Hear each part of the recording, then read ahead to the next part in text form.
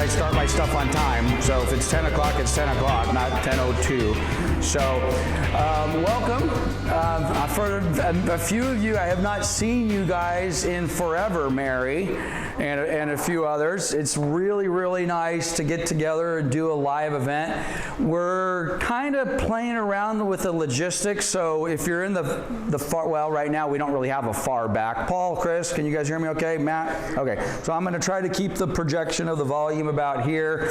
We are videoing this, however, we're not live streaming it, so for you guys that are here, you probably don't care too much about that, but we will video it, and Mr. Kimball here is going to have it all cut up and nice and sliced and diced probably by Monday. So for those of you that think, wow, that was the best thing I've ever seen in my life, you'll be able to relive the memories and we'll have it for you. So at any rate, just a little bit of housekeeping before we truly get started. We have some name placards here. I'm going to just give full disclosure. There's a few people here I don't know. I don't like being embarrassed by not knowing people I don't know. Nice to meet you, Pedro.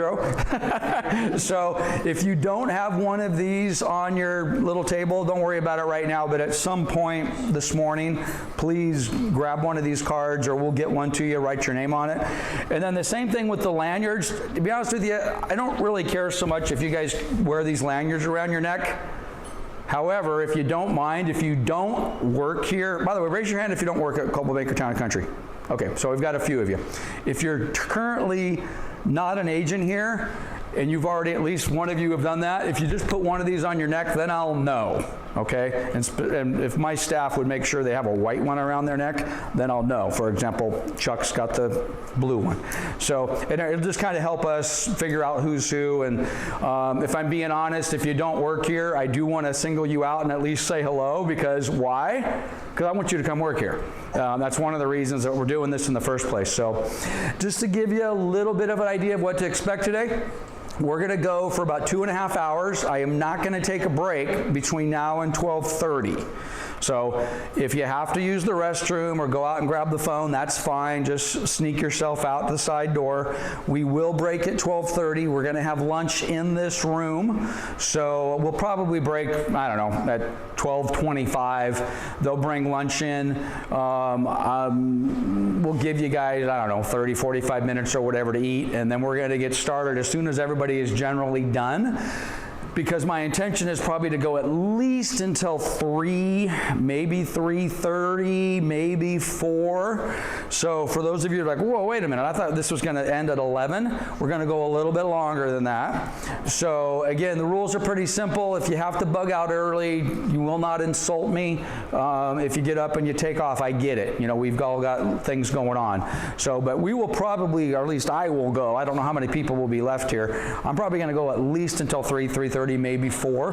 And then of course, I'm going to try to stay within camera frames and all the rest of that, because we are, and I'm already out of my camera frame, Kimball. You're probably saying, wait a minute, dude, you said you were going to stay over here and I'm up here. So at any rate, we'll get this wrapped up in a video for you guys as well. So another little logistic thing here real quick is, who got a text message from me last night around 5 o'clock?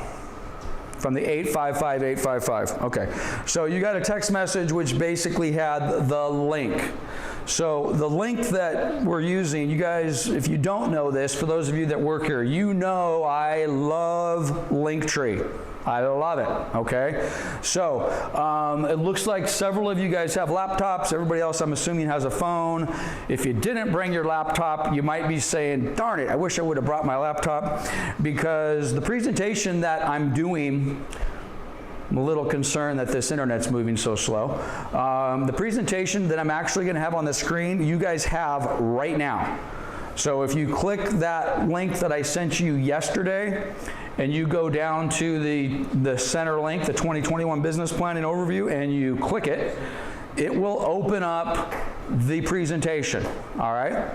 Now, I will be honest with you, and by the way, there it is. It just opened. That's not the presentation I had out a minute ago. That's the one that I just clicked on the Linktree. It is on a Google Drive. I'm assuming you guys will be able to figure that out. If you have the technological challenges, we'll have to help you with that later. But at any rate, the presentation I have now is available to you guys right now. So if you have a laptop and you're hot-spotted and maybe you're in the back and you can't exactly see what I'm doing, then you can pull it up on your phone or you can pull it up right at your desk. If you want to skip ahead, go ahead and skip ahead. I don't care. You're all adults. You guys can figure that out. And I will tell you this. If I'm being completely honest, this presentation is not done, okay? Which is a problem because it's 10 o'clock and we're starting. And how come it's not done? Well, because 95% of what we're doing is in my head, and the other stuff, these are just place markers to kind of get me going. So I will tell you, I am going to be updating this presentation probably for the next several months. Every single update that I make to this presentation, you will have access to. So if you go back to that link, go back here. Hold on a minute. By the way, I'm going to be going back and forth with the glasses here all day. So let's try this again. Is this the one I want? There we go. So if you go back to that link tomorrow or the next day, it might look a little different than what you're looking at today, because I'm going to be tweaking it and updating it. And specifically for those of you that are actually doing business planning with me, which is a few people in this room, we will be referring back to this a lot, all right? And I will be referring you back to, hey, go to page 52 on our business planning overview, because that's what we're working on right now. So the entire presentation is currently dialed in and set up on this link tree. Let me get my screen cleaned up a little bit. Also, you'll notice I'm going to add a few additional links onto this link tree. One of them right now, we have a link to CBU. If you don't know what CBU is, that's Coldwell Banker University. We'll talk a lot more about that. I've got a link to the 2020 NAR buyer profile. Drake earlier told me, oh, Dad, don't do that. I hate that stuff. There's nothing any good in there. Well, we're going to spend some time on it. So for those of you that are like, no. Yeah, I'm paraphrasing. Hey, I'm talking here. So, at any rate, there is some interesting stuff in that 200-page document. I think there's probably 2 or 3 pages, we're going to go over a few of them today, that I think that you guys should look at, okay? So, at any rate, this is a living document, so hang on to it. And even for the gentleman in the back who doesn't work here, Andre? DeAndre. Let's just suppose for a second I do a bad job today, DeAndre, and you decide to go work at ABC Real Estate next week, okay? Hang on to the link. I'm not going to turn it off. I'm going to give you everything we have, okay? Because whether you come to work here tomorrow, a month from now, or 5 years from now, we want you, all right? So we'll give you everything we have on this link. So anyway, so hold on to this, and there'll be a lot of information there. So for those of you that have no idea, Lance, I am so confused. What is this 95.5 thing?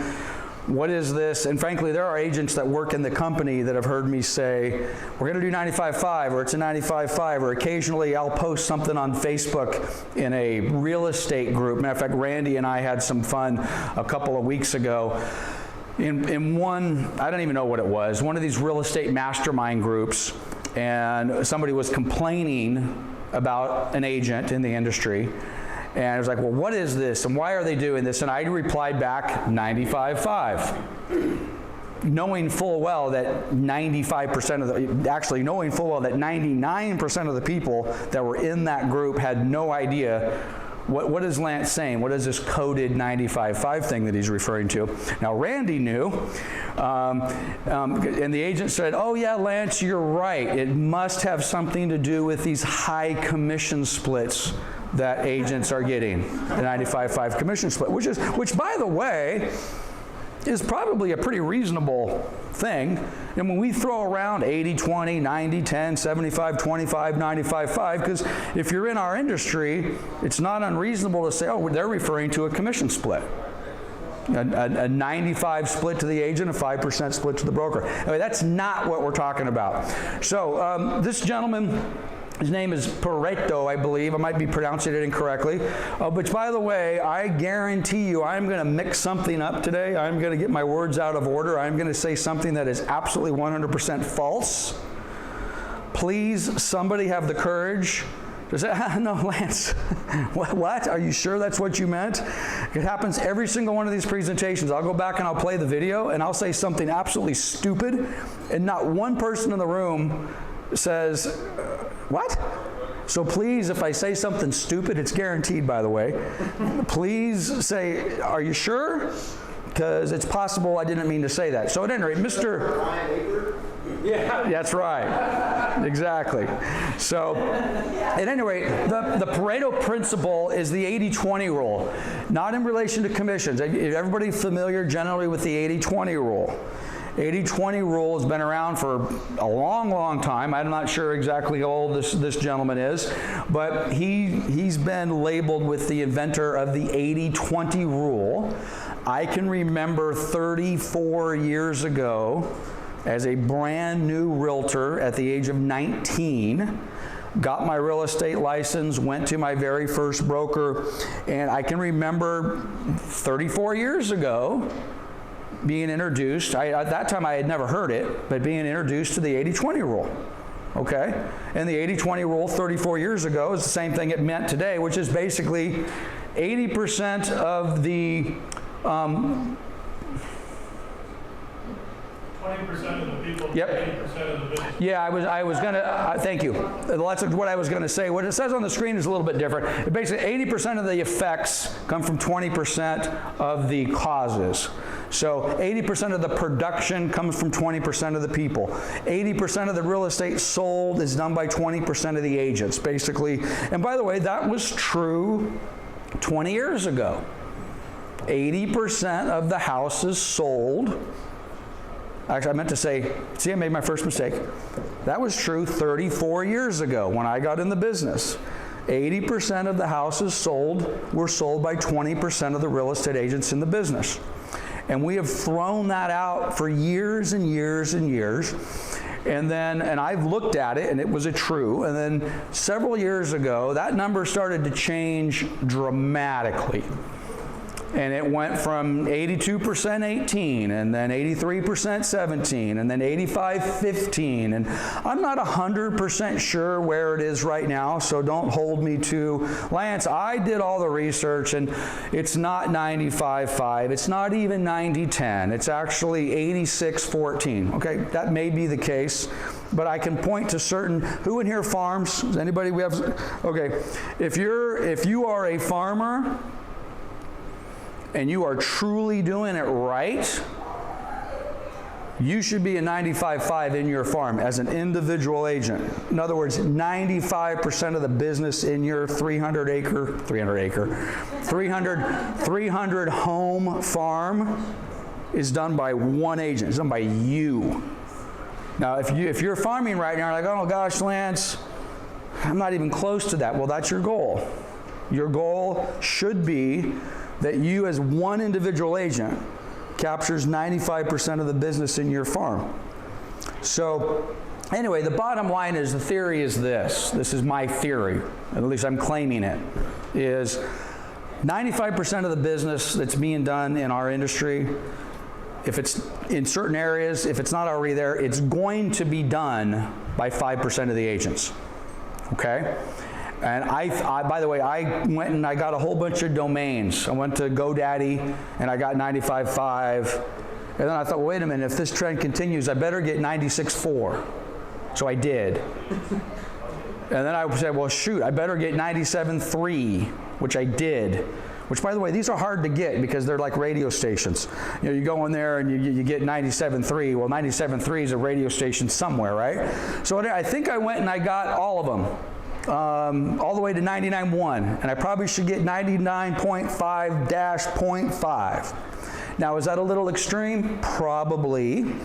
But the bottom line is, the way I look at my business planning stuff, the way the theme that I've taken it is, I have a 95-5 theme pretty much on everything.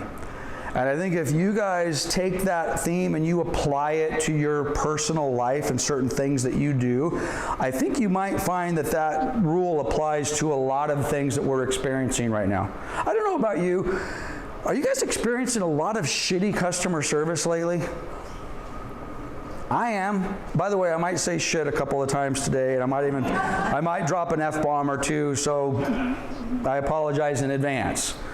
But I've been experiencing a tremendous amount of really poor customer service in pretty much every single aspect of what I deal with today, and it's a 95-5. I mean, it truly is. It's a 95-5 rule. So that's basically where the 95-5 comes from. And I will tell you, for me personally, I am laser focused on pretty much everything I do, and I'm applying this rule because I don't want it, which, by the way, I'm going to guarantee you, I might have already said one or two things that make you feel uncomfortable or make you feel like I'm talking down to you or I'm insulting you. It is not my intention, okay? It is not my intention. Oh my gosh, Lance, I'm a 95%er. You know, 95%ers are bad. 95%ers are not bad. There's nothing wrong with being in the 95%, all right? And we're going to talk about different tiers of production, and the reality is most of you in this room aren't anywhere close to 5%, okay? That's okay. That's okay. And by the way, you may not even want to be in that range. For example, I just said about your farm. If you're farming and if you don't control 95% of the inventory in your farm, you're a failure. No, you're not, okay? But depending upon what your goals are and where you want to be, maybe your goal is 50%, and that's fine. Maybe you have no intention of being a top producer. Hey, this is kind of a second career for me. Or I'm not even sure I want to do this full time. Okay? Now, could I go on down all sorts of negative tangents about people who do this part-time and it's a second career and they don't need to make any money? Sure. Can those sound somewhat negative? Absolutely. But if that's where you are, and quite honestly, for those of you that work here, this is a test. I'm going to throw several tests out. What are the 2 rules that you have to do, have to comply with to work at Coldwell Banker Town and Country? What are they? Conduct yourself professionally and take care of your clients. Conduct yourself professionally and take care of your clients. If you do those 2 things, to be honest with you, I don't care if you're in the 95 or you're in the 5. However, if you're in the 5 or if you're in the top 1% and you can't conduct yourself professionally and you don't take care of your clients, you can't work here. I don't care how much your production is, okay? So at any rate, we're going to touch on this theme a lot. So stated another way, that's the greatest coach in the history of sports, Bill Belichick, the New England Patriots. Do your job, all right? Do your job. You will find, for those of you that are brand new to this business, Myra, which you're not brand new, what percentage of the agents actually do their job out there? 40, okay. So Myra's got a 60-40 rule. So 40% of the agents are doing their job and 60% of the agents are not doing their job. I would probably subscribe to that. Interestingly enough, I'm going to show you guys some stats which are frankly a lot better than what I would have expected. NAR did some surveys, surveyed consumers saying, what is your impression of real estate agents and this and that and the other thing. And there's a lot of conflicting information. Some of it basically says, oh, realtors are horrible. And then reality is people that have actually done business with us, those numbers aren't that bad. The numbers would be more than 40%. But I don't disagree with that. The reality is there's a lot of agents in our industry that are not doing their job. Which, by the way, for those of you who are in the back, you might not be able to see the little tagline here at the bottom. Well, if you don't do your job, someone else will. Okay? And it very well could be the agent sitting right next to you, because it's a very competitive business. And within a very competitive business, like everything that's going on everywhere, we're a capitalist society, there's always somebody out there that's willing to do it. The question is, are they going to do it better? And I'm not talking about cheaper, by the way, because there's always someone that will do it cheaper, okay? But are they willing just to do it, number one, Will they do it better? Maybe they will do it less expensively, which we're going to talk about that today. We're going to talk about what your value is. What are you taking listings at? How much is your time worth? And we'll talk a lot about that. So that's our theme. Some of you have seen this. These numbers may be off a little bit. I've been kind of using this in my recruiting presentations for a long, long time. If I'm off by 2 or 3% or 5%, so be it, I am. By the way, most of what I'm going to show you guys statistically is not made up. Okay, I mean, if I say this is the stat, I got it from somewhere. This is a hybrid of some stats that I've had and some of my gut feeling. But at any rate, if you can see what we got here, and again, to use DeAndre as an example, if I was interviewing you as a brand new agent, and by the way, do you have your license? No. You don't? Okay. You're thinking about getting, by the way, no better place for you to be for today than right here. Okay? Because one of 3 or 4 things is going to happen. Assuming that you're buying into what I'm saying, you're going to leave here, you're going to say, I don't want anything to do with this business. I am not going to continue getting my real estate license, or I'm not going to sign up. This is not what I thought it was. Or you're going to say, wow, okay, this is what I thought it was and it's even better. And I want to work here. Or this is pretty cool, but I'm not sure this is the right place. Okay, but at least to bring it down to 1 or 2 decisions, it amazes me how many people go through getting their license, they spend the money, they do the training, they take the test, they come, they interview with us, they have no idea what this business is about, none. Okay, I'm like, you just spent months and months and months of your time getting your real estate license, and you have no idea what this is. Maybe you might want to check that out here a little bit more. I'm amazed. A lot of these agents, they don't even know how you get paid. Well, I thought I get a salary, right? So at any rate, getting back to this, just to break it down, 50%, by the way, how many agents do we have licensed? I'm going to be off by 10%. Licensed agents in the state of California. Where are we at? 500,000, 600,000? I believe it's 500,000 or 600,000 last I checked. People in the state of California with a real estate license. DeAndre is going to be one of those here shortly. 600,001. All right? Of those 600,000 or so, how many of them have joined the Board of Realtors, Inland Valleys, Citrus Valleys, East Valleys, whatever it happens to be? How many of them have joined? It's about 220,000 of the 600 or so thousand. All right? That means they're a member of the board, they're paying their MLS dues, they're paying the $1,000 a year, which, by the way, it'll cost you a minimum of $1,000 a year to join the club. Board dues, MLS dues. And so let's just call it 220,000. 50% of those people close 0 transactions in 12 months. 0. Could it be 48%? Yes. Could it be 52%? Yes.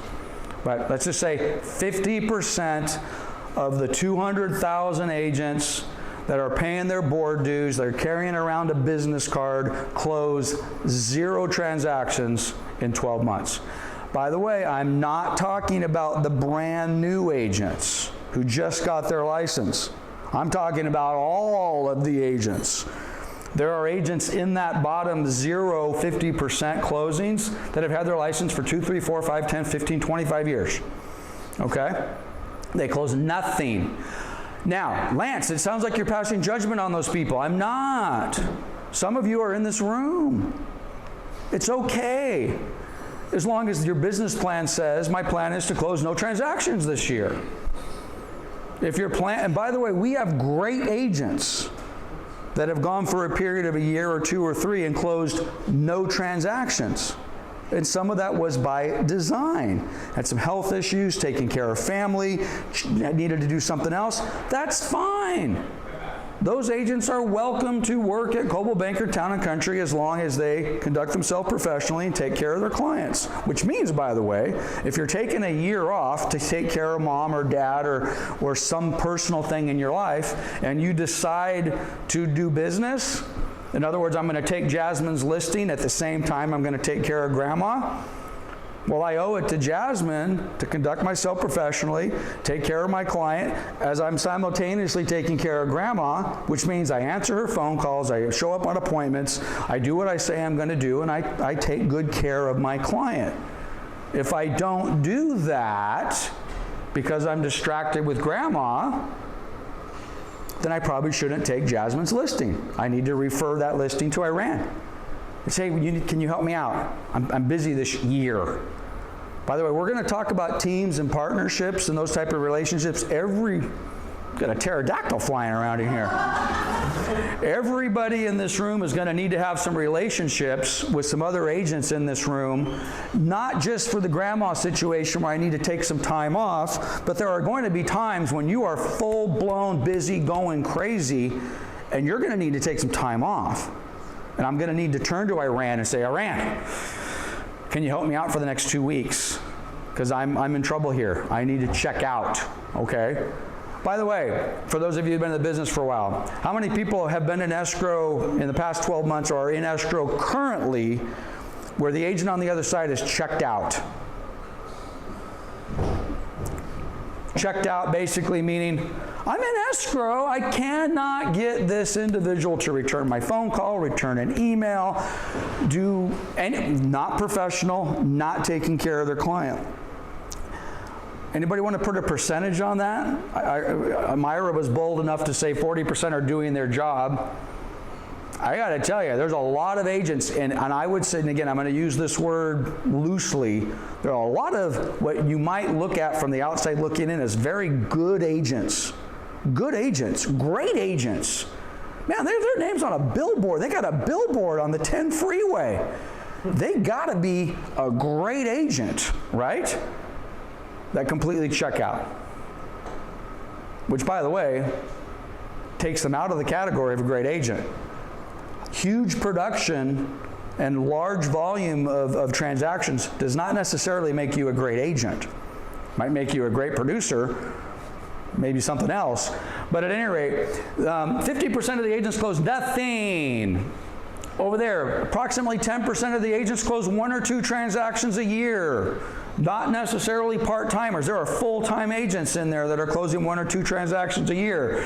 Another 10%, 3 to 5. 12 o'clock, 10%, approximately 6 to 12. Another 10%, 13 to 24. And then I've got the 10% that are the killers over there. Killer is a good thing in this room. If I call you a killer today, that's a compliment. All right? Now, somewhere in my 95-5 scenario, which I don't have represented here, but somewhere in my 95-5, if you're super ambitious and you're super motivated and you're like, I am going to kill this business, then you want to be in the top 5%, the top 1%, the top 2%. If that's what motivates you, if that's what drives you. So, this is the good news. You guys really don't have any competition. You really do not have a lot of competition. You can take 50% of the agents right off the bat. You don't have to worry about them, okay? You can take another 10%. You don't have to worry about them. Now, the frustrating part is, I'll go back, maybe we'll stick with a farming theme here a little bit since we stuck on that in a minute ago. You will lose business to agents that are closing 1 or 2 transactions or 3 or 5 transactions, and it will be very frustrating because you are a better agent than them. You are more professional than them. You have better skills and an entire package. But that's unfortunately kind of how this business works. This business works because DeAndre is somebody's son, probably a brother, maybe a father, a cousin, whatever it happens to be. And they're going to list their house, and they're going to feel a sense of obligation to list with you, maybe. Okay? Like, wait a minute, what are you listing with your brother for? He just got his license. He's an idiot. He doesn't know what he's doing. Well, yeah, but he's my brother. That's why I'm listing with him, right? Which, by the way, everybody in this room, if you're not listing your brother's house and your sister's house and your mom's house and your dad's house, shame on you. You need, especially if you're brand new, that's where you go. You go to the people that do know you, and they do love you, and they do trust you, and maybe they want to help you a little bit. Because I just called him an idiot who doesn't know what he's doing. I don't know that person. I don't know this brand new agent who closed this one deal. This brand new agent over here may be the next shining star. Did Chris just walk out of the room? Okay, Chris Leeper just walked out of the room. He's been our number 1, number 2 agent. There he is, talking about you. Hey. He's taking a listing appointment. Well, I know. Well, I specifically wanted to make sure you were out of the room. No, I'm kidding. Okay, but no, kidding, Chris. You can come back in. Chris started as our receptionist. We hired him as a receptionist. He was picking up phones, making minimum wage. Okay, 10 years ago, however many years ago that was. Okay. He didn't know anything. All right? So you figure it out, you'll learn it. But at any rate, these percentages are important for a whole bunch of reasons. But the one thing I want to emphasize to you guys that are brand spanking new, you just got your license a year ago, 6 months ago, not yet, relax. You're going to be okay. Okay? Because it's not quite as daunting as you feel. The competition isn't quite as stellar as you might think it is. And these numbers, in my opinion, truly bear it out. Okay, I have a whole bunch of old slides. I said earlier my presentation wasn't quite ready and quite done, so I'm going to blow past probably about 6 or 7 or 8 of these slides. They're a few years old, but they make the same point today that they made a few years ago. What happened to Blockbuster? Blockbuster got crushed by Netflix, right? We don't have to go into that. We all know that. You know, what's happening to the malls? The malls are getting crushed by Amazon and a bunch of other businesses that are getting crushed by Amazon. Anybody remember Napster? Okay, Napster was the greatest thing in the world as it relates to music, and we had, you know, music stores and record stores. They're basically gone. They've just basically been gobbled up. What's happening to the taxi cab business? You know, Uber's taking them over. The rental business is completely changed by Airbnb. Has anybody in here ever used a travel agent? Raise your hand if you've used a travel agent. Raise your hand if you're under 35 and you've used a travel agent. Of course not. They don't exist. Why would I do that? Why would I go and sit in somebody's office and say, book me a trip to Cabo? Who does that? Old people, right? So the whole point of those slides is our business is changing. Okay? We are not immune from that. We're going to spend a lot of time talking about how we're not immune from it. Look at us. Fresh face, big smile, congratulations, I just sold your house. Is this how the consumer public sees us? No. They do not. Nope. They do not. However, I'm going to give you a little bit of conflicting information this morning. Interestingly, it's not as bad as I might be projecting at times. Matter of fact, it's pretty good. But someone showed this to me a while ago. For those of you that have your laptops open, you might want to do, which by the way, for those of you that have your laptops open, every one of you have a hotspot, right? You have internet access in one form or another. Well, if you don't, you're going to start making a list, and you're going to pay for internet access on your wireless device.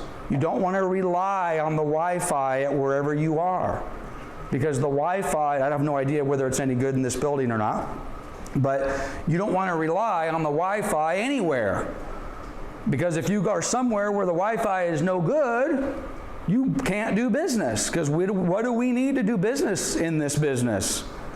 We need cell service, we need an internet connection. Anyway, so for those of you that have a laptop up, just type in YR Realtors. This is a little screenshot. So I did my Google search, YR Realtors. These are the automated features, or the predicted results that show up. It's like the exact same sales. Is it the same? Of course it's the same. Okay. So the predictive results say, why are realtors so pushy? Why are they so expensive? We're going to talk, which by the way, I'm not expensive. I'm a bargain. I am a bargain. But if I'm not able to relay that value that I feel we have to either you and this to DeAndre. By the way, dude, I'm sorry. I'm just going to lock in on you all day. Okay. So, but if I'm not able to project that value to a new agent who's thinking about coming to Coldwell Banker, or a buyer or a seller, the perception very well may be is what? Realtors are just so expensive. Which, by the way, who thinks that? Buyers or sellers? Who? Sellers. I heard both. I would suggest sellers probably think that, because they're the ones who, which, by the way, we got a big lawsuit going on. Not going to talk about it today. Department of Justice is suing the National Association of Realtors. We thought it was settled. They withdrew the settlement 10 days ago. Going to be very interesting to see what that means for our industry, because some of that lawsuit has to do with how we get paid and how that gets disclosed to the consumers. But by the way, guys, I go on a lot of tangents, so if I'm going left, right, and sideways, I apologize, but I'm going to go on a tangent right now. So why are realtors so expensive? I would suggest most of us in this room have been doing this business for a while, might think that sellers think that more so than buyers, okay? But you got to be careful not to think that. Number one, I've lost listings, delayed, probably lost one or two as well, but I've lost a listing, certainly had a delayed listing, because the seller didn't know how the compensation got paid. They knew that I wanted 6%. They knew, and they were willing to pay 6%, by the way. They knew it was 6%. They liked my presentation. They liked my value proposition, but I didn't get the listing. So I'm following, but then they wanted to sell everything. All the listing signs were there, but I could not get them to sign the listing. I'm calling back, and I'm calling back, and I'm calling back, and I'm emailing, I wasn't texting because it was many, many years ago. And I'm like, why are you not listing your house with me? Oh, Lance, I'm sorry, but we just don't have the money to pay you. I'm like, what do you mean you don't have the money to pay me? You got $190,000 worth of equity. Well, yeah, but your commission is $32,000, and we don't have $32,000. I said, what are you talking about? You have $190,000 of equity. Well, yeah, but we don't have $32,000 in the bank right now to give you a check. And I'm like, that's why you didn't list with me a month ago? Yes. Whose fault is it that that seller did not understand how we get paid? It's my fault, because I just assumed that they knew. I just assumed that they knew that, oh, no, the commissions get paid when? At close of escrow. Oh, and by the way, they don't get paid at all unless escrow closes. So at some point in your listing presentation, you might want to make sure you kind of take a few seconds and explain to that one seller how we get paid, and that you don't have to write me a check right now for $32,000. Okay? By the way, you think the buyers might feel, you think every single buyer understands that we get paid out of selling proceeds, and that buyer never has to write us a check? Do you think every buyer understands that? They don't. There are buyers out there right now that are not working with you and are not engaged in buying real estate because they don't understand how we work. They don't understand how Mary gets paid. And by the way, we talk a lot of trash, buyers are liars and sellers are storytellers and all of that sort of stuff. But the reality is, most people are nice people. Most people are considerate people. Most people do value you and your time. And if they don't understand how you as a buyer's agent gets paid, they very well make a decision that, oh, I don't want to waste Ryan's time. I don't want to go out and I don't want to go look at properties because, gosh, are we going to have to pay him? How does that work? Okay, now is that a small percentage? I don't know. Maybe most of the people understand it, but I would suggest it's a large enough percentage that we need to explain that. So why are we important? And by the way, when I first saw that, I thought, yes, We're important. But then you got to put it in the form of a question. Why are we important? Why are we here? Who needs us? Why are we paid so much? Why are they calling me?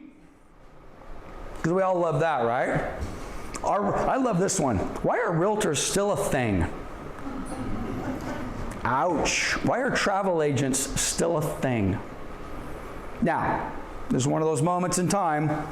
I am not making apples and apples comparisons here, because we're not. But we need to make sure that, by the way, for those of you who can't see down at the bottom, that's a nice one. Scumbags. Wow. Okay, so again, I got a whole bunch of slides here. I'm going to go very rapidly through these. These were from a presentation a few years ago, but I do think they still apply.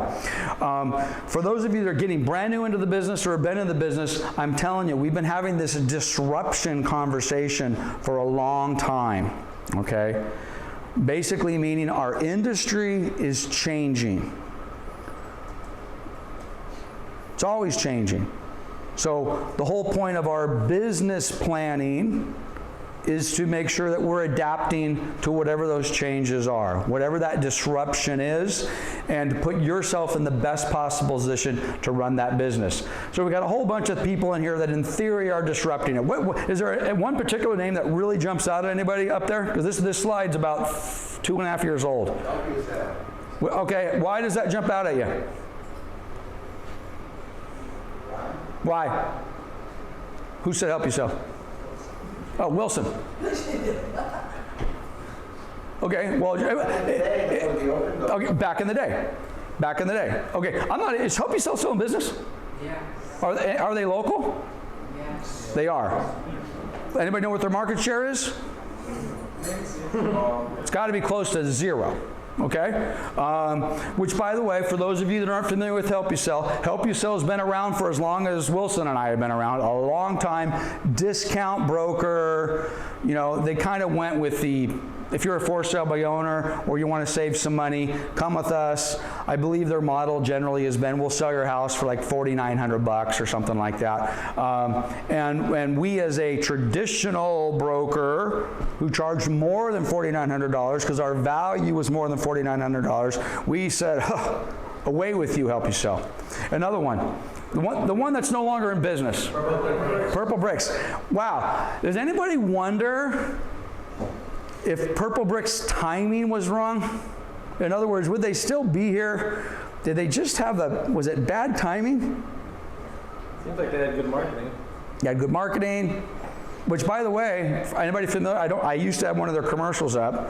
What was their marketing? Do you remember? Bashing agents. Their marketing was this.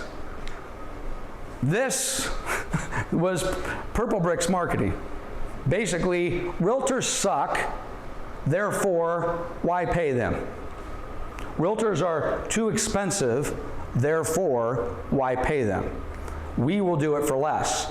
So, if you want to take a victory for the industry and our value, let's take a victory in that Help You Sell is no longer in business in the United States, all right? But I got to Purple Bricks. Purple Bricks. Again, I'm not sure about Help You Sell. So all of these are considered disruptors. We have to keep an eye on them, okay? Some of you will say, it doesn't matter. They're not in my world. Fine. Then disregard them today, and then take a look at them the next time you review your business plan to make sure that they're not in your world. A good example of that is Open Door. Okay, Open Door, I was laser focused on Open Door. Matter of fact, we were a partner of Open Doors. Drake has friends at Open Door. I'm laser focused on Open Door because I'm concerned Open Door is going to take market share. And if you're not familiar with Open Door, they're basically buying houses directly from seller, which, by the way, who else is doing that? Zillow and a variety of other people. But they're buying houses directly from sellers. They're reselling them directly to the consumer, maybe using a realtor, maybe not. And that concerns me about market share. Because if they're going to take a percentage, even if it's not a significant percentage, but if they take a percentage of the available business out there, well then I got to find out where am I going to replace that business that I'm losing to Help You Sell. Drake or Drew, whoever on my team remembers, how many sellers have we had in the last couple of years? Now again, Help You Sell, let me go back a little bit. I was super worried about Help You Sell a couple, thank you, super worried about Open Door a few years ago, and then I became less worried about them over the last 16, 17 months because with COVID, guess what Open Door did? Open Door basically said, we're going to pause. We're not going to be buying homes, or we're certainly not going to buy as many homes during the COVID period as they did before. So my hope was that they would permanently pause, and we'd say, okay, great, this was just a fad. Well, guess what? The iBuyers are doing again. They're back. So use Open Door as an example. If some of the stuff, by the way, there's going to be a lot of stuff that I'm going to cover today that you may sit. Do you have a question? Yeah, I was going to ask. They are not brokers, are they? Well, technically, great question, which, by the way, I thank you for being the first one to ask a question. I would love nothing more than for us to have a dialogue today. Standing up here and just nonstop chattering for a long time is not what I would like to do. So if you have a question, ask it. We do have, because we're videoing this and we want to hear the questions live. So if you have a question, maybe just pop your hand up real quick and Kimball or Drake will give you, we have a little microphone you can talk into. So please ask questions. There's no stupid question. If I pass the topic and it was like your question was on a topic from 3 minutes ago, that's okay. We can go back. All right. So Pedro's question is, are they brokers? Kind of. The short answer is yes, as is Zillow, as is a lot of these other iBuyers, but they're not brokers in the traditional sense that you would think they are. They're not brokers that are hiring agents that are doing what we're doing. They're basically brokers that are buying their own inventory and flipping it. So brokers / investors, kind of, right? They are 100% investors. They are investors with a broker's license. Okay? They are investors with a broker's license. Chuck? The last 2 listings I had Open Door offers, and the offers come in with the proof of funds where Open Door has millions of dollars behind them. Yep. And they kind of sit on the closing of the other house. So they close whenever. Yep. As soon as you're approved on this house, then you can move forward with the next purchase. So that's kind of how they're working out. They got full-blown Open Door agents, seems like. Yep, and they do have agents. So again, sometimes I'm going to make a statement that just sounds like a hard and fast rule. Well, some of those rules are bent.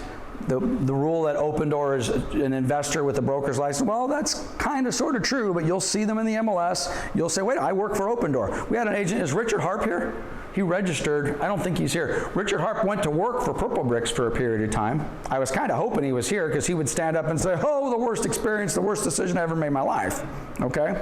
But I don't want to get too hung up on this specifically. We have a lot of content, but you kind of answered the question that I was going to put to Drew and to Drake, which was on some of our sellers that we've dealt with, how many of those, or I'll put it to the room. Has anybody in here lost a listing or know of a consumer who sold their house to Open Door? Okay, 2. I think that number is going to increase. So, what are we doing? Today we're doing business planning. So if this means nothing to you today, put it aside 6 months from now, kind of go through it, or things that you think may be important to you 6 months from now, put them on a mind dump list, review them in 6 months and say, do I need to worry about this today? I wasn't worried about it 6 months ago. Do I need to worry about it today? Zillow, for example, I left this slide up. This is totally irrelevant, but I left this slide up because this was a video that I'm not going to play. And the video was Spencer Raskoff, the CEO, former CEO of Zillow, talking about Amazon and how he was worried about Amazon coming into the real estate market. Okay? Which, by the way, sure. But the irony of this is he was worried about Amazon coming into the real estate market. Well, he came into the real estate market. Zillow is a broker now. Zillow is no longer an online newspaper selling advertising to us, which, by the way, they still are. Zillow is a broker hiring real estate agents, selling houses at the same time we're advertising with them. And you think he knew that 3 years ago? You think Zillow has a business plan, by the way? You think that business plan goes way out into the future? He knew exactly what he was going to do. I could show you video after video after video of Zillow says, we will never enter the brokerage business. It would be the death of our model.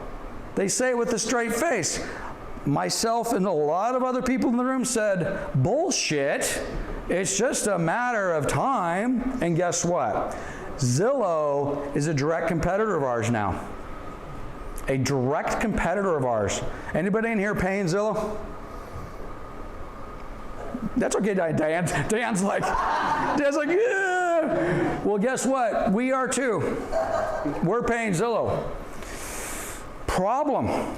And by the way, every single one of you that didn't raise your hands, assuming you're currently licensed and you have your profile set up with the Board of Realtors and you have a listing, guess where you are? You're on Zillow. Okay? You're there. Who gets the lead to that listing of yours? Not you, under most circumstances. So we got to think about that. What does that mean to you if your business plan? Lance, I don't know what you're talking about. This means nothing to me. Fine. Save the page. Look at it 6 to 12 months from now. If you feel the same way, keep going. You might feel differently. I got to tell you, we feel differently. We feel differently with our advertising dollar in Zillow. That needs to change. This is an old slide. I couldn't find the most current slide, but it basically talks about membership at the Association of Realtors following a trend. And the trend basically says when sales are good, which by the way, are sales good? Yeah. Sales are fantastic. What happens when sales are good? More realtors get in the business. Right, Lionel? How long have you had your license? Maybe 2 months. 2 months. Lionel, who is an agent here, go talk to DeAndre afterwards. Tell him how great we are. Okay. Lionel, who is an agent here, has had his license for 2 months, hasn't sold a house yet. He's working on a business plan. I don't want to put words in your mouth, but market was pretty good. Heck, maybe I'll try this real estate gig out. A lot of people thinking that.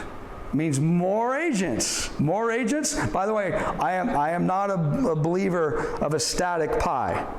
Oh, there's more agents, there can be less houses to sell. Pie can get bigger. You got to go create your own pie. But we got to think about that. And then the other side of that is we're selling less houses. We have more agents coming to the market. We're selling less houses. Lance, why are you throwing a wet blanket on our class today? Okay? This is not a feel-good thing today, by the way. Okay? This is not motivational, rah-rah crap we're going to do today. I'd like to think some of it is motivational, and I just think some of it is inspirational, and some of it is rah-rah. I'm going to leave here super motivated, but this is reality. This is business planning. If I'm just blowing smoke all day, telling you everything's puppy dogs and rainbows, and you leave here thinking everything's puppy dogs and rainbows, that does not help you with your business plan. Okay? So if we have more agents coming into the business, by the way, 50% of them aren't going to sell anything, so we don't have to worry about that. Right? But we also have fewer houses that we're selling. Do we have an inventory problem? Do we have less homes for sale? Yes, we do. Yes. How are you going to adjust your business plan for that? What are you going to do to make that happen? What's the future of our industry look like? I'm going to blow past this. Everybody in this room, you'd better know what it takes to break even or what it takes to have a profit or loss, which, by the way, a big part of what we're going to try to talk about. Profitability, guys. We want you to run a profitable business. By the way, remember a minute ago I was saying sometimes sellers and buyers don't understand how the compensation works? Let me tell you a little secret. Drew, Drake, myself, Coldwell Banker Town and Country, we don't make a dime unless you guys sell something. I have not had a W-2 paycheck paid from any other source since I was 19 years old and I stopped working on a forklift. I've been 1099. You hunt and kill your meat or you don't eat since I've been 19 years old. That hasn't changed a bit. If Pedro doesn't sell a house, we don't get paid. All right? Nothing. There's no other source of income here. It has to basically be sales. I have a sales meeting at least every day. And if you're on those meetings, what's the very last thing that I say? Go sell something. Go sell something. The staff, they have no idea what the fuck I'm talking about. Go sell something. What do you sell? He always said go sell something. That's how you get paid. If you're an employee, nobody in this room, if you're an employee at Coldwell Banker Town and Country, and you draw a salary on the 7th and the 22nd of every month, I can't pay you unless we sell something. We need to be profitable. So we're going to talk a lot about profitability. By the way, guys, full disclosure, this business is not always profitable. There are some bad times, some bad months, some bad quarters, some bad years consecutively drawn together, okay? Bad deals. And some bad deals. We're going to talk a little bit about that too. So remember that, Stacy. But we want you to be profitable, which, by the way, means we have to keep all this stuff. What is our experience? What's the pressure on commission? When you walk in to take, I got you, Paul. When you walk in to take that listing and your business plan says, this is what I need, and then all of a sudden you're down here, which, by the way, is not always the bad decision. I cut commissions all the time. I'm not standing up here telling you, oh, you're a loser if you cut commissions. How dare you? You're weak. Sometimes you got to do it. I've done it all. I do it far too often. Lance, but you're up here teaching us how not to do that. I get it. You know, do as I say, not as I do. Paul. Yeah, I got a call a week or two ago. Somebody said they wanted to sell their house. I went through everything that you talked about, you know, sharing where commission goes. Never got a call back. Right. So I don't know the answer for what Could be. say what the commission explained. Okay. I'll tell you what, and we can. I'm not going to avoid that because we're going to do a little bit of role playing today, and we can role play that out. And I could give you some really cute answers. Nothing pisses me off more, by the way. You know, you're in a group, and let's role play. You know, the guy up there has practiced that role play 100 times, and he picks on some poor sucker in the front row. Has no idea. You know, I'm not going to do that to you guys today. I'm not going to embarrass anybody today. But you do need to we need to role play that out a little bit. Maybe the problem is the words. Maybe the problem is the presentation, what you're saying, how you're saying it, how you're sitting in the chair, you know, your haircut, the car you drive. Guys, I used to drive BMWs all the time. I stopped driving BMWs because a big portion of my market is Inland Empire. You look pretentious. Huh? I'm pretentious. I'm paid too much. I'm too expensive. I roll up on a listing presentation. I got a brand new 740 BMW that costs, you know, a lot of money. And the seller's like, screw this guy. I'm paying for it. Right. So I drive a truck, which helps me pull my boat and my toys. But it could work the opposite way. Shannon somewhere says she's selling, you know, gazillion-dollar properties in Orange County. I don't want to drive up in my F-250 if I'm taking a $4 million or $12 million listing in Newport Beach. It's the exact opposite. Exact opposite of what I just said. I better have the $100,000 BMW or Mercedes or shit. Maybe I need to have the $250,000 something. Okay? So there could be a million reasons why they didn't list with you. But by the way, for those of you that are actually engaged in our business planning, whether we're doing it as a group or whether we're doing it as one-on-one, there are going to be a few. Alicia Ochoa is our brand new, stand up, Alicia. Alicia works on the Cobalt property management side of our business. She is a salesperson. I asked her to come on in here and say hello today. And we can talk with Alicia a little bit later. But Alicia, you can sit down. Alicia is doing everything that I've asked her to do on our sales process. Her calendar is great, her CRM is great, her calls are great, everything is great. She's been with us for a month, hasn't sold shit. I kid, we're having fun, okay? Hasn't sold anything. The process that she is following is perfect. Okay? Now maybe it's just a pipeline issue and she's going to explode, but I'm going to bring this back to Paul here in a minute. At some point, we got to sit back and say, okay, the process is perfect. You're doing everything we're asking you to do, but something's wrong. What is it? We need to identify, what is that? By the way, Ryan's in the same boat. Hasn't sold squat. I'm kidding. I'm like awkward. Kidding. So we're going to course correct. So when you're on a listing presentation, or when you come to a sales meeting and Wilson says, hey, I had a great open house, and every single week Wilson has a great open house, and he's getting buyers, and he's putting escrows together, and you're holding open houses right around the block from Wilson, and you're not doing anything, and he is killing it, well, you probably need to take Wilson to lunch and say, what are you doing that I'm not? Because I'm mechanically doing it, but there's a process problem. So maybe there's a process problem with you. Okay, getting back to profitability, guys, can we just argue? Is anybody in this business for love? That's what my mom used to say. Would you just do it for love? Do it for love? I need lunch money. Pay me. Okay, so I'm assuming we need to make some money. Okay, we're going to blow past these, which, by the way, Redfin's been around forever. One of the best websites ever. Is Redfin a direct competitor? Yes. Sure they are. Can Redfin make you money? Yeah. This is a weird one. Did you guys know Redfin is basically based, in northwestern California, although northwestern United States, up in Seattle area, I think Seattle. At any rate, you can partner with Redfin. You can be a Redfin referral broker. Maybe you should do that. They're looking for good people. Anybody ever done it? There's agents in our office that do it.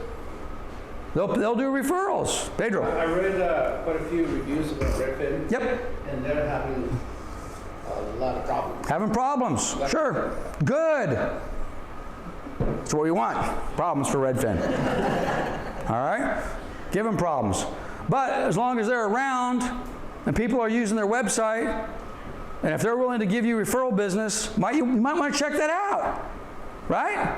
By the way, a minute ago we had Open Door on there. We hate Open Door, right? Right in the camera. We hate Open Door. Didn't hate them a couple years ago. We were a preferred partner of Open Door. Bring it on, baby. At the exact same time I'm worried about what Open Door is going to do to our business, we are signing contracts with Open Door to do business with them. Wow, Lance, that seems kind of two-faced and dirty-handed. I'm running a business, not to suggest that I'm running a two-faced, dirty-handed business. But when there is a competitor out there that I'm concerned about, but that competitor is willing to partner with me, and we can kind of get in there and take advantage of that partnership, I'm going to do it. The same thing with Zillow. Friends close, enemies close. There you go. There you go. We can blow past this. And by the way, is anybody watching the slides? Does anybody have these up on their computer? Yeah. Okay, a couple. Okay, good. If nobody did, I'd be so bummed out because I created that link and I'm like, gosh, is anybody following me along? Okay, before I play this video, is Charles in the room? Our brand new agent, Charles? Okay, Charles, I'm not talking behind your back because you're going to watch this on video here in a minute ago. Charles is a new agent. I can't remember Charles's last name. Charles, you know who I'm talking about. And good guy. I think he has an opportunity to do well in this business. But we were on a huddle or on a business planning thing about 2, 3, 4 weeks ago. And we're kind of brainstorming on some ideas. And he said, I think Charles currently is a Amazon delivery driver. Okay? So he's like, well, hey, Lance, I got a great idea. While I'm out delivering my Amazon purchased salt and pepper shakers to Mr. and Mrs. Smith's residence, how about I leave a card on the door? Coldwell Banker, Town and Country. Is that a great idea? I immediately lost my mind and said, no, we don't do that. But at the same time, you know what, Charles? I love it. Because it's bold. He not quite putting 2 and 2 together that maybe there's like a perception or an image that's being portrayed that's not exactly what we want, but he wants to list and sell houses. So with that in mind, this is a RE/MAX commercial, which, by the way, you guys can tell I have no fear of mentioning my competition. That's, by the way, RE/MAX is a great company. I have nothing bad to say about them, and they make a hell of a funny commercial. So here we go. Let me, I'm going to turn the volume. If you're in the front, this might be, all we have is these little speakers. So anyway, hopefully we can hear this in the back. I know this guy talking about homie. I'm just stuck. Oh, buffering. I don't know what it is with it. It'll kick on in a second, hopefully.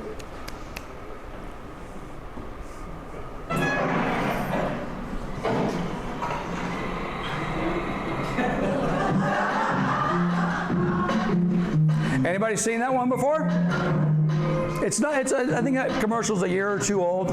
A little funny, but true? Funny but true. That's what made me think of Charles. Poor Charles. The Amazon truck guy shows up, he pushes the button, and his logo comes down on the side and says, hey, it's Charles with Coldwell Banker. The reason that commercial hits home is because it's true, right? Not the image we're portraying. And by the way, and I'm not going to ask you to raise your hand, but we have some part-time people in this room right now. That's okay. All right? I get it. Not everybody can just jump into this thing with both feet and commit to it full time. I've got to keep my pizza delivery job. I've got to keep my Amazon job, and I'm going to work through it. And the goal, of course, is at some date certain, I'm going to be able to leave that and I'm going to be able to jump in full time. I get that. And by the way, yes, you have one hand behind, but if that is you, you do have that hand tied behind your back. It's going to be a little tougher. Not impossible, but a little tougher. So, but again, conducting ourselves, that's not professional. That is not the Coldwell Banker image. That is not the town and country image that we're trying to project. So what other challenge? iBuyers. We just talked a lot about iBuyers. I'm not going to get into that again. Zillow's doing iBuyers. Just as big as Opendoor. We spent 4 minutes talking about Opendoor. We could spend 45 minutes talking about Zillow. Because if Opendoor is doing this, Zillow will be doing this. Okay? It's very, very important. We'll keep an eye on that. More on Opendoor. We can blow past that. A couple things about commission, guys. I want you to be profitable. You must know your value. If you don't know your value, then why would you expect your buyer or seller to know your value? And by the way, it's tough. Let's take the pizza delivery guy. I have no idea what a pizza delivery guy makes, but I'm going to assume it's not a lot of money. The pizza delivery guy who's making $25,000 a year, maybe $20,000 a year, or maybe doing another job, they're making $30,000, $40,000, $50,000 a year, $70,000 a year, now transitions into real estate, sits down in front of Mr. and Mrs. Seller, does a 6% commission on a net sheet on a $700,000 house, comes up with a number, $40,000, and says, $40,000? I'm not worth that because I just delivered a pepperoni and olive pizza and was happy to get a $5 tip.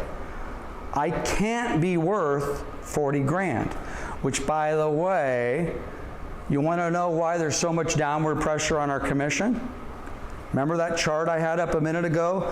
0 sales in 12 months, 1 sale in 12 months, 2 sales in 12 months. That's part of the problem in our industry.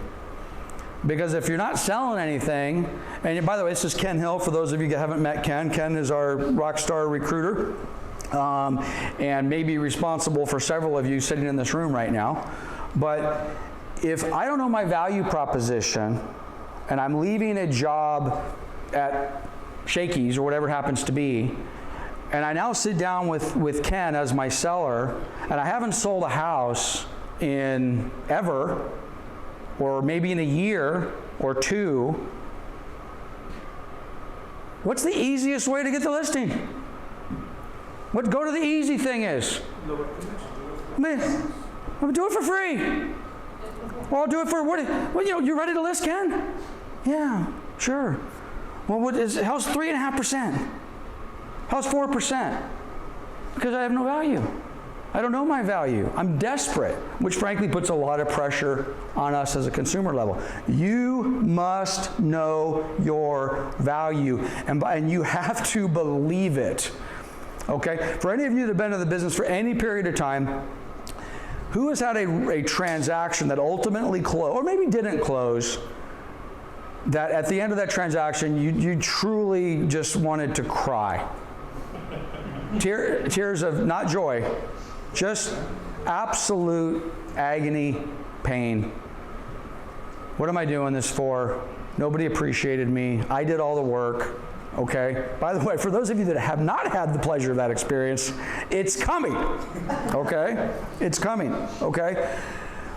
You've got to know your value. If you don't, nobody else will. We're going to spend a lot more time talking about that either. Consumers want more. But I got to tell you, I'm going to show you some data here in a minute that actually doesn't necessarily suggest that. You know who brings up commission on listing presentations on a percentage-wise more than the consumer does? The agent. The agent. I'll leave her name out, Stacy. And if I tell the story wrong, I will give you an opportunity to defend yourself next week, okay? You're not allowed to correct me today. So if I get it a little bit wrong, we have a client that calls Drew a few years ago and says, hey, I want to sell my house. Past client of ours, I'm going to sell my house. Everything's cool. Drew says, great. Let me get somebody together. We're going to give you a call back. We're going to go out and we're going to list your house. Stacy has no idea what's going on, is knocking doors in the neighborhood. Knocking doors in the neighborhood. 20 minutes later, knocks on my seller's door, the one who just called Drew. They're on the porch. They're talking. The seller's like, oh my gosh, you're with Coldwell Town Country. I'm not sure exactly how the conversation went. I'm taking some artistic embellishment here, okay? So the seller is kind of like, wow, Drew is amazing. I just hung up the phone with him, and 3 minutes later, someone from Coldwell Town Country is knocking on my door, right? Stacy gets a listing appointment. As I was told the story, this is the part that Stacy's not going to like, okay? As I was told the story, Stacy said, well, yeah, let me get the listing appointment, and, by the way, I'll come out and I'll list your house for whatever. A percentage, let's just say less than 6%, okay? So Stacy has a listing appointment. Okay, I'll be back. I'll see you tonight. By the way, am I close?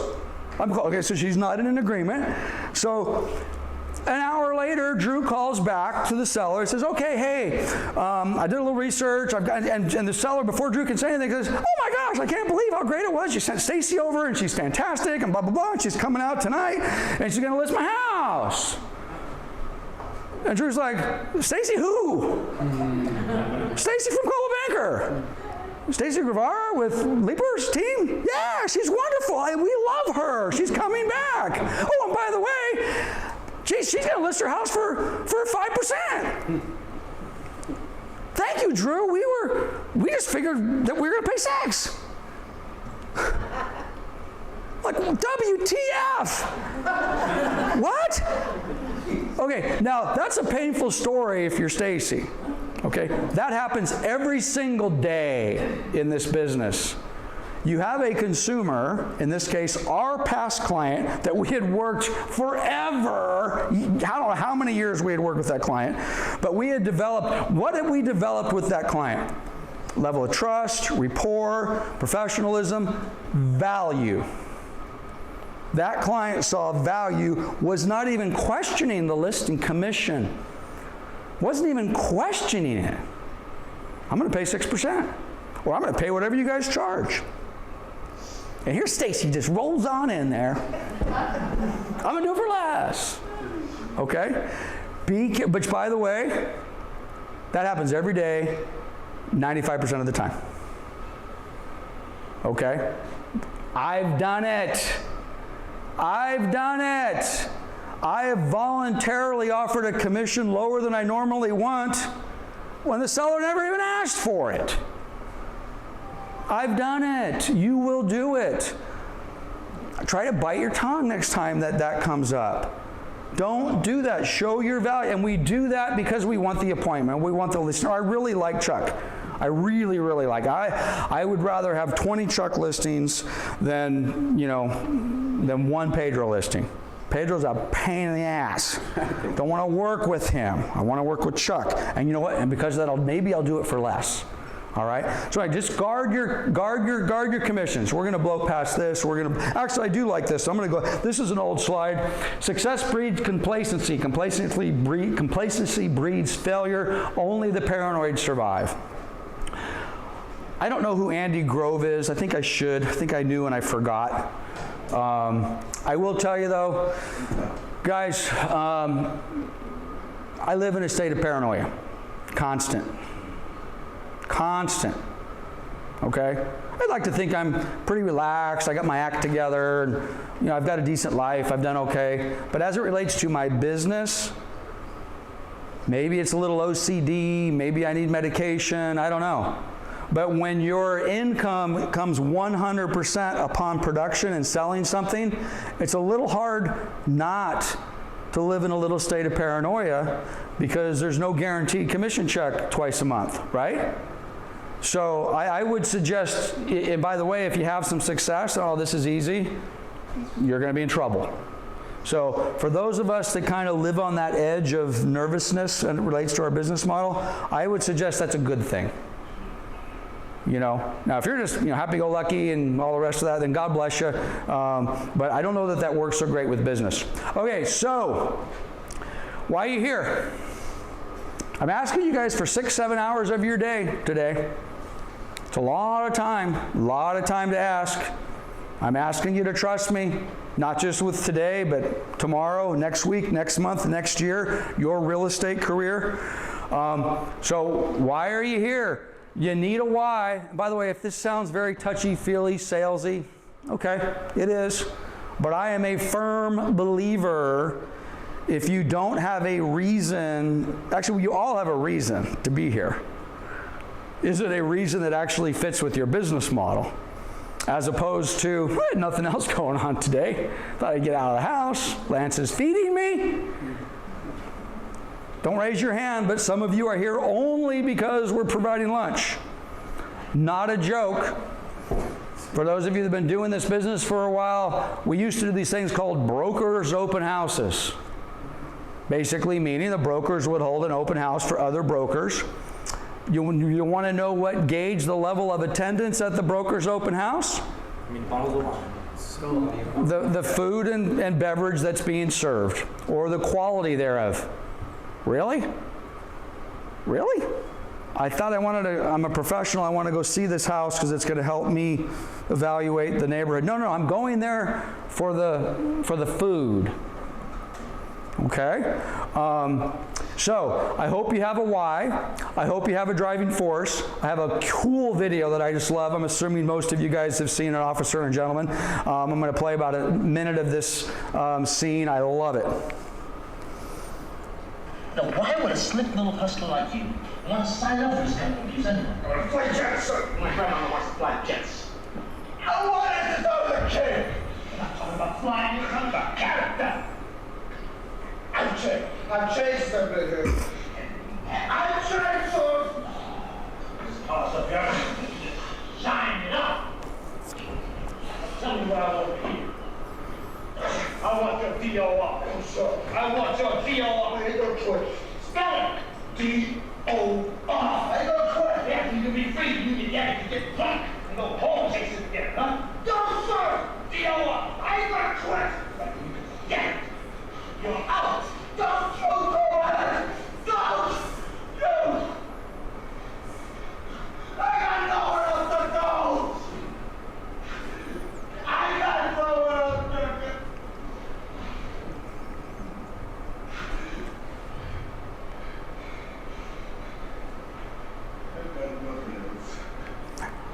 Okay, man, that makes me cry, like right now.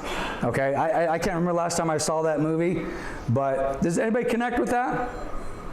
Now, I don't remember the backstory of that movie, and I don't remember what would happen to him if he got bounced out of the military, but it seemed pretty intense, right?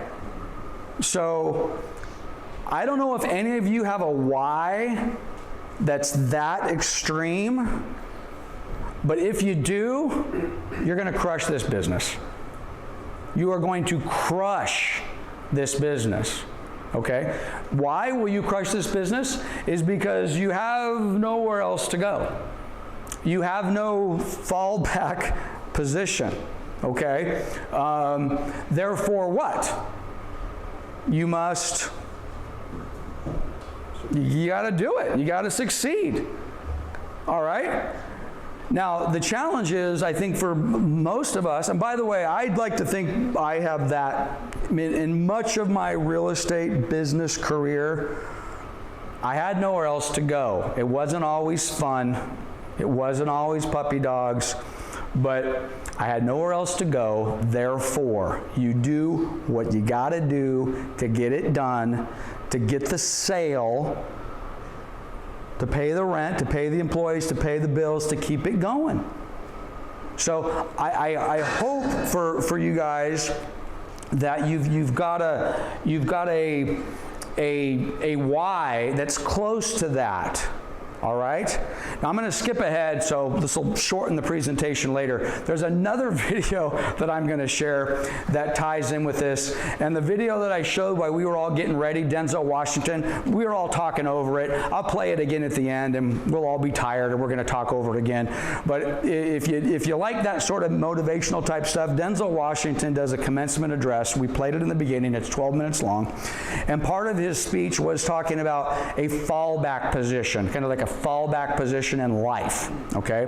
And Denzel basically said, you know, screw that. I don't like the concept of a fallback position. I'm either doing it or I'm not. Because if I have a fallback position, am I committed, right?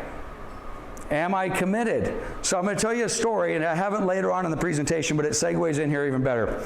I got my license when I was 19 years old. I started selling full-time January 1st, 1987. At that time, I was 20. I just turned 20. And I'm full-time. I am a kid. I mean, everybody in this room looks old compared to me at that time, even the young people in the room. I mean, I was 20 years old. I looked like I was 12, right? So I have a broker. I'll show a picture of him to you later. His name is Gene Bird. Friends with him to this day. Worked with him for about 8 or 9 months. And at the same time, by the way, I just got my real estate license. I'm 20 years old. I did not have another job. I was full-time real estate, but I was going to Long Beach City College because I couldn't afford, you know, a 4-year college. But I'm going to college. Would we all agree that that's a responsible thing to do for a 20-year-old kid to do, right? We would all agree that. So I'm doing it. And by the way, I was married. Got married 3 months after I started selling real estate. 20 years old. Couldn't even buy a drink legally. Okay? That's another why, by the way. 20-year-old kid just got married. You know. So I'm going to college. By the way, my first year sucked. Didn't sell my first house for 8 months. Horrible. I just got married. 0 income. Thank God my wife was working wherever she was working, making $250 a month, whatever it was, or a week. So at any rate, so going back to my broker, I'm with him for a few months, and somehow, I guess I didn't tell him I was going to college. Part-time at night, by the way. Okay? So it wouldn't interfere with my daily prospecting activities. So it comes up in conversation, I'm going to college. He's like, dude. By the way, he was an asshole. Okay?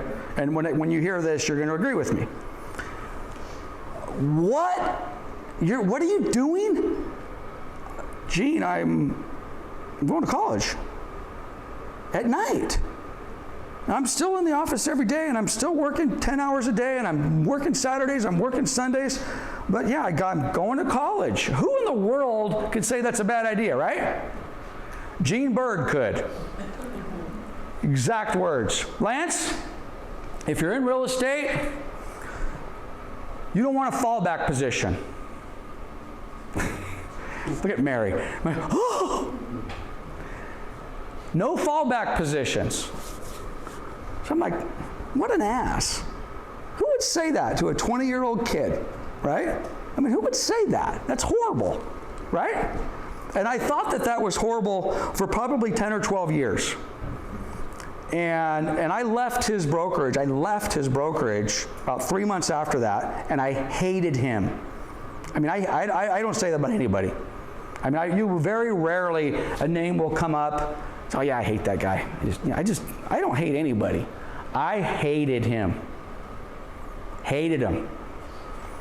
Took me about 3 or 4 years to figure out he was right. And about 10 years later, I called him up, I took him to lunch, and I thanked him. Now, we can have a debate whether or not telling a 20-year-old kid not to go to college, but that wasn't his message. His message was, if you're going to be successful in real estate, you gotta commit to real estate, okay? And he was 100% right. And by the way, I hated him for about 10 years. I blamed him. He was a jerk. But you know why I really hated him? We're going to talk about this later. It was all about accountability. He was all about accountability. And you know what? He never held me accountable on anything that I didn't tell him I was going to do.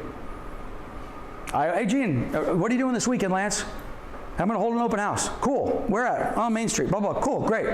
I told him I was going to hold an open house. Guess what Gene would do on Saturday? He'd call me. Call me at 1 o'clock. Hey! Dude, my cell phone back then was like this. You know, right? You know, hey, Gene! Actually, not, which by the way, for those of you who had a cell phone for 30 plus years, no caller ID, right? Right. It said incoming call. Right? Or something like that. But it sure as hell didn't have a caller ID. So I'm picking it up. Crap! Who is this? But I'm a real estate agent. I'm a real estate professional. You got to pick up your phone, right? So I pick it up, and as soon as I hear Gene's voice, what happens to me? I melt. Why do I melt? Because I know what he's going to say. Hey, how's the open house going, dude? Oh, Gene, I was at home, by the way, with my wife and my best friend watching a football game in the garage, which, by the way, we lived in the garage. We weren't in the garage. We lived in a garage. I was at the open house. So he's, dude, I thought you said, actually, that's not what he said. He said, you said you were going to hold an open house today. Yeah, Gene, okay. Hung up the phone. Motherfucker! Put on my only white shirt that I had, my only tie that I had, left my wife and my buddy, and went to the open house. Drew was born 9 months later, by the way. That was a joke. Left the wife and the buddy. So, at any rate, I'm telling you though, the fallback position, or what your why is truly important. I'm spending a lot of time on it, because if you don't have a strong why, your business plan is probably going to look a little different. Okay, there are 4 things. And for those of you that have done some business planning with me already, you're like, okay, here he goes. He's going on to his 4 things. Everything that I do goes to these 4 things. Okay? Everything that I'm going to suggest that you do in your business plan goes to these 4 items. What's your goal? What are you going to do? What's the action that you're going to do to get the goal? When are you going to do that action? When are you going to schedule it? And who ultimately holds you accountable? Okay? To me, it's no more complicated than that. What do you want to do? Excuse me. What do you want? What do you want? You don't have to tell me, I want to make $500,000. I want to sell 100 houses. I want, by the way, it doesn't have to be monetary. I want to lose 20 pounds. Whatever. I don't care what it is you want. That is your goal. My goal is my want. The action is, okay, fine. You want to sell 20 houses. What are you going to do to get it? Tell me what you're going to do. It's not just going to happen by itself, right? And by the way, are you going to have a whole bunch of do's, a whole bunch of actions? I'm going to do this, I'm going to do this, I'm going to do this, I'm going to do this. I have 25 different actions that I'm going to do to reach my goal. Okay, cool. By the way, very easy, very, very easy. I want to make 200 grand. What are you going to do? I'm going to do open houses. I'm going to do social media. I'm going to do this. I'm going to do that. Very easy, right? When are you going to do it? I'm going to do it on Mondays and Wednesdays and Fridays and blah, blah, blah. Very easy, right? The accountability is the hard part. What happens if you don't do it? If you're Richard Gere and you don't succeed in whatever branch of the military is, what happens if you don't do it? Apparently, based upon that clip, something bad happens to him, right? Something bad happens. So bad, he can't fail, which means whatever his goal is important to him. Whatever he has to do to reach that goal, he does it. Whenever he's supposed to do it, he does it. And at the end of the day, the accountability is that why. The accountability is, I have to do it because, and that's really the accountability.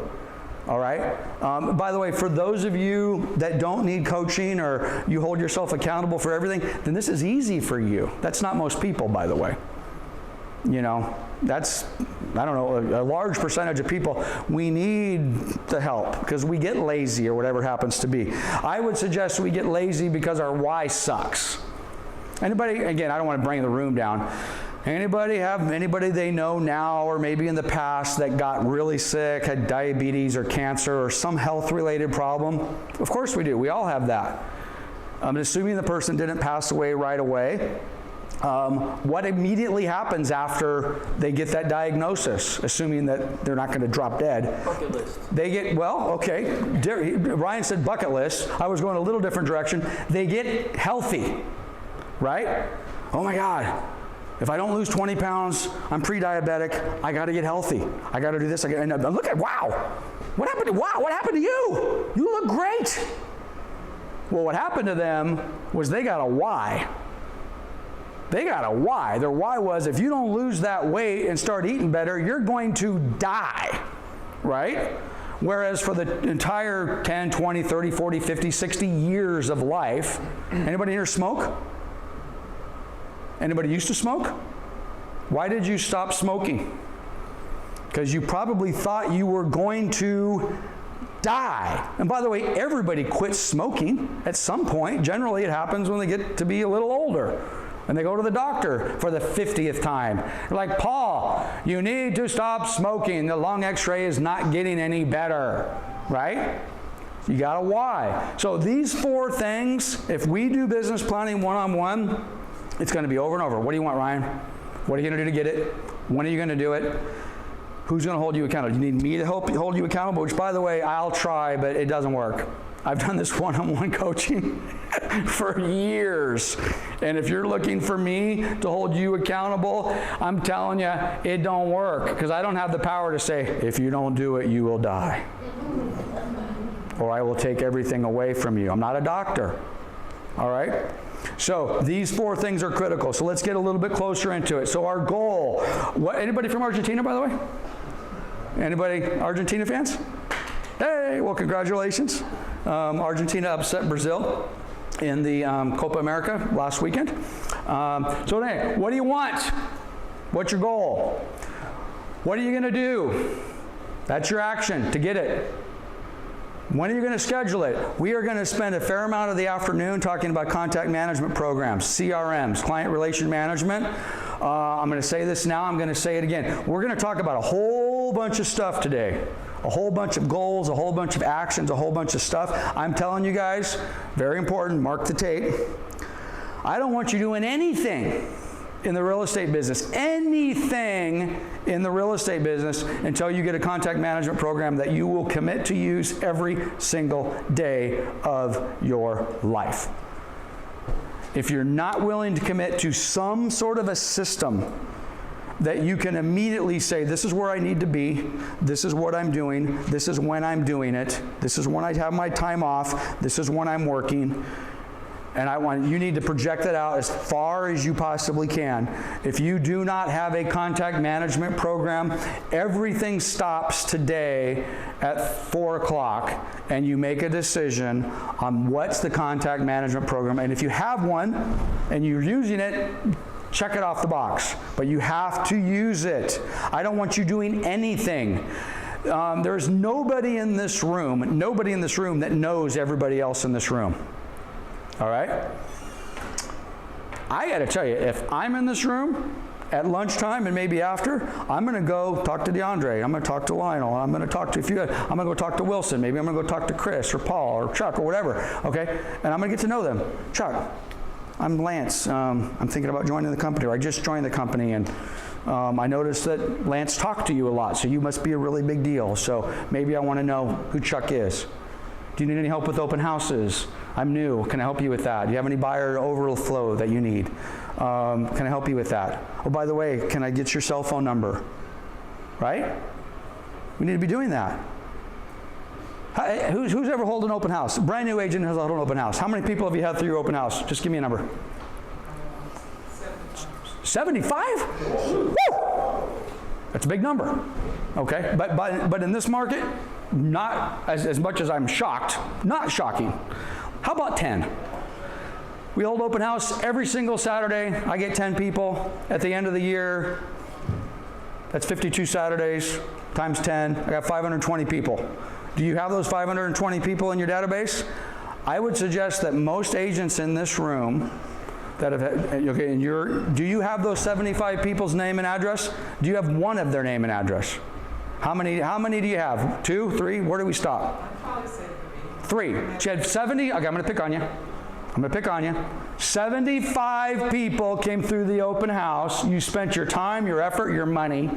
You got 3 names. Now, and a lot of, by the way, our people will say, I'm not giving you my name. Or sure, I'll be happy to give you my name, and they put, garbage down. The reason you didn't get at least 40 names more is because you didn't ask. Or you weren't prepared. You were overwhelmed. Oh my God, I'm overwhelmed. I'm dealing with these 3 people, and while I'm doing that, there's just a revolving door. It's preparation. Getting back to contact management, you don't do anything unless they have the ability to put their name, their address, whatever information you have, preferably at least a name and a cell number, email if you can get it. I don't care about anything else, okay, in your database because you want to contact them later. Ryan, how many people do we have in the database that you're calling? The big number. That I'm calling? Yes. 4,400. 4,400 people that this guy's calling. How many people are you calling, Alicia? 28. Big number. Thousands. These people have been going in the database for years.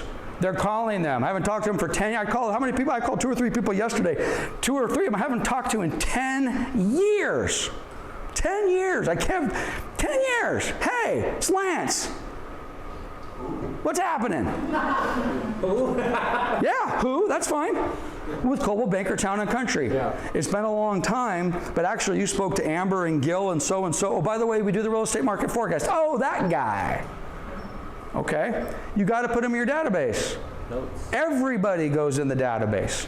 Okay. And accountability. Who holds you accountable and what happens if you don't do it? You guys ready for this? Anybody notice my Evel Knievel? It's the best Christmas toy ever. Guys, everybody knows Evel Knievel, right? Yeah. All right, well, here we go. This is his classic Caesar Palace jump. Here we go.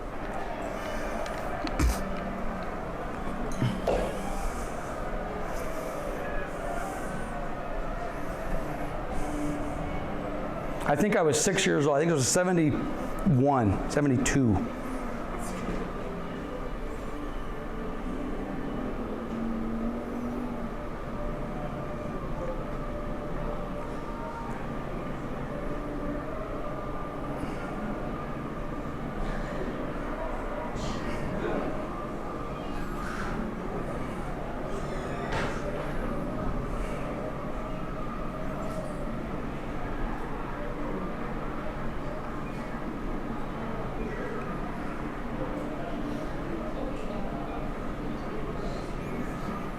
All right. Anything bad happen to you if you don't hit your goal? Anything right? Again, we thought Richard Gere had a pretty serious why. You know, Evel Knievel's why was, I better clear these cars or something bad is going to happen. All right? It's the same exact thing. It truly is the same exact thing. All right? So what's your why? What's your motivation? Who's going to hold you accountable? Okay, so we need to get some information. So now we're going to start talking about business planning. All right? I'm going to go very, very quickly through this, okay, you guys? So this is the 2020 buyer profile of home buyers and sellers. We are all, well, if you haven't joined the Board of Realtors yet, when you join the Board of Realtors, you will become a member of the local Association of Realtors, the California Association of Realtors, and the National Association of Realtors. The reality is I spend very little time looking at anything that the National Association of Realtors does. But they do one thing every year that is an integral part of my business plan every single year. And I believe it should be an integral part of your business plan every single year. And they put out the profile of home buyers and sellers. The 2020, it's not old. This just came out a couple of months ago, and it's the looking back at 2020. So this was published maybe 2 months ago, 3 months ago. It's a couple hundred pages long. You have a link to it. On that link tree that I sent you, you have the entire thing there. It's a dry read. Which, by the way, sometimes business planning is boring and it's not fun. And it's like, oh my God, Lance wants me to read 200 pages of this stuff. Yes, I want you to read 200 pages. Most of it's charts and graphs. I want you to read it because it's going to be a part of your business plan.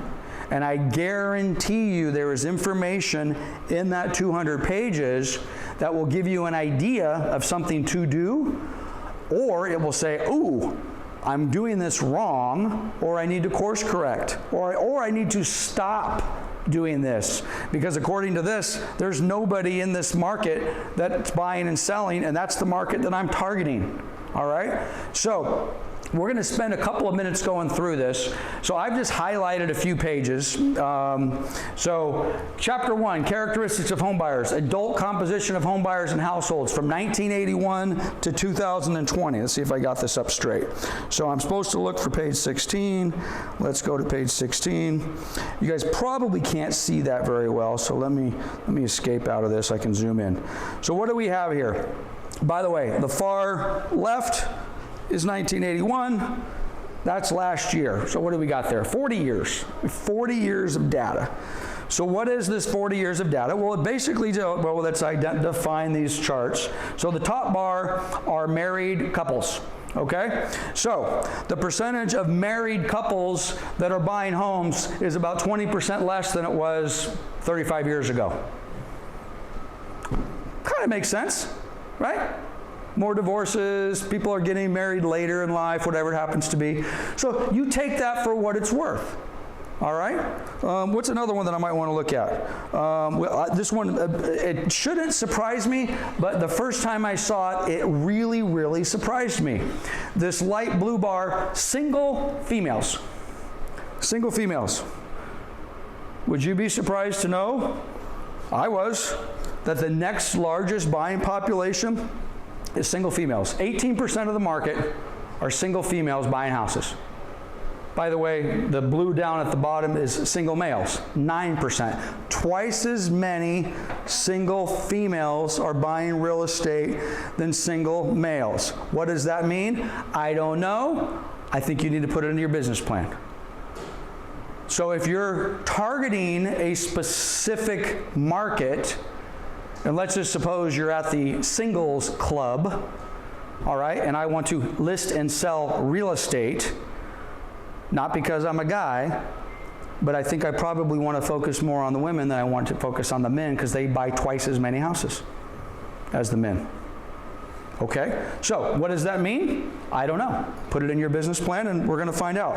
What else have we got? Page 22, self or spouse partners active military. Okay, so what do we got? Anybody military here in the room? Retired or otherwise? A couple? 3? Okay, we got 3 military, retired or otherwise. So what's on page 22? Let's go find out. Oops. Okay, let's bring this a little bit bigger. Okay, so what do we have here? Partner or spouse is active military or veteran.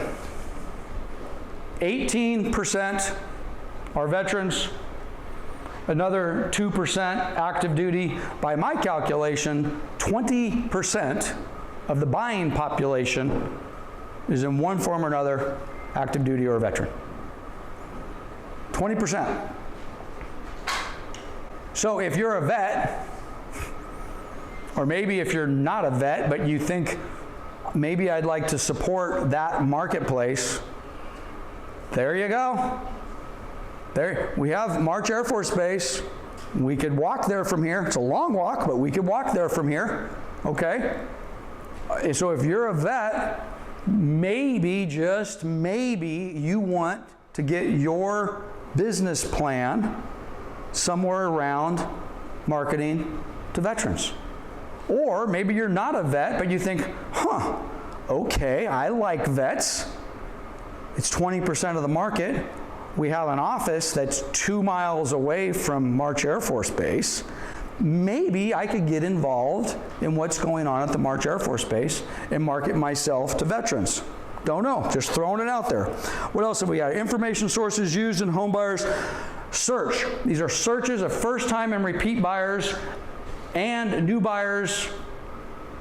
I don't know, it's too confusing. Let's take a look at it. Page 59. 59. Obviously, I'm skipping a whole bunch of pages. There is a ton of good stuff in between page 22 and 59. I just randomly went through here and said, let's take a look at a few things. So what do we got here? Percentage of buyers. Okay. Well, apparently, 87% of all buyers use a real estate agent. 87% of all buyers use a real estate. That sounds pretty good. What percentage of people are using a travel agent? 2. All right. I've got another chart I'm going to show you that shows that that number actually has not really changed a whole heck of a lot. We are still valuable in the eyes of a consumer. Okay. But it also talks about what percentage are buying repeat buyers, first-time buyers, new homes. Is anybody here doing anything with new homes? I love it. I see hands popping up. All right. I think Chris, who's out listing a house right now, 5, 6, 7 years ago, I'm going to take full credit for this since he's not in the room. We're doing this. And something out of this said, I think I want to do something with this new home stuff. I don't know how long it took, but he had a goal. A percentage of his business needed to come from new homes. At that point, he had none. So he set the goal. He put some sort of action plan together. These are the things I'm going to do. He put it on the schedule. And I don't know, 6, 7, 8, 9, 10 months, a year later, 2 years later, guess what? He's doing new home stuff. And to my knowledge, he still has a relationship with some builders today. So he set the goal. He went ahead and did it. And away you go. What else do we got here? Information. That's the one we just did. Frequency of use. Let me take a look at that one real quick. Page 60.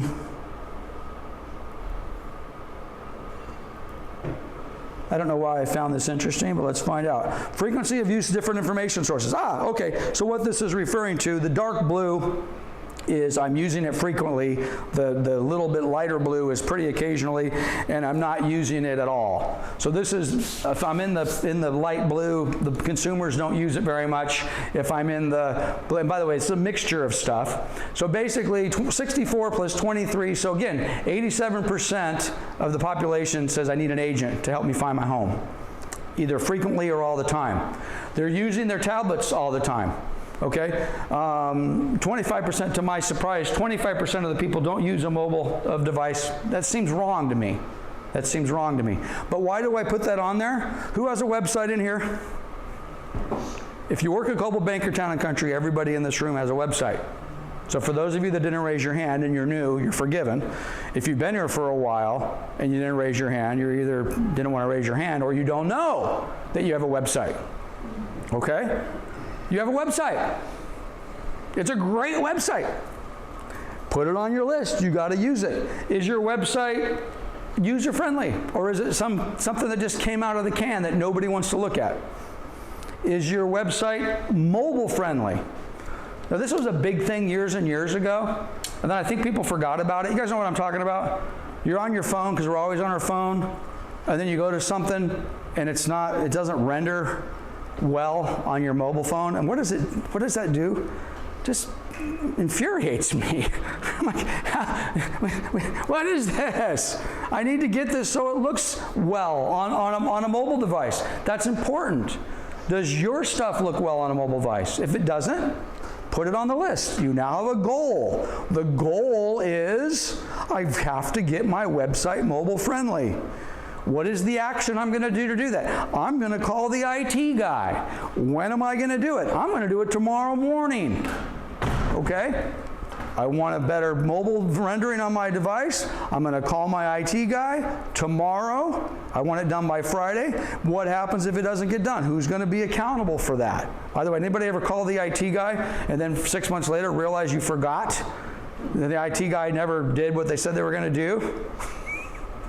It seemed like every day for me, okay? So no one held me accountable to make sure that they did it. So what else we got? I'm gonna just do one more of these. Where buyers found their home. Let me skip past that. Satisfaction. This surprised me. Satisfaction with the buying process. I think that said page 70.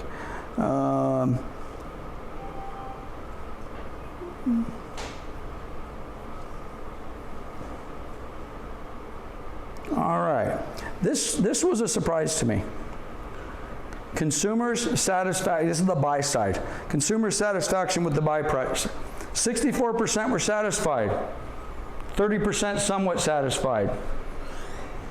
That's 94% that seem pretty happy. Does that feel right to you guys in this room? It does? Okay. I don't know, maybe I'm just more critical. I kind of expected some more consumers to say, based upon the Google search, right?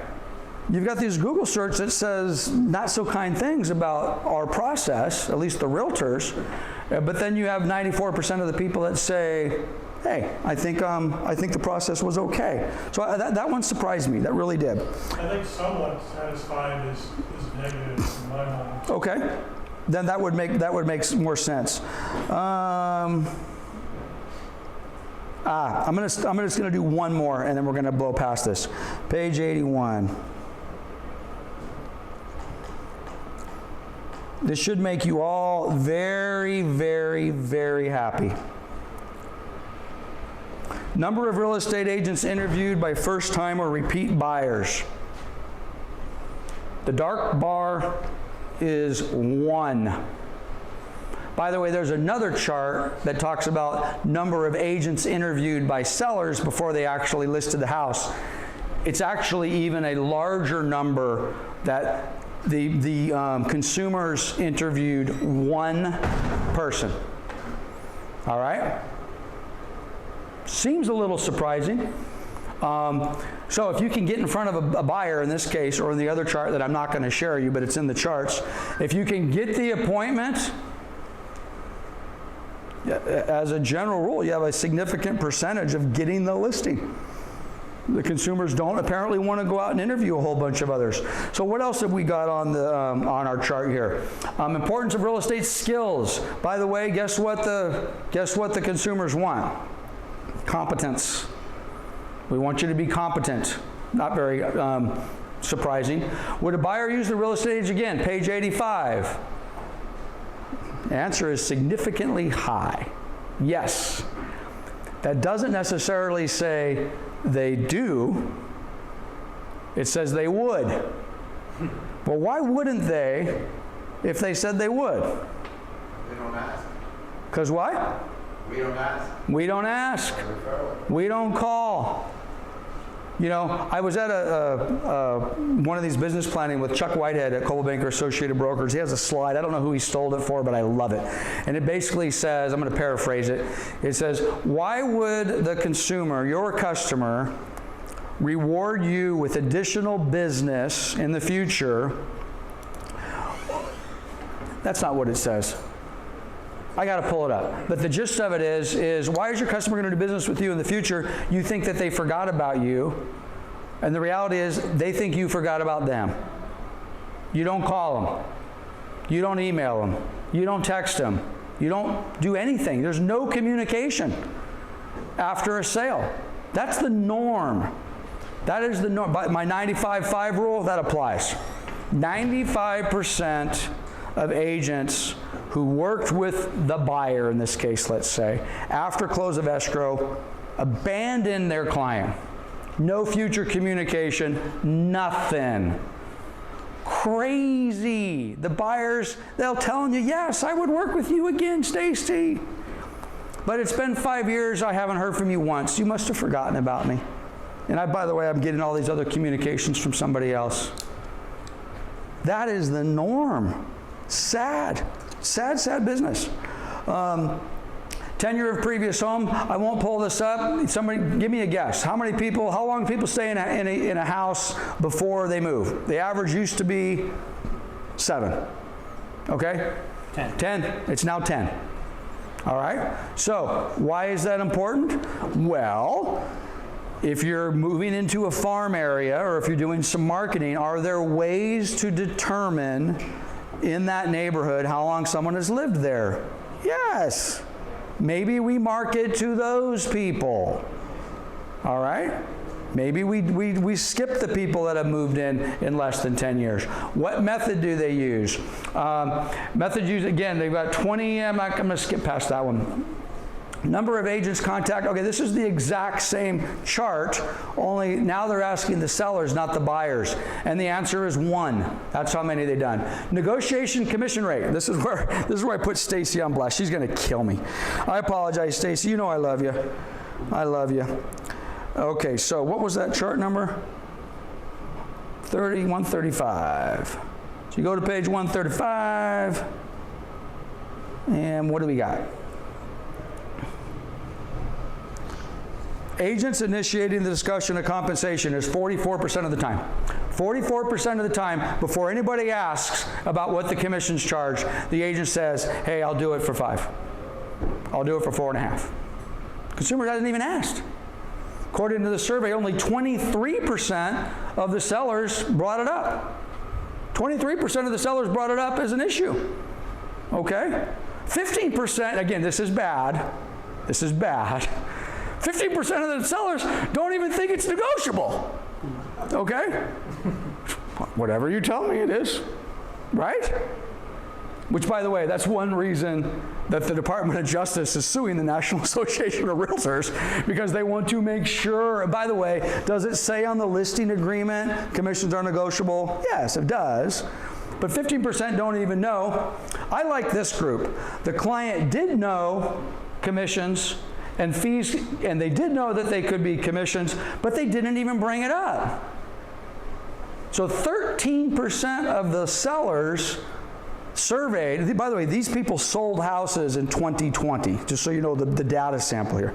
They surveyed people who sold their house in 2020. 13% of them, well, 15% didn't even know it was negotiable. 13% said they knew it was negotiable, but you know, Lionel said he charges 6%, so I went with 6%, or whatever it happened to be. Now this is one that I really like. The client brought up the topic, and the real estate agent was unwilling or unable to negotiate. By the way, what percentage is that? Well, that worked out really well. There's my 5%ers. Those people know their value. Those people said, hey, now what it doesn't tell you is of those 5%, did those people list with them? Or do they say, thank you, I'm going to go somewhere else? But 5%, which ties in beautifully to our 95.5 theme, said, this is what I charge. Ryan says, well, no, I need less. I'm sorry, Ryan. This is what I charge. I have a chart about this later, but in case I don't spend a lot of time on it. And by the way, we are going to be... we're going to break here in about 20-25 minutes, about 12:25, and then they're going to bring lunch in at 12:30. So if you're checking your watch or your bladder. So I was talking about commissions. I just lost my train of thought. Blah, blah, blah, blah, blah. Oh, you have to know. Okay? So, but if I have a listed appointment with your house. I'm going out to your house tonight at 7 o'clock. You have a $750,000 house in Canyon Crest. You're right across the street here. I know the neighborhood. I know the house. I know you a little bit maybe. But in my business plan that I've already completed months in ahead, years in advance, before I even knew you existed, I have a commission schedule, if you will, that says a $750,000 house in Canyon Crest in Riverside, this is the commission, the minimum commission that I'm willing to take. It's in writing. It's in my business plan. And it says I ask for 6, but on this price range, I'll do 5.5. It's done.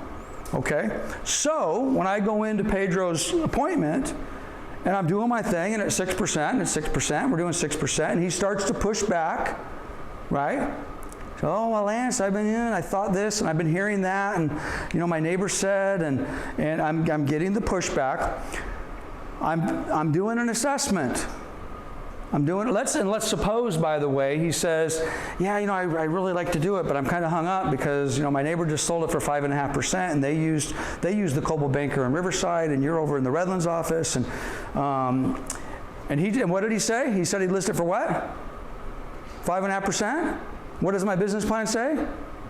5.5%? So now I just have to make a decision. My decision is, do I want to work with you at a 0.5% discount or not? Because the commission I've already agreed to. If I like you, and I like the house, and you're great, yeah, you know what?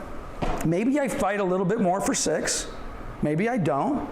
But he gave me a number that's within that my business plan already has identified as that's what I will list your house for. Now let's suppose he comes in at 4.5%. Well, it's easy. It's easy because my plan says 5.5. Which, by the way, for those of you that have been doing this for a little while, have you ever had that, just like that look on your face when you're discussing commission and they throw that number out at you like you've never, ever, ever in the world expected the client to ask for less? And you just kind of gloss over and blah, blah, blah, blah. Okay? Well, if you don't know that look I'm talking about? It's the look of I don't know what to say look. They said this, I wasn't, you'll never have that look. If my bottom line number is 5.5% and you tell me 4.5%, there's no, and by the way, that look is calculation. Do I do it? They don't have that look. Oh, you know what? And this is what I told them. Yeah, you know what? Pedro, this is the deal. I like you. I like this house. I really want to earn your business. My business plan is pretty clear. On a property in Canyon Crest at $750,000, I would like to get a 6% commission, but at the end of the day, the best I can do for you is 5.5. Oh, by the way, you said a minute ago you said 5.5, so I tell you what. Are you ready to go? Great. Let's go. I'll do it for 5.5. Now, if the number is 4.5, it's the same speech. It's the same exact speech, but gosh, I'm really sorry. We're about a point apart. Can we move forward at 5.5? I'm prepared to do it at 5.5. If the answer is no, then you have to make, if his answer is no, you have to make a decision how important your business plan is. How important is that 1 point on a $750,000? By my math, that's $7,500. The reverse is also true. We used to sell a whole bunch of condos in Moreno Valley, and by the way, we talk about commissions. We can talk about commissions in here. We're all Coldwell Banker Town and Country. This is not price fixing. This is not antitrust. Okay, if I had a C21 agent over here, we couldn't have this conversation because we would potentially be accused of colluding on commissions. We can talk about this here. You guys make your own decisions. By the way, Lionel, do you remember the independent contractor agreement you signed 2 months ago with us? Yes. Do you remember the paragraph that says you can't take a listing for less than 6% unless you talk to us? No. He doesn't. Oops. There's a paragraph, bottom of page 2, says if you take a listing for less than 6%, come talk to management. A lot of agents look at that and say, what are you talking about? I say, don't worry, go do what you want. That's the reality. It's your business plan. The only reason I want to talk to you is if every single listing that you're going to take is at 4%, at some point I'm going to say, dude, why are you leaving all this money on the table? We just want to talk. But it's your business plan. You take them for whatever you want. You take them for whatever you want. It's your client. You know the value, or in this case, the future value of that client. So you guys know all those hedge fund properties we did, or the Fannie Mae or the Freddie Mac stuff? Let's go back. Let's go way back. Back in the 90s, actually the crisis, the 2006, 7, 8, 9, 10 crisis. My team was selling tons and tons of foreclosures. 380 foreclosures in 2008. 380 in 1 year. A house a day. Oh my God, you guys are doing great. Average commission on that was 1.25%. These houses were selling for $150,000. I'm cashing commission checks for $1,200, $1,300, $1,400, okay, on a sale. And by the way, those were not any easier than doing the other. We're cashing $1,500 commission checks, $1,200 commission checks, discount broker, discount commissions. Why did I take them? Part of your business plan. Bingo.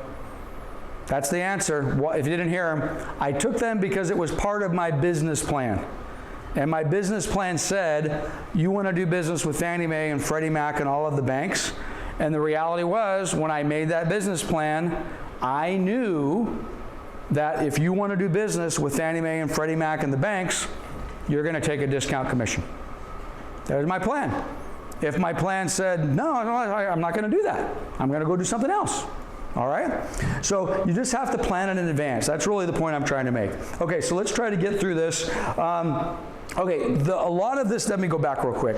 I really, really want you guys to lock yourself away for 3, 4, 5 hours, uninterrupted, and go through that 2020 survey, okay? Take the time. It's painful. It really is. I mean, I was going through it last night. I'm like, oh, my God. But I'm telling you, the information is really, really good. It's just really good. So I want you to go through there. I assure you, you will incorporate some things into your business plan that you're going to find there. Okay, social media guide. We've been here for 2 hours. We haven't once talked about social media. Who has a social media plan in your business plan? 1 of 2, 3, 4 of you, okay? You need a social media plan. Who has attended our Back At You Wednesday classes? Well, there's your social media plan. For those of you that don't have one, okay, Wednesdays, 10 o'clock, Back At You, the social media side, your plan is done. Does it need to be tweaked? Yes. Does it need to have some love given to it? Yes. But it is done. Now, this is a little different though. By the way, this link is live. If you guys click on the link in the presentation, you must be logged into CB Desk. If you're not logged into CB Desk, you're going to come up with a dead link. I actually already have, I was going to say I already have this loaded. This is a completely separate 16-page PowerPoint. I'm just going to blow past this. I have it right here. Okay, so here it is. So this is, oops, looks like I didn't. Let me go back to the beginning. I'm going to spend 2 minutes to go over this.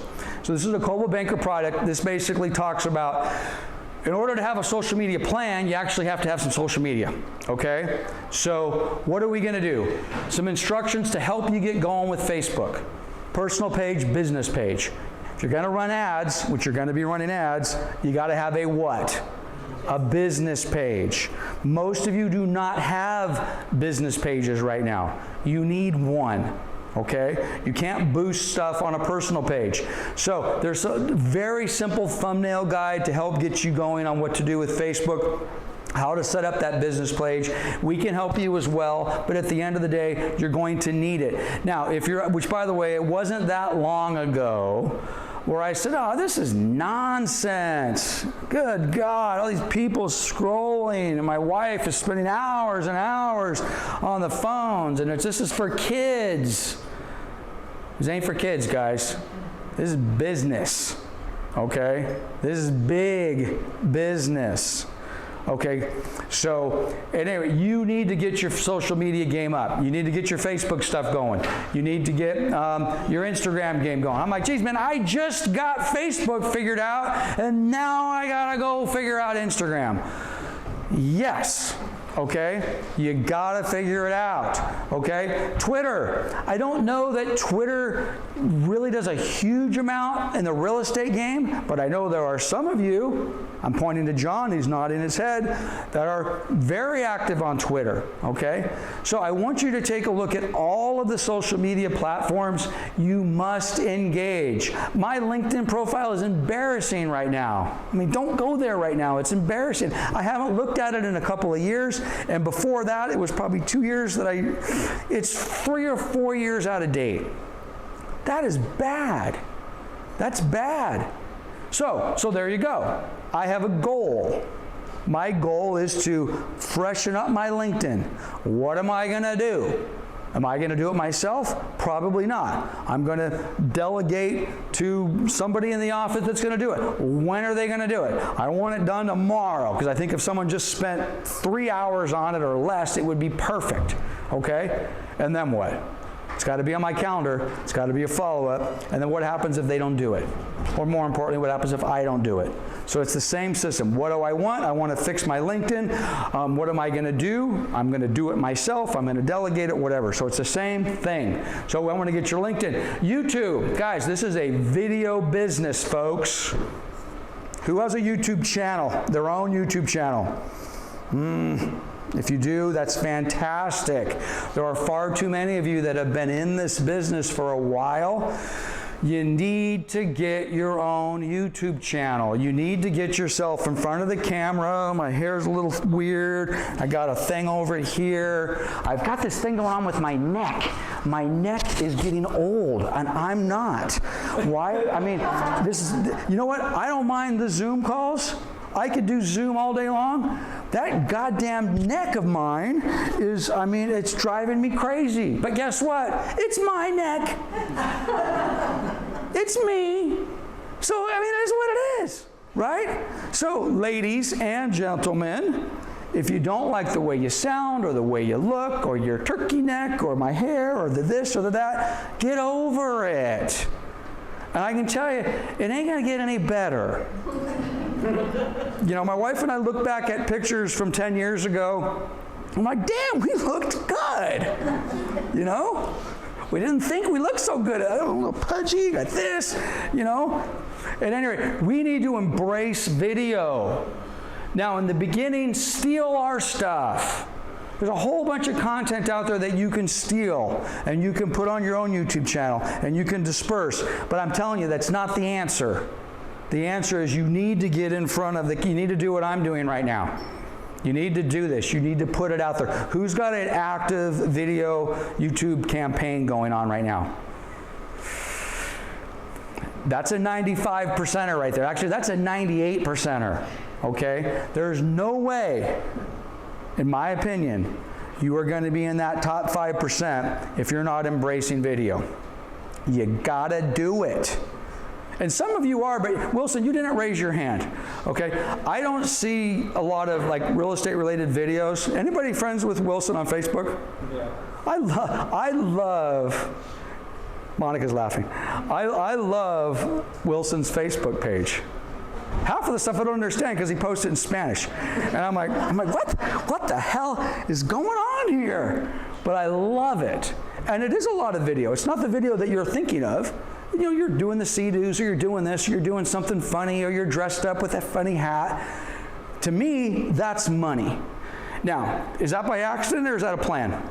By plan. That's a plan. When they come, I'm coming back. So it's a plan. And here we are, out of everybody in this room, I'm looking at you, I believe, other than Kevin Erickson, which, by the way, you guys got to follow this Kevin Erickson guy. He's the funniest guy on the planet. It's the only reason I like Facebook is this Kevin Erickson guy and Wilson. Okay? But at any rate, I digress. So you've got to get your video game going. You've got to get your content game going. If you like to write, does anybody like to write? I mean, like an author like to write stuff? You got to get a blog going. Okay? Start putting down your real estate thoughts in writing and start getting them out there. So all of this stuff is super, you know, there's a podcast. It's so fun. Anybody listen to Howard Stern? Okay, 3 Howard Stern fans. I love Howard Stern.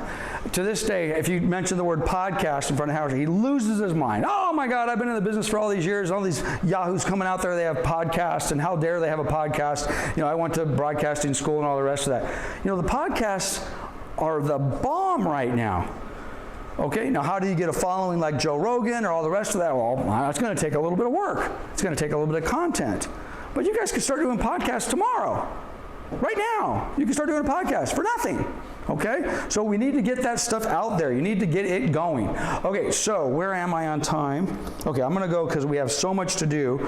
I am going to keep going here, and I'm going to try to get back to my PowerPoint. Okay, so social media, we could do 6 hours on social media. I am not the social media expert. All I can tell you is you guys need to be engaged. You need to be doing it. Okay, so guess what? Now we get to start talking about our plan. Just before lunch. Everything else has just been blah, blah, blah, blah, blah, blah. Lance has just lost his mind. Let's start talking about some plan. So, we're going to talk about the plan. You guys also going to need to, first of all, let's go back. You need a plan. Okay? A written plan on what you're going to do, not something floating around in your head. You need a budget. How much money am I going to spend to execute my plan? Doesn't have to be big dollars. In the beginning, for many of you, it may be $0. I have no budget, which means a lot of shoe leather and a lot of manual labor on your part doing that because you can't afford to do mailings. Therefore, you will be dropping off flyers in neighborhoods. Okay? Or you can't afford nice high quality printing, so you will be going into the office and you will be using our color copiers, which aren't great, but they're not bad either, okay? Because we don't charge you for that, all right? So do you have a budget? What tools are you going to use? I see a lot of tools here. I see laptops, I see phones, I see iPads, I see Lionel. What is that you have in your hand? Oh, it's a piece of paper and a pen. Ah, okay. I'm not a big paper and pen fan, but what tools are you going to use? Guys, we are in one of the best businesses on the planet. Give me an internet connection and a phone connection. I'm working anywhere. I'm working anywhere. Right? Anywhere. You gotta love it, but, oh, I don't want to spend the money on a new laptop. Well then, shame on you. You need to, how come this is like that? Oh, there we go. So, you need good tools. Actually, let me take that back. You need great tools. I don't want you going to Best Buy and buying the $200 laptop, okay? I want you going to the Apple store and I want you buying the $2,000 MacBook. Lance, that's not necessary. Okay, you don't have to buy that one, but I don't want you buying the $200 piece of crap Acer from Best Buy, all right? I want you to get a decent phone. I need to pay for the Wi-Fi. You need to, what do they call that? Hotspot. They call the hotspot. How much does that cost? 10 bucks a month? Maybe. Yeah. Whatever it is, you have to pay for it. Oh, I was at the office the other day and the internet went down and I couldn't do anything. Excuse me? Your business plan is dependent upon my internet connection? Shame on you. Our internet connection goes down twice a year for 10 minutes, okay? But guess what? During those 10 minutes, it's important, right? You need a backup. You need a hotspot, your phone, whatever. It costs money. Come on, guys. We need good tools. You need a team. Okay? I'm not talking about a Leaper Realty Group team, although for some of you, that is maybe what you need or what you want. Okay?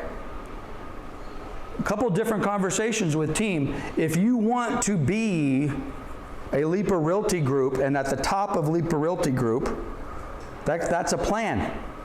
Okay? That's not really what I'm talking about here. I'm part of your team. Randy, Summit Funding, part of your team. Annette, Orange Coast Title, part of your team. Drew, Drake, Norm, Paul, all part of your team. Your gardener, your pool guy, these are all part of your team. This is super, super critical. And by the way, what do we do? Do we treat the gardener just as good as the underwriter at Summit Funding? Yes. You had better. You would maybe better, yeah.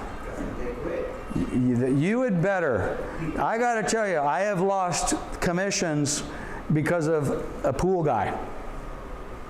Because of a gardener. I'm going to close escrow. You show up, oh my God, the pool's green. We're going to close tomorrow. No, you're not. And now something else pops up and the deal blows up. That was supposed to close the next day, but it fell apart because the pool guy on my team was not on my team. I didn't know him, I didn't trust him, we had no relationship, and there was no accountability. All of that's important. Now, your escrow officer and your lender might be a little higher up on the tree there, but at the end of the day, you got to treat them good. Just a 2-second story before we break on this team thing. I was. You guys know Mike Boab, he's an agent, Marina Valley, been friends of Mike, he's been an agent for years. He bought a house in Riverside, this is probably 15, 20 years ago. And he calls me up, he closed escrow, calls me up, and says, hey dude, I got some stuff, I need to move out. I think he was selling that house, I don't remember. Anyway, could you bring the trailer over and help me get this stuff out? Yeah, sure, no problem. So I show up with the trailer, I'm early, I'm kind of parked in front of the house, and I'm parked, he was selling this house. And I kind of got the driveway blocked. I'm waiting for Mike. I'm 5-10 minutes early. I'm waiting for him. I'm going to help him carry some stuff. This other car rolls up, and again, I've been trying to keep the 4-letter profanity to a minimum, but I'm going to quote this guy. Guy rolls up in his Mercedes. Get the fuck out of the driveway. My client's going to be here any minute. And by the way, I was dressed like a guy who's going to haul trash. I'm like, oh, okay. I get in my truck, I pull it forward 30 feet, I get back out, I wait for Mike. Mike rolls up, goes to Joe, agent with ABC Real Estate. He says, hey Joe, I see you've met my broker Lance.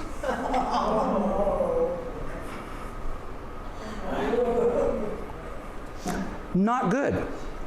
But guess what? That's who Joe is, right? That's who Joe is. So don't be Joe. That's a bad human being. And guess what else? It's bad for business. It's bad for business. So treat your team great. We're going to talk about closing. At the very end today, we're going to take just a few minutes and remind everybody that this is a sales business. Okay? This is a sales business.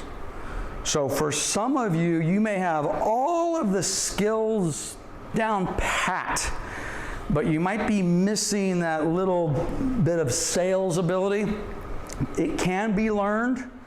I will tell you though, it's tough. You know, for those, by the way, it's for those of you that think I have any sales ability, I'd like to think I'm a pretty good sales guy. I got to tell you, it didn't start out that way. Well, I was a very shy, terrified 20-year-old real estate agent getting into this business with zero sales ability. Now, for some of you guys, it's just natural. You know, God bless you if you just have that natural ability. But this is a sales business.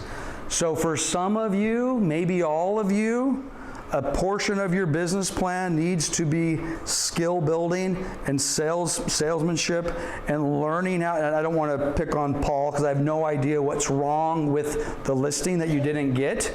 It could be some sales skills.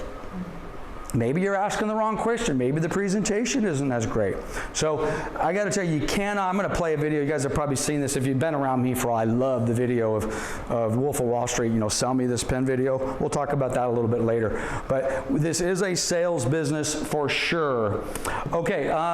So when we get back from lunch, we're going to start on the plan. So this is the deal. They're going to be bringing in lunch here in a few minutes. I really, really would like. I don't want you guys to wolf it down, but assuming they get lunch on the table 12:30-ish, if we could try to eat by 1, maybe 1:10, I want to get started like as quickly as we possibly can. I got a bunch of content. Okay, so we'll take a break. Lunch will be coming in here, and you're on your own for a minute.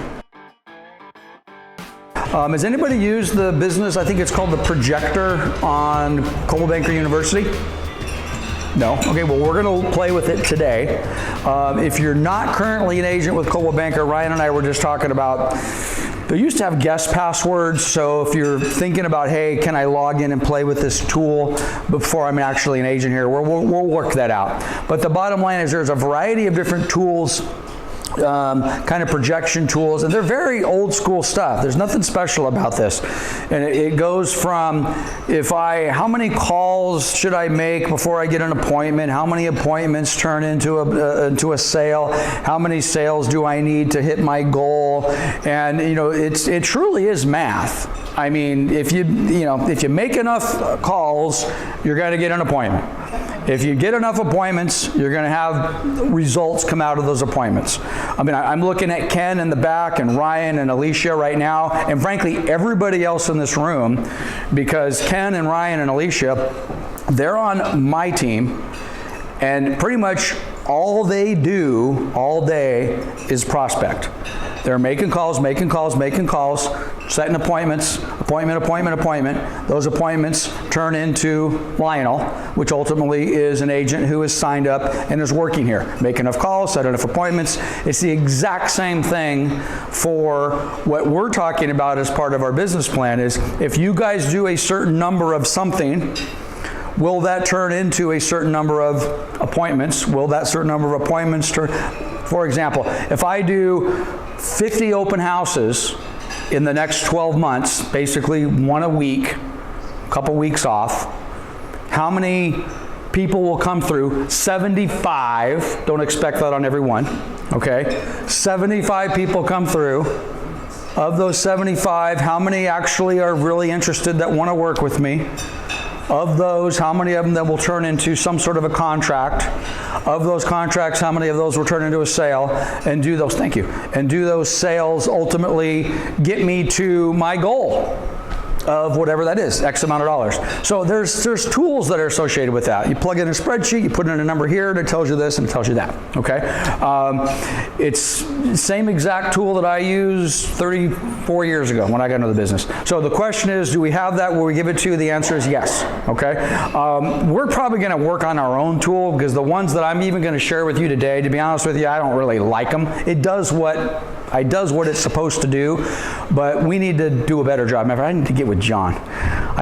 John's by the way, everybody needs to know John Mankey before you leave here today, because he's like a little wizard over there. You need the first person I thought of, I'm like, hey, I need to build this. And I glanced at John, I said, John could do this. You probably have already done it. You probably have one that you could just tweak and give to us. So at any rate, yes, we're gonna get that to you. So I'm gonna Drake came over here during the break and said, dude, you are all over the place. You have to focus. We're never gonna get out of here, okay? So I'm going to try, but I will make no promises, okay? Yes? Drake, you said that. We have to sit down and do it on our own. The question was, on this plan, do we have to sit down together? We can. Can you do it on your own? Yes. Can we do a hybrid? Yes. Okay. And by the way, Reza, you just made me think of something. If you guys don't have one of these, please get one, write your name on it. Since we don't really have a check-in process, do me a favor. I know this is very low tech, but somewhere on this card, I want you to write your cell phone number and your email address. Okay? When you leave here, just leave this here. This information's going into my database, okay? Because I need to make sure I follow up with Reza and say, hey, when are you going to actually get over here? When are you going to get your license? When are you going to do this? When are you going to do that? And it's just an easy way for us to check in on who's here, okay? Before I go into the plan, I'm all over the place, Drake. I can't help myself. Okay. I don't know if you guys can see this, but this young man, Chinonso? Did I say it correctly? Chinonso. He's in the back. Best dressed guy in the room. I hate it when I'm doing training and somebody comes in there looking better than I am. Not hard to do, but mission accomplished. Chinonso, how old are you? 20. How many TikTok followers do you have? 1.8 million. Do you guys hear that? 1.8 million followers on TikTok. He's 20 years old. Okay. So he's going to get his real estate license. Ryan and I were teasing him a little bit. I talked to him for a few minutes, and Ryan said something about, oh, he's got a Y. I said, I don't know if he has a Y or not. He immediately said, I got a Y. I know why I'm here. I know what I'm doing. I said, well, I don't know about your why, but I know what something he does have. He's got that little it, okay? Which is another thing we haven't even talked about. Do you guys have that little thing? It's an indescribable thing. I sit across the table on an interview, and you are the perfect model of a real estate agent. I am so excited. Pedro is the guy. I'm going to hire him. And then I sit down with this guy, and I'm like, this guy is not the guy. Okay? I hire both of them. Utter failure kills it. What? You got everything. You interviewed perfectly. You have every single thing that I thought it took to be successful in this business. You didn't, but you got the it. You got that X factor, whatever that little thing is, which is, maybe that is the why. He's got the thing. So anyway, you got that, Chinonso. I don't know what it is, but you got something special. So let's see what we can do to help you kill this real estate business and take your 1.8 million followers on TikTok. But here's a question to me again. He's 20 years old. I don't know this guy from Adam. He doesn't know me. There's 75 people in this room. The only person that comes up to talk to me is the 20-year-old kid. He's very shy. Yeah, very shy. Anyway, you're going to do great things. All right, so let's get to the plan. Back on topic. Okay, so here we go. Again, this was a theme that we used at a business planning session a few years ago. We did a whole Mike Tyson theme. One of Mike Tyson's great quotes is, everybody has a plan until they get punched in the mouth. Okay? Which is kind of cute and kind of funny, but it's very relatable. I have a plan. Ooh, something came in and distracted me. I got punched. I got distracted. It's going to happen. It's going to happen. How we react to that is, maybe we call it plan B, or C or D, or maybe we just know in the very beginning, okay, we're going to get distracted. That's okay, guys. It's okay. It didn't turn out the way you wanted. We're going to make a left. We're going to go right. We're going to course correct, whatever you want to call it. So we're going to be prepared for that. And we got Yogi Berra's quote. Here we go. Okay, so, and I think this has been pretty clear. I am a very transparent person. Okay, sometimes I say things I shouldn't. Sometimes I get a little loose. But we're going to be honest. Okay, and one thing that you must do as you're drafting your business plan, you have to be honest with yourself, okay? That doesn't mean that you can't be aspirational or you can't shoot for the stars. You know, there's a quote in here from Bruce Lee. I love Bruce Lee. And it's something to the effect, I'll put it up here later. It's something to the effect that, you know, not all goals are meant to be reached. They're just something to be, you know, like a star kind of a thing to reach for. And okay, I'm okay with that. But I tell you one thing I don't like when it comes to goal setting. Who loves Tom Ferry? Which, by the way, I love Tom Ferry. Tom Ferry's a real estate coach. If you've never heard of him, you will. He's probably the most successful real estate coach in the industry. His dad used to be. They're 1 and 2, whatever. But I was at a Tom Ferry event probably 4 or 5 years ago, just like this. And Tom said, okay, let's do it together. Are you ready? Okay, don't have to tell anybody. Just think it in your head. How much money do you want to make? What is your income goal for the next 12 months? Okay? If you haven't thought it through, grab a number, okay? Everybody got it? Cool. This is Tom speaking. Okay, now I want you to double it. And he's raw in the crowd. Oh, okay, well, we're going to double it, and then we're going to do this, and we're going to do this, and we're going to show all these tools.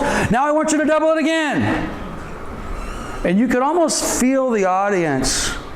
Some of them were like truly drinking the Kool-Aid. Yeah! Okay. I had a $100,000 goal, which I probably wasn't sure I could get. Tom told me to double it with just enthusiasm. Now I'm at a $200,000 goal, and I wasn't so sure about the 100, but Tom's going to teach me a bunch of cool things, and I'm going to apply Tom's coaching, and I'm going to do it. And then he told me to double it again.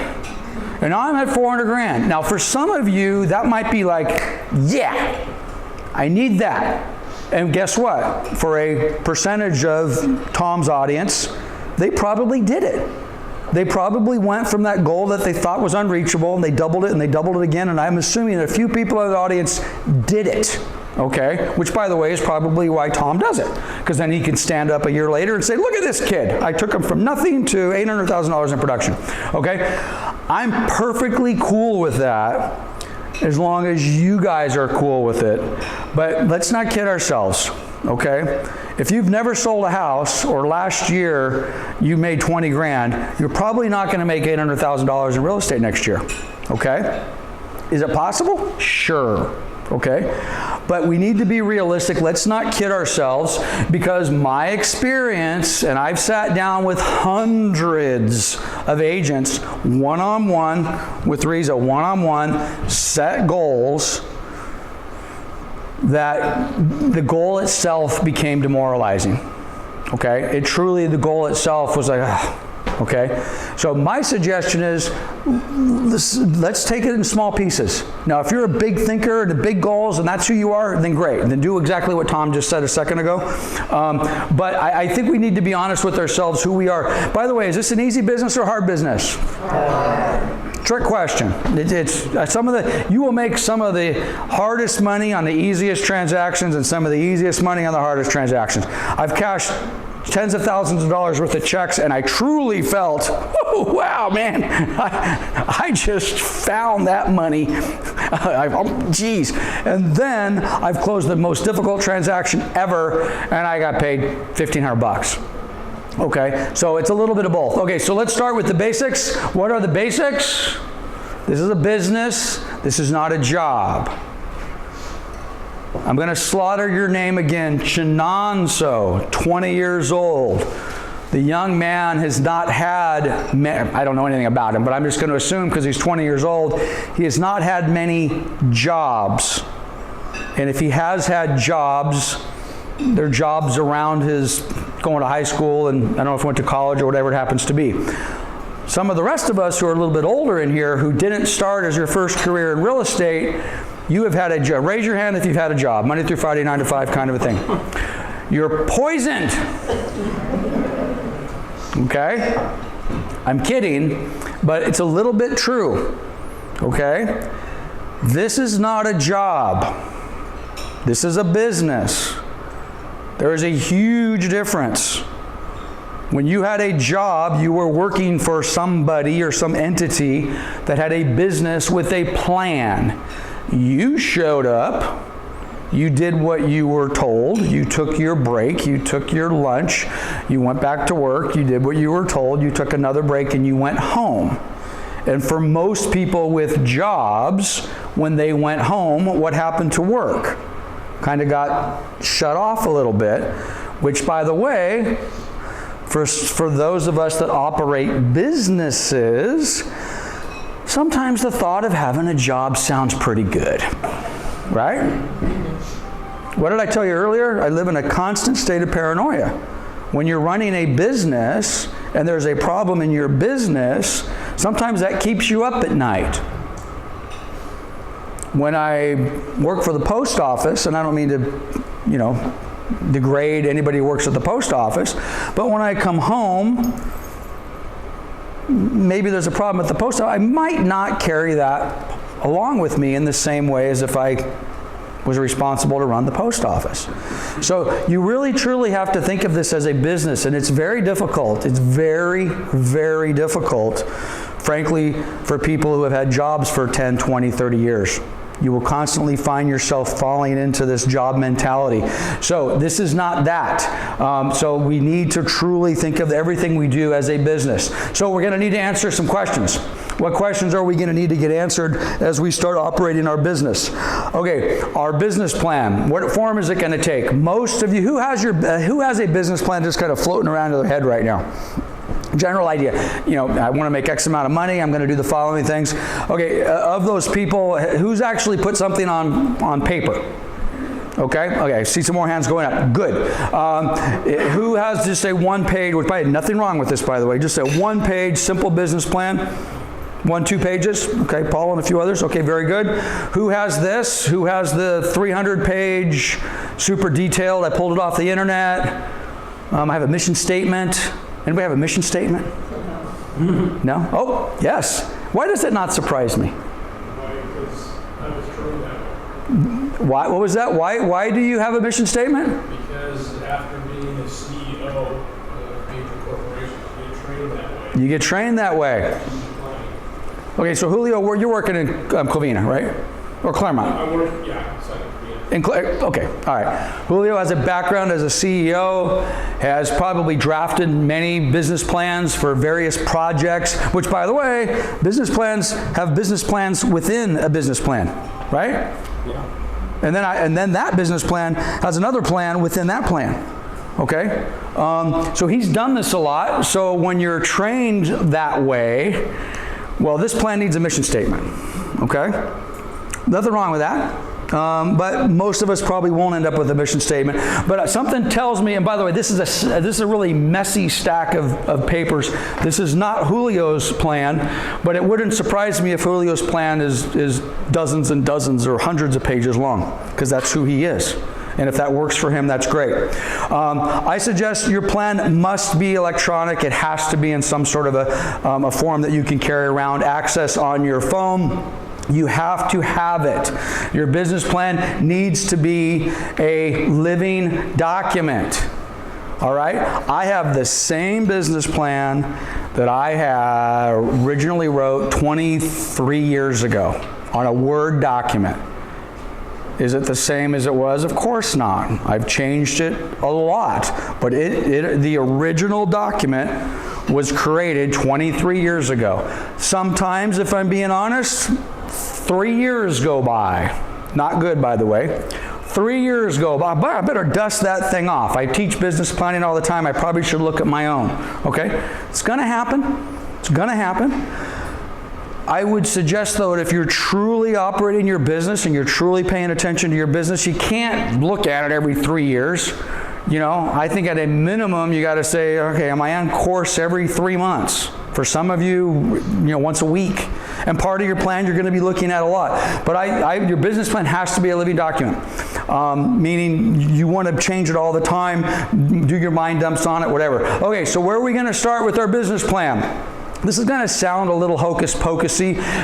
When I was first told this, I thought it was just baloney. I'm like, all right, but I obviously don't think it's baloney now, because I'm now sharing the same thing with you. So where do you start? You start with the end game. All right?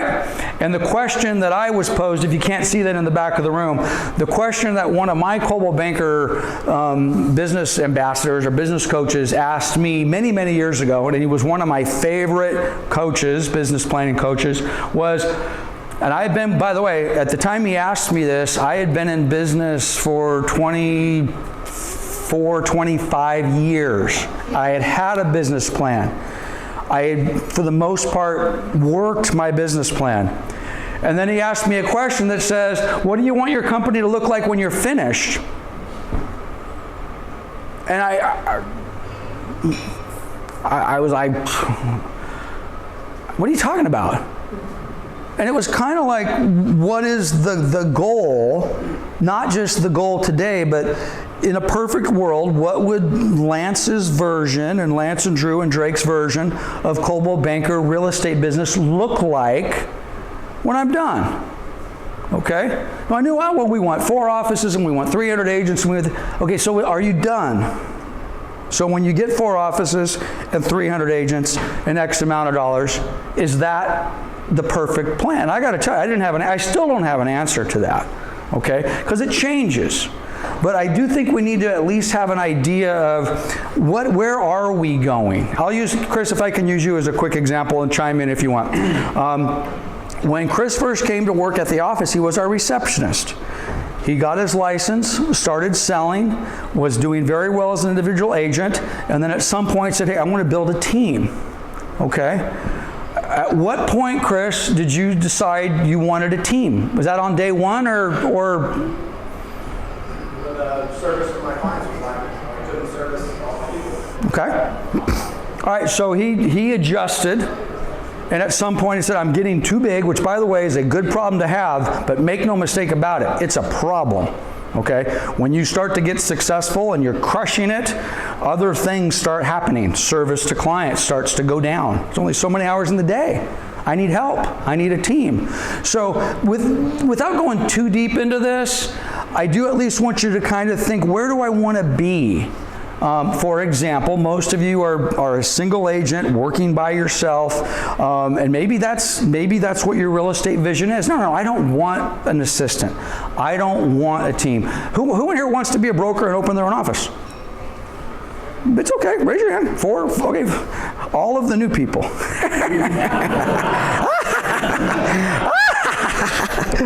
No, I laugh because let me tell you a little secret, people who want to be their own broker and open their own office. There's more money where you're sitting. There's more money where you're sitting as an agent. Having said that, I don't want to throw a wet blanket on your goal. If your end game is, I'm going to get my license, I'm going to do this gig for a while, I'm going to figure it out, I'm going to get my broker's license, I'm going to open my own office, maybe that's your end game, okay? Or maybe you want to control the world, whatever it happens to be. Okay, so an SSC, stop, start, continue. I love this. Okay, remember a minute ago we had our 4 things that we were going to talk about? What's our goal? What do we want? Right? What's the action? What are we going to do? Okay. When are we going to do it? The schedule and who's accountable. I love those 4. I also love this stop, start, continue. What is stop, start, continue? It's very, very simple. What are you doing right now in your business that you need to stop? Okay. I'm not saying that this is what to do, but Stop procrastinating. What's that? Stop procrastinating. Okay, stop procrastinating. Which, by the way, there's another thing in here. What in your business do you want to start? Well, instead of stop procrastinating, how about I start doing something? Okay. So, and then the last thing on of the C is continue. So, I think we all need to constantly be analyzing our business and saying, I've been doing this for a long period of time. Should I continue to do that? You know, or to start with the first one, should I stop? Okay?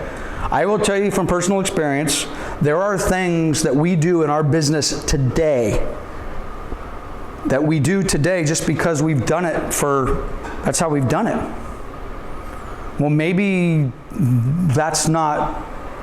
maybe we need to stop, you know? You want to know the easiest way to get fired as an employee at Coldwell Banker Town, as an employee at Coldwell Banker Town and Country? Do we have any actual employees? I guess we got you guys. I don't really consider you guys employees. But you want to know the easiest way to get fired? Go on vacation for 2-3 weeks. What happens when employees go on vacation for 2 or 3 weeks at our company? We realize that they don't do shit. And we're like, oh! What does she do? She's been gone for 3 weeks, and we've been like, oh my God, we got a problem. Jasmine's going to be gone. What are we going to do? Aubrey do this, and Francine do that, and everybody be ready. And then every day I'm checking, how's it going with Jasmine's meeting? Jasmine's gone. They're like, well, so far so good. Everything's cool. Our emails are good. Yeah, phone call. Yeah, good. Day 3, day 4, day 5. How's it going with Jasmine? I don't know. We're fine, Lance. Everything's fine. We're doing okay. 2 weeks go by. What's up with Jasmine? And then the rest of the staff says, Lance, we have no idea what Jasmine's been doing for the last 2 years. Nobody calls her, nobody emails her, nobody does anything.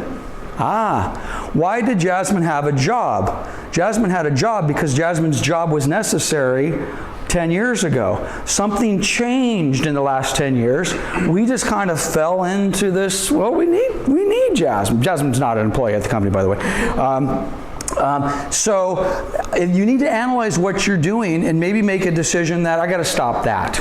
I'm not going to do that anymore. Maybe for some of you, although not a lot of you raised your hands, but Diane, speaker, #1 agent in Redland's office for many years, and myself and a few others are currently paying money to Zillow. We may be making a decision to stop that. Okay? Okay, start.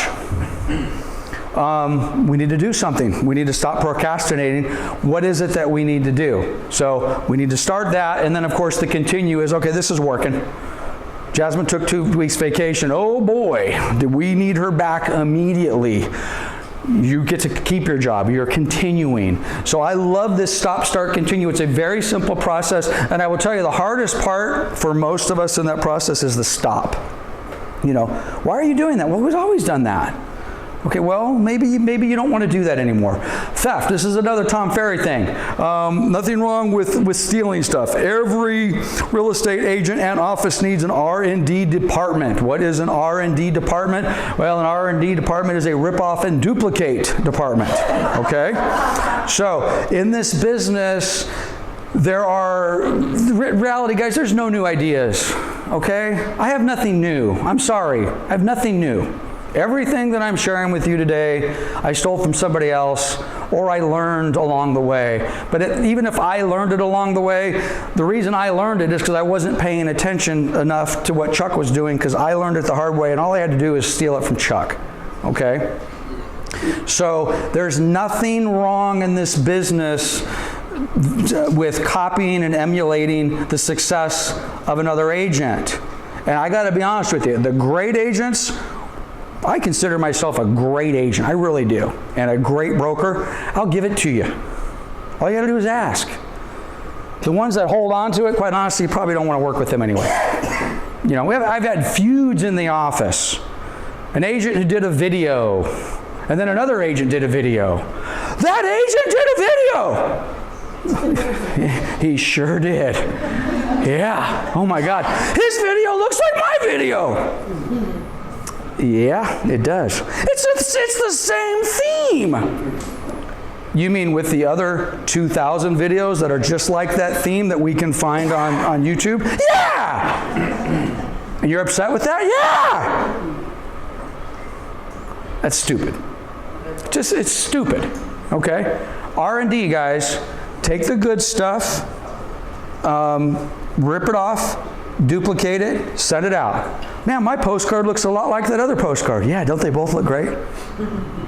Send it, okay? So, take advantage of that. Ownership. Who owns you? Who's the sole proprietor in here? Probably everybody. With, well, maybe one or two exceptions. Okay, now, this is important stuff. This is the type of stuff that just going to let this flow over me. Lance is going in a million different directions. At some point, I suggest early, but certainly before you have great success in this business, you need to think about a structure. Am I going to be a sole proprietor? Am I going to incorporate? Am I going to be a C Corp? Am I going to be an S Corp? Am I going to do an LLC? What am I going to do? These are all important business decisions. Some of them have huge tax implications, positive and negative. By not making a decision, it could be a huge negative, okay? Some of them have liability decisions, okay? Most, again, this is not a 95-5 thing, by the way. This is a 99-1. 99% of the realtors, which, by the way, repeat after me, class. Realtor. Realtor. Realtor. Okay. It's not realtor. Don't make me embarrass you. 75% of the people in our industry do not know how to say the word realtor. I'm a realtor. Ah, yes you are. Okay, 99% of the agents in this business, and yes, I'm pulling it out of my head, I think I'm pretty damn close, operate as a sole proprietor. And for many of them, that's fine. But if you're having any sort of financial success in this business, you need to incorporate or you need to get an LLC, all right? I'm not going to get into the details on that today, but you need to put that on your list. And I would suggest you do it before you need to as opposed to after you needed it. Man, I really should have done that last year, okay? How about you do it now? And be ready for it. So you need to plan for the unforeseen. And what happens, John, what happens if you get sick for a month? Who's taking care of your business? Do you have a plan for that? Yeah. He does.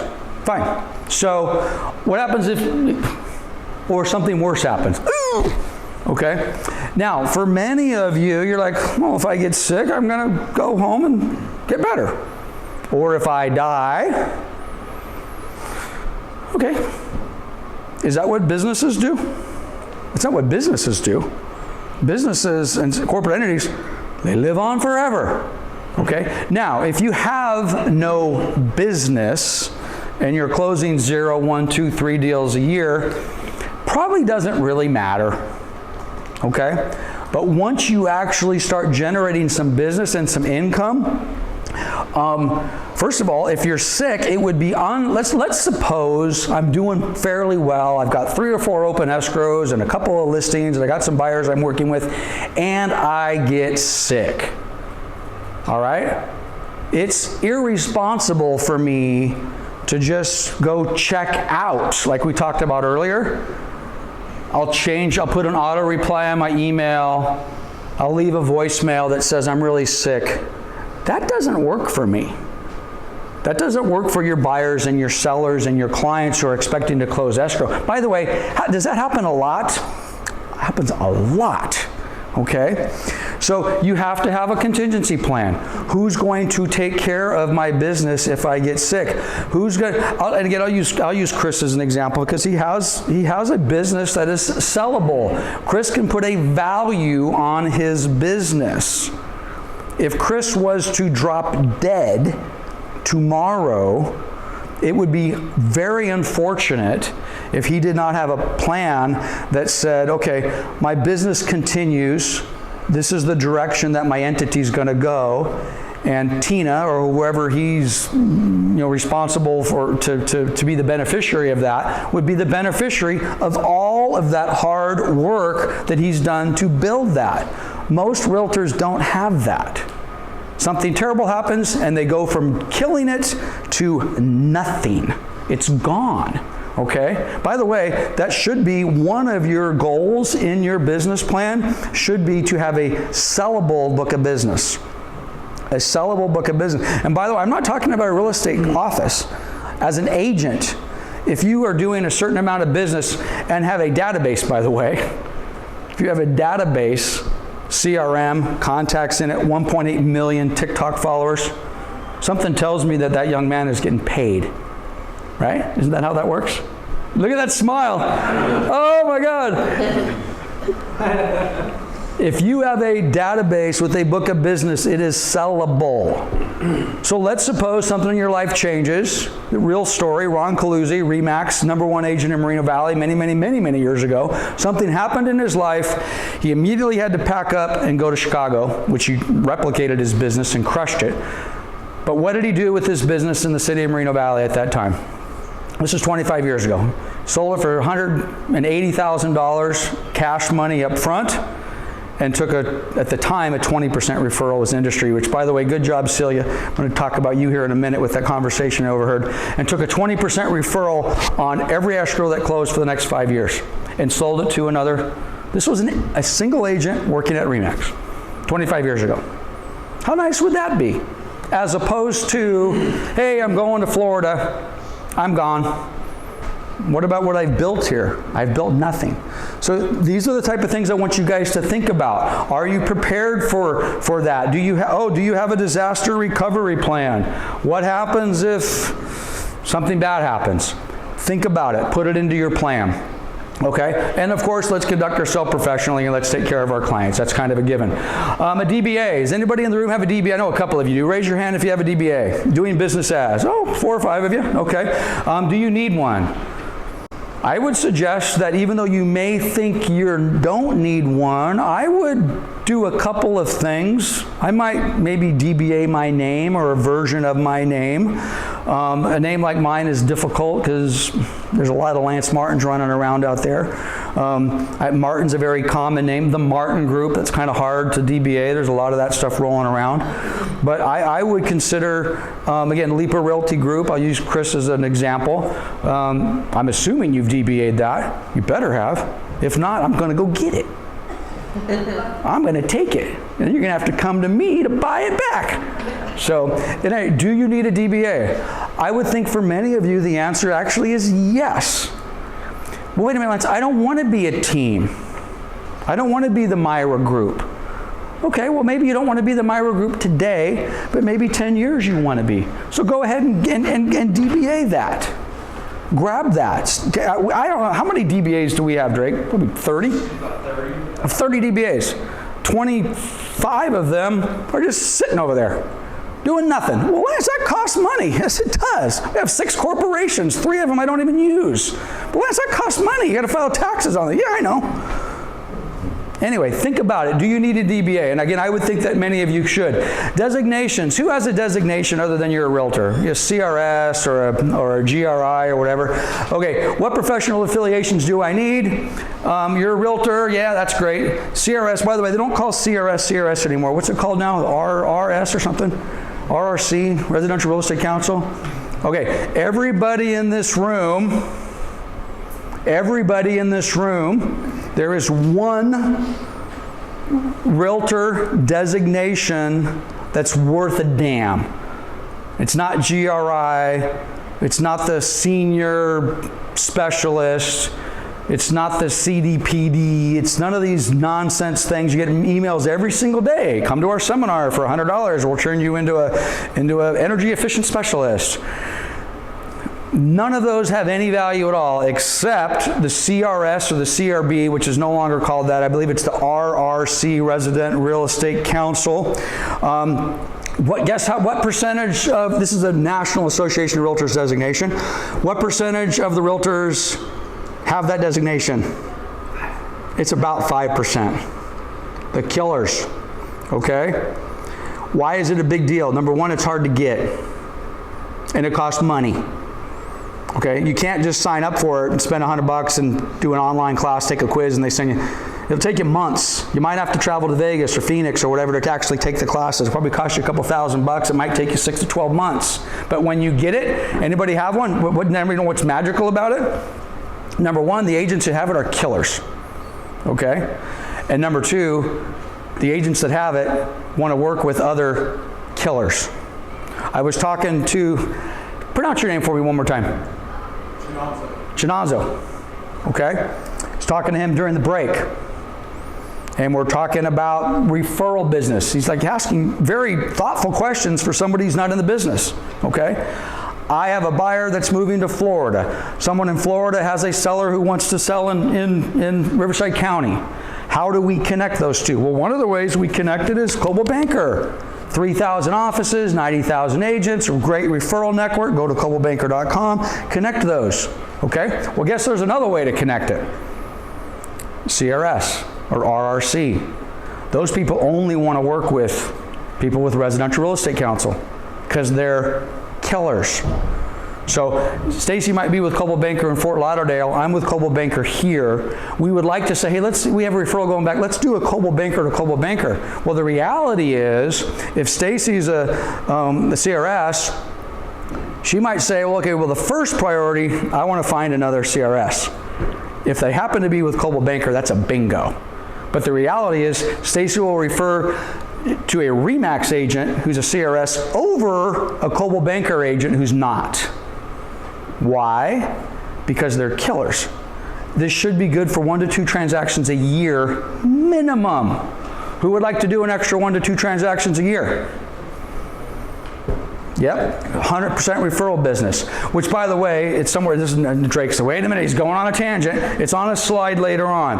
I was in the back of the room. Celia, are you listening? I'm going to talk about you, okay? I overheard Celia on a conversation. This was the cool part about the conversation. I couldn't tell if she was talking to her best friend or a client. I really didn't know. I was specifically listening, eavesdropping on her conversation, trying to figure out, who is this lady? Who is Celia talking to? And then I heard something about, so a 20% referral would be right. So I'm, okay, well, she's probably not taking referrals from her friend, right? So she's negotiating a referral, but if I got it correctly, Celia, it sounds like what you were basically negotiating was how much of a referral were you going to pay to the other side? And of course, she said, well, if I'm paying a referral, I want 20%. If I'm receiving the referral, maybe I want 30%. But anyway, the CRS designation, it's good for 1 or 2 deals a year. If you really, really work it, who knows? It could be worth a whole bunch more. NRBA, these are some foreclosure designations. For those of you that think there's going to be some foreclosure business, then maybe you take a look at these later. But this is the deal. The designation that I want all of you to get, go to NAR's website, National Association of Realtors, search CRS, Certified Residential Specialist. They don't call it that anymore. I think it's RRC. Everybody needs to get that. That's a goal. That's a goal. What do you got to do to get it? You got to attend 2 or 3 classes and spend some money. Do it. Business and a certain level of production. Yes. You have to have some production levels and you have to have some experience levels. So, Lance, I don't have that. I don't have the experience. Doesn't mean it's not on your business plan. You put it on your business plan. Once I achieve X amount of production and X amount of experience, boom, CRS. Time goes by quick, guys. It goes by quick. Before you know it, geez, I have the level of experience. I have the number of production, okay? And by the way, most of you in this room that have been working in this office for any period of time meet the requirements. You meet the requirements, and you have met the requirements for a very long time. So get the designations that apply to you. We'll blow past those. Okay, who am I? Any Oingo Boingo fans in here? No? Not one Oingo Boingo. Stacy, of course you are. Who do I want to be today? It's one of my favorite Oingo Boingo songs. Okay? So, what kind of agent am I? It's not a trick question. Anybody? Anybody want to fall into my trap? What kind of agent are we? You're looking at me. Don't make eye contact, Chuck. Okay, listing agent. I'm a listing agent. Okay, are you a residential listing agent or are you a commercial listing agent? Residential. He's a residential. So Chuck is at least partially a residential listing agent. Will you work with residential buyers? I will. He will. He doesn't sound excited about it, but he will. So in his business plan, it sounds like Chuck's target. What kind of agent is he? I am a residential listing agent. If you force me to work with a buyer, I will. Is anybody doing business with other type of clients? Anybody doing any commercial? John is doing some commercial. Are you doing commercial? No. We have a different business plan going on here. Okay. Now, what kind of commercial is John doing? Is he doing commercial leases? Is he doing commercial sales? Is he doing both? Those are specialties. All right. Is anybody else doing anything different? There's a bunch of different answers to this question. You need to give it some thought. All right. What marketplace? Am I going to be a high-end agent, a global luxury agent, or am I going to just sell medium price in Riverside? These are questions that need to be answered. Okay. What? Huh? Investors, institutional clients. There's dozens and dozens of questions here. Luxury market, vacation homes. I want to do property management. I mean, you need to identify. Now, again, for most of you, like, Lance, you're confusing me. I'm getting my real estate license. I want to sell houses. Fine. You are a residential real estate broker, agent. But even within that category, where do you want to be? Chuck says, I want to focus on listings. If Mike Boab was here, he prefers buyers. I think he's crazy. Him and I have had this conversation and argument for years. But you have to have your plan accordingly. Maybe I want to do new home construction only. All right? So you have to identify that. Who are your clients? Choose your clients carefully. Isn't that right, Myra? Myra and I did a deal. We're actually going to talk about that a little bit later on. But choose the people you're working with. Choose the price you're working with. Choose the location you're working with. So I'm just, without putting anybody on the spot, so let's just suppose our hypothetical new agent says, my business plan is I want to sell 20 houses in the next 12 months, and I want to make $250,000 selling those 20 houses, and all my numbers are accordingly. Okay, and I live in Riverside. All right, so I want, first of all, the people, sometimes, by the way, do we get to choose who we work with in this business? Yeah, sure. Damn straight we do. Don't work with jerks. Don't work with jerks. I'm telling you. Oh, yeah, but they want to list with me. Don't work with mean people, okay? They will tear you apart. So we can control that? Absolutely. Can we control what price range we work in? Of course we can. Yes, we can control what price range we work in. But be careful, because if my business plan says I'm selling 20 houses and I want to make $250,000, there's probably a price point associated with that. Let's just suppose it's a $700,000 sale. But wait a minute, Lance. Jasmine came over here and she has a $120,000 condo, which you can't find that anymore, a $200,000 condo in San Bernardino that she wants me to sell. Am I supposed to walk away from that? What's the answer? Yes or no? Yeah. Depends on what your business plan says. Maybe I refer it, maybe I take it. But if my business plan is focused, because what's the problem? First of all, let's identify the positives. First of all, by the way, Drake, Drew, do I walk away from business? Generally? No. I make really stupid business decisions sometimes that are outside of my business plan, but of course I can justify them. But I hate walking away from business. Okay? And generally, it's not a people problem, it's a location problem. It's too far away. I don't mind the price point, but what happens if my business plan says I should be selling $750,000 houses and I take the $200,000, and by the way, and most of my market is Riverside and West. Riverside, Corona, whatever. And now I take a $200,000 condo in San Bernardino. Because I like Jasmine, she's a great person, and I'm going to get more business from Jasmine, right? Because she has, which is always how it is. Well, geez, I want to get the future business. Is that a good idea? Yes. And that's why you take this business. That's why you take business that's outside of your business plan, because it's really not outside of your business plan, because the business plan is always talking about the second, and the third, and the fourth, and the fifth, and the 20th deal. And the 20th deal might start with a $200,000 condo in San Bernardino. So you take it. But what happens when you take the $200,000 condo in San Bernardino? What do you start attracting? You start attracting more $200,000 condos in San Bernardino and more buyers in San Bernardino. And now all of a sudden, your business plan is starting to look more like a $200,000 business plan. Maybe selling 30 properties, but making $110,000 instead of selling 20 properties and making $250,000. Which is okay as long as you adjust for it in your plan. Which, by the way, the location is interesting as well. You know, I'll use Chris as an example. Chris sold a really nice property down in Long Beach on the water 2, 3, 4 years ago. How many more listings have you gotten in that neighborhood, Chris, since then? Zero. Doesn't mean he shouldn't have taken it.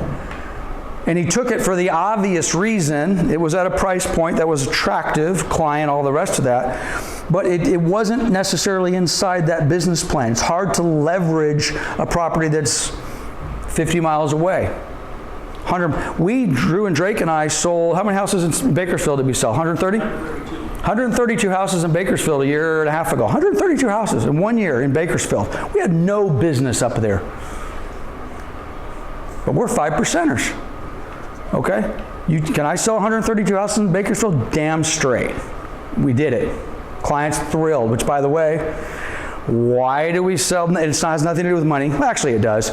But why do we go to Bakersfield and sell 132 houses? Because the client had 225 houses in our market. And by the way, what the hell? But the point I'm trying to get at, how many houses have we sold in Bakersfield since we left there? Zero. How many leads have we gotten since we left there? Zero. Okay? So None of those clients gave you any referrals? You know what? Crazy. This is on video, so God bless my Coldwell banker brethren in Bakersfield. I love you. But my business plan and their business plan did not align. Anybody want to take a stab as to why that happened? I went to Bakersfield, Drew and Drake and I went to Bakersfield, went to another Coldwell banker, which we love, we bleed blue, and they did not see us as an opportunity. What did they see us as? They saw us as a threat. You guys are coming to town. What are you doing in my town? We're the only Coldwell, which by the way, they're the only Coldwell banker. I mean, we can throw a rock and hit 30 Coldwell bankers. You're threatening us. What are you doing? No, we're not. We like you. We're friends. We're part of the Blue Ocean Group. We're friends. No, you're a threat. That's how the relationship started, and that's how the relationship ended. The referral business and the amount of money that was lost up in that market because of that attitude is a lot. And guess what? We lost money too. Because what we should have done, and as much as I'm telling you guys, Coldwell Banker is it, baby, but what we should have done is we should have acknowledged on day one, this is the wrong partner. We have the wrong partner. Our partner sees us as a threat, not as an opportunity. We should have went to ABC Real Estate and says, hey, we got this thing going on. We think there's an opportunity here. Would you like to partner up on this? And I think a lot of people would have said yes. And you know what? We would still be getting referral checks from that relationship. We messed up. So choose your clients carefully, especially if they're, well, it doesn't matter, buyers or sellers. Anybody had an escrow that's lasted 3 months, 6 months, 12 months? You're married to these people, right, Monica? You're married to them. Sometimes you're married to monsters, right? So choose them carefully. If these are somebody that you have to meet with, talk to, correspond with on a regular basis, if they call you and you dread picking up the phone, anybody ever had that happen? Yes. I'm not going to say his name. He's calling me. Lance, what do I do? He's calling me. I don't want to pick up the phone. You have a wrong client. Sometimes not. Okay, choose them carefully. What else we got? Make sure they're the clients that you want. Did I skip one? I felt like I skipped one. Clients you want, clients you don't want, obviously. How are you going to keep them? How are you going to keep them? By the way, trick question. If you know the answer, you're not allowed. If you've never, you could only answer this if you've never heard me ask this question. What am I doing here today? What am I doing up here? Somebody, a new person, come on. Huh? What? Don't be shy. What am I doing? I said somebody who hadn't heard the question. Jesus, Chris.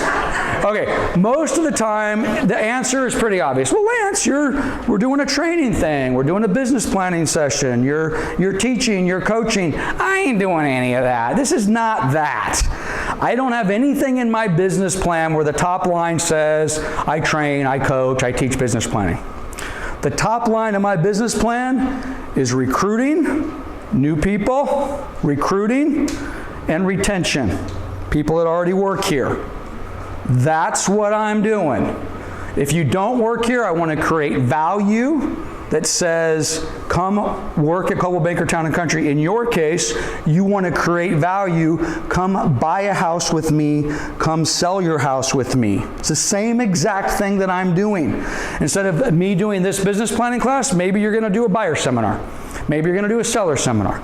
Maybe your open house is special, creating value.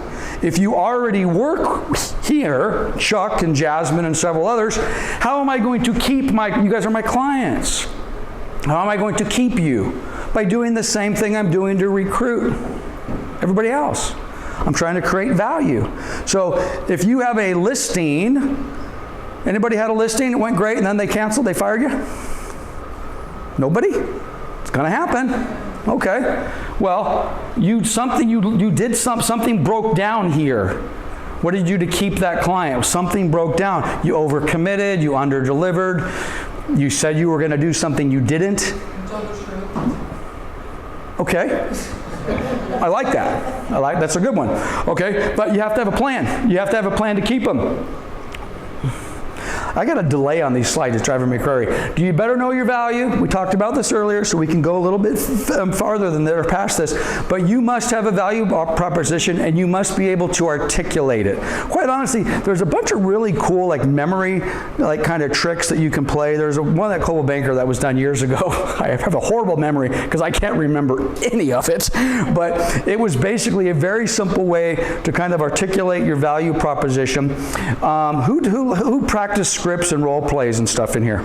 Okay, so the few of you that do, and again, we're not going to play it. I'm not going to put anybody on the spot. But for those of you that don't, what do I say to an expired listing? What do I say to a seller who wants to charge us lower commission? Those are the type of scripts and stuff we come up with. Before you learn any of those scripts, you have to learn what your value is, okay? And be able to articulate to that client, why are you going to list with me? And by the way, the more experience you get, the more, I've been doing it for 34 years. This is horrible that I don't know the answer to this, but me and my team, we've sold 7,000 houses. I probably should know that. I should know that to like within 10 properties. We've sold 7,252 properties. By the way, if you say it like that, no one will want to work with you, right? Because then you're an arrogant jerk. I don't want to work with an arrogant jerk, even if you're a successful arrogant jerk, all right? But what your experience level is, I have been specializing in the Canyon Crest area. I call it my farm. This is what I've done. This is what I do. I do the community. I'm a member of the country club, blah, blah, blah, blah, blah, blah, blah. You have to have your value proposition. So you need to know, and it's going to be different for all you guys. It's going to be different. Anybody lost a client that wanted back? Yeah. I'm looking specifically at one person in the room. Anybody lost a client that wants them back? You do want them back or you don't? You don't. I do. I want him back. Even though we fired him and we kicked him in the butt and we actually swore at him a little bit as we kicked him out of the room. Myra and I were working with a client that was firing us. So what happens when you're going to get fired? Fire him first. You ain't firing me. I'm firing you. I quit. So, but that was a bad experience. And the client it was difficult. But I want him back, and so do you. Maybe just not yet. And you know when you're going to want it? You do. You just don't know it yet. Alicia. I just have a quick scenario, and it's not a true one. It's me personally. Yep. I got home 4 years ago. Okay. And it's my cousin. They did a loan and they also did my real estate, right? Well, the pandemic happened, and the person you're going to have this watch. I'm in this business since 1997. I haven't received one postcard. 2 years ago, the roof rate under 2%. Hey, by the way, looks like you're at 80%. You take off that MI. So to me, it's a value. You're the experts, right? Keep in touch with your customers. 100%. So here she's my relative, and I'm like, girl, what do you mean you don't cold call? I don't cold call. Everything's referral, so don't get caught up on I'm too good to cold call or door knock or anything. Well, and we're going to be talking about different forms of prospecting and database and exactly what Alicia is talking about. And it's important and it's so elementary. Okay, so you might have lost some clients you want them back. Put them in your plan. They're not really as relevant as they were before, but I have clients written in my business plan that I lost and I want back. Okay? I want them back badly. Okay, but anyway, so by the way, if that's my goal, I got to have a plan to get them back. So what am I going to do? I better do something. Just saying I want to get them back is nothing. Okay, I have to have a plan. Choose your transactions just as carefully. Be careful on what you're selling.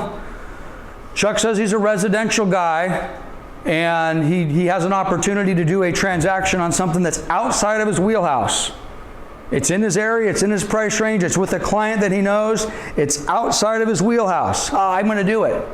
Be careful with that. You can waste a lot of time and money and aggravation. Be prepared to walk away. I think we've already talked about that. Be prepared to walk away from or refer. Somebody earlier said refer. We've got to be refer. Competition. Who is your competition? It is critical you guys know who you're competing with. Other offices, other agents, specifically people if they're in your farm or in your market area. You need to know everything about them. You need to know their listing presentation, what they're promising, how much they're charging, all of that. Disruptors? Huh? Disruptors? Disruptors. Okay, well, I wasn't even thinking about disruptors. I'm thinking more of the agent that works at ABC Real Estate who's selling houses in the same city that you're selling, right? Or is potentially going to go on the same listing appointment that you're going on. You better know what they are doing. Are you a competitive person? And raise your hand if you consider yourself competitive. It's a good characteristic, in my opinion, in this business. I think you got to be. Matter of fact, I had a video on here. I took it out specifically, but being competitive, I think it helps a lot. I was going to ask you a quick Yep. question. What do you do with the competitors that undercut you, like, for? Well, again, you have to have a value proposition. You know, I mean, there's cute little responses to that. You know, hey, well, Sally will do it for a flat fee of $4,900. Okay, well, then now you know what Sally's worth. That's cute. Okay. But this is the deal. I never, by the way, have I said anything bad about any of our competitors? No. RE/MAX is a great company. For those of you brand new agents, I mean, hey, if you're interviewing with RE/MAX, Berkshire Hathaway, Keller Williams, whatever, they're fine companies. Okay? I'm not going to say anything bad. Now, from a competition standpoint, competitive standpoint, and again, I can't go down this rabbit hole, but let's just pretend, for example, we're on a listing presentation. There's an agent who has a wonderful close for this. I'm going to have to do a super short version of it. She sits down and she's doing her value proposition. I do this, and I do this, and I do this, and I do this, and I do this, and this, and this, and this, and this. And she literally has like little placards, like index cards, and she lays them out on the listing presentation table and says, this is what I do. Well, yeah, but you know what? Sally at ABC Real Estate, she's going to do it for 5%. Oh, I can do it for 5% as well. Which one of these things do you not want me to do? What thing of value that am I bringing to the table would you not like me to do? Now, the problem with that is you have to know what you're going to do. You have to know what those items are that you're bringing to the table. And that's the big challenge. Most of us don't have a listing presentation. You don't really have a plan. The client really doesn't know what you're going to do. So then when they cut the commission, you don't really have anything, so I'm not going to do this, I'm not doing that. I love that. Okay, but the short answer, which is not going to be satisfying to you, is you certainly don't slam them. Oh, well, they suck. They're a discount broker. I do business differently. Okay, and this is my value, et cetera, et cetera. That's needs a much deeper answer, though. Okay, we need to know. We already gone through all of this, so I'm going to blow past this as far as what our competition is doing.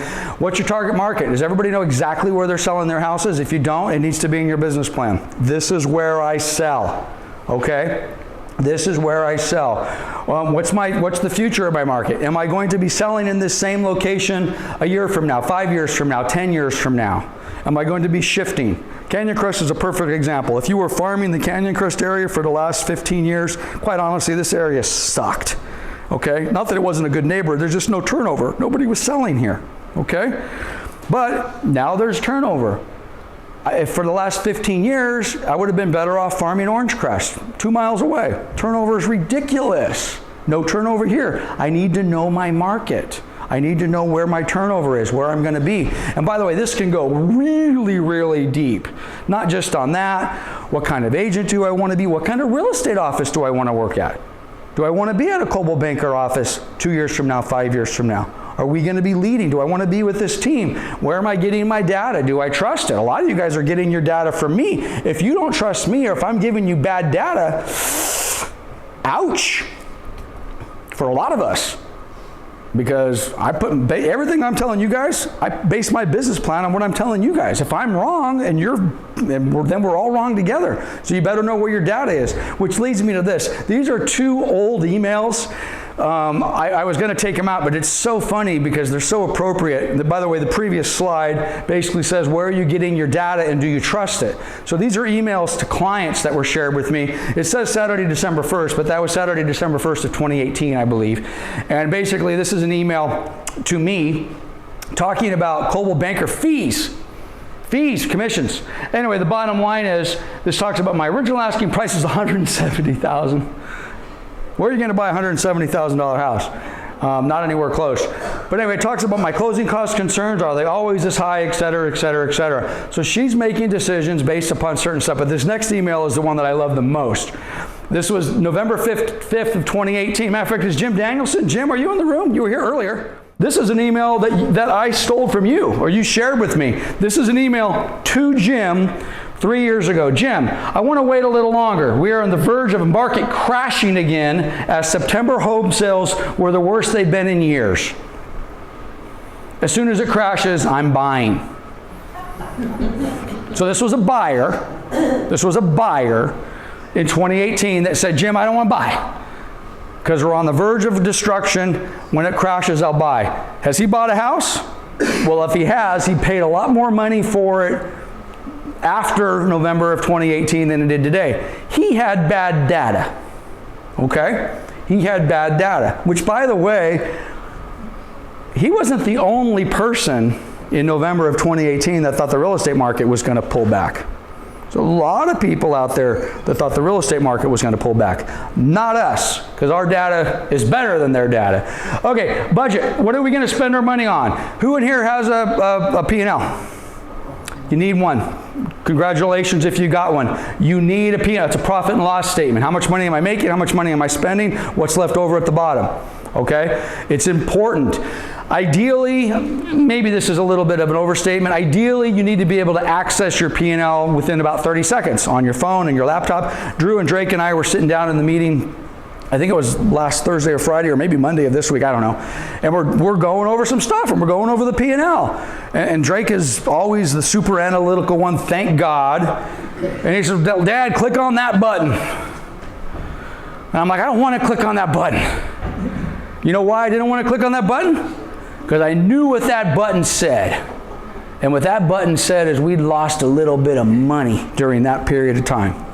He says, click on it. And I did. And it sucked. And it was painful. But it needed to be clicked on. Because you can't just go around with your blinders on. So you need to have a P&L. You need to be able to track that. You need to know where you're at. And thank God, on our team, we've got someone like Drake, and back when Mom and Dad were in the business, someone like my mother, who said, whoa, hold on a minute, Mr. Gas Pedal. We got to slow the hell down here a little bit. And maybe we need to do things a little bit differently because we're bleeding over here. You need a P&L. You need to know what you're doing. Who uses accounting program? QuickBooks or Quicken or QuickBooks, I'm assuming? Guys, QuickBooks is cheap, get it. QuickBooks is cheap, get it. Who has a separate bank account for your business? The same 6 people. You need a separate bank account for your business. Even if you're a sole proprietor, you're going to have Stacy's, this is my personal account, and then you're going to have Stacy individual, this is my business account. Why? Because you want to be able to track your business expenses. Commissions come in, even if, again, don't get confused. Even if you're not a corporation, you're just a sole proprietor. Your commission check comes in, you get a check for 10 grand, you deposit it into the business account. Lance, I need every bit of that in my personal account. That's fine. Transfer it into the business account for 10 grand. Or deposit into that account, then transfer 100% of it over into your personal account. The P&L shows that $10,000 came in and a $10,000 owner distribution went out. If you're buying gas, you're buying anything you're buying gets bought out of the business account. Not anything, I'm not an accountant, but a lot, okay? A lot of what you're buying. If you guys are spending business expenses out of your personal account, stop. What are you doing? You guys realize what a beautiful thing we have here? We are an independent contractors in the eyes of the Department of Real Estate. We are allowed to get paid on a 1099. We are allowed to file our taxes with the Schedule C, okay? We can write off a lot. I don't want to say everything, because that would be too much, okay? But I tell you, you have to separate this stuff. Who's buying gas on their personal card? Everybody in here that doesn't have a business account. Stop that. What are you doing?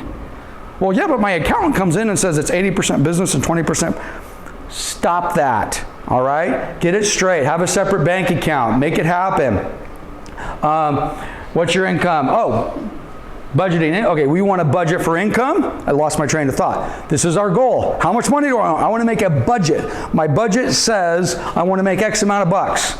My budget says, and by the way, it's a different kind of budget. This is when I'm working. I want to budget my hours.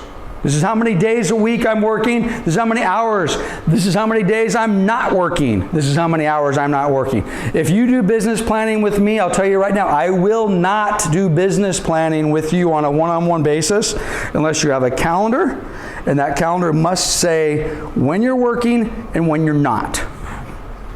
Okay?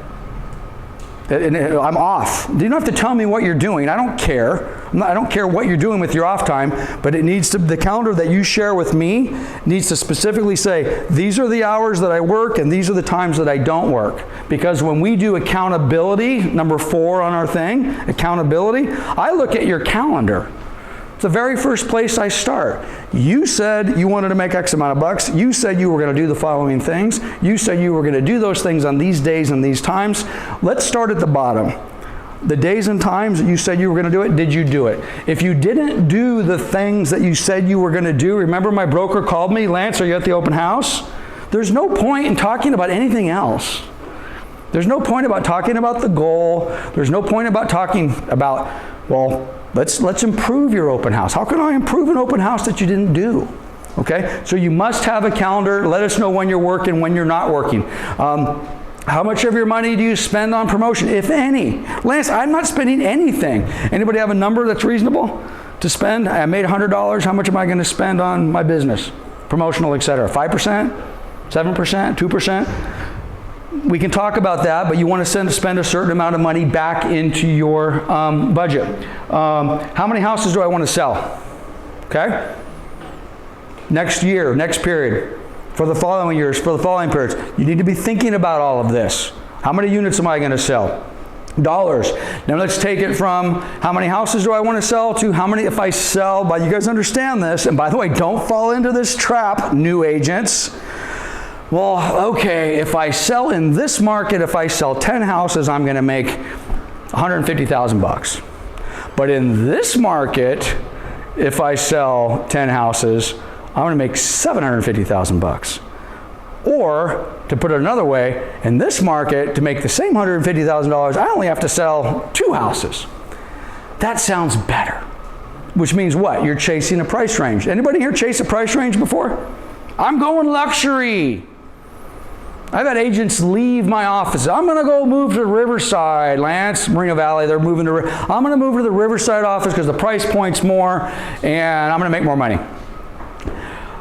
5 years later, they're doing business in the exact same place they did previously. Okay, but be careful chasing a price point. Be very, very careful because it's a very rarefied air up there, and there's less volume being done in those price points. So be careful. But I'm not saying don't chase it. Marketing. What are you going to do? Anybody going to do anything? You should be doing something. Postcards. Farming. Handed out flags. Yep, flags. Flags for very traditional. Very traditional. I love all of it. Maybe we go hang out with the guy with 1.8 million TikTok followers. Is that marketing? That's marketing. I can't wait to follow you and see the content. He shared with me for 2 minutes the type of content he has. I know why he has 1.8 million TikTok followers. Because he's engaging and he's real and I can feel it. And he's telling me I'm talking about stuff that people don't normally talk about on social media. I'm connecting. I believe I'm using your word. I'm connecting. Of course, you better be connecting with people of 1.8 million. You ain't going to have that. So what kind of what is your marketing going to connect? I guess we're going to find out. What else we got here on the budget? Percent of your dollar and your income. So what percentage of your, let's just keep the math simple. I want to make 100 grand. Okay. What percentage of my 100 grand is coming from my farm? My source is a farm. 20% is from my farm. Cool. Okay. What percent is going to come from, you're going to send out direct mail.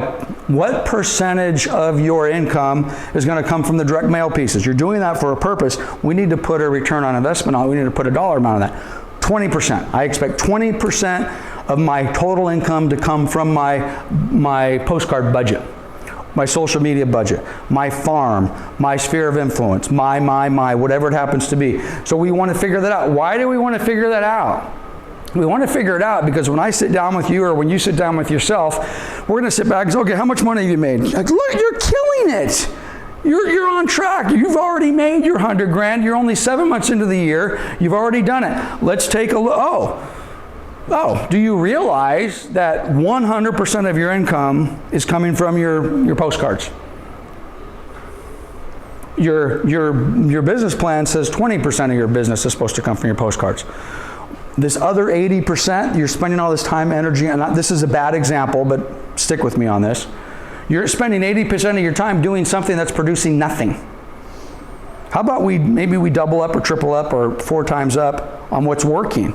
All right? So let's shift a little bit. Let's shift on where the income is coming from. Same thing with leads. For those of you that have done leads with Zillow, internet leads, whatever it happens to be, and you're spending money on this and you're spending money on that, you have to know if those leads are converting anything. Is there any sort of conversion there? If I'm not converting these leads, what am I doing? Why am I spending this money in these areas? Anyway, I digress. I don't have time to go too much detail on that, but you guys need to give this a lot of thought. What's your break even? We talked about this earlier. How much money do you have to make before you're in pain? Well, geez, Lance, I at least have to make 3 grand a month. I can go fine for the few months, but if I'm not making 3 grand a month, I'm done. Or 30 grand a month. All right? You need to know what that is. And then what happens if you don't? And how long can you go? Okay, guys, we're going to keep it real. Brand new agents, agents who don't have their license yet. You guys, have you heard the ratio of agents that get licensed and fail in the first year? It's huge. Huge. What's the number? 90%? It's a big number.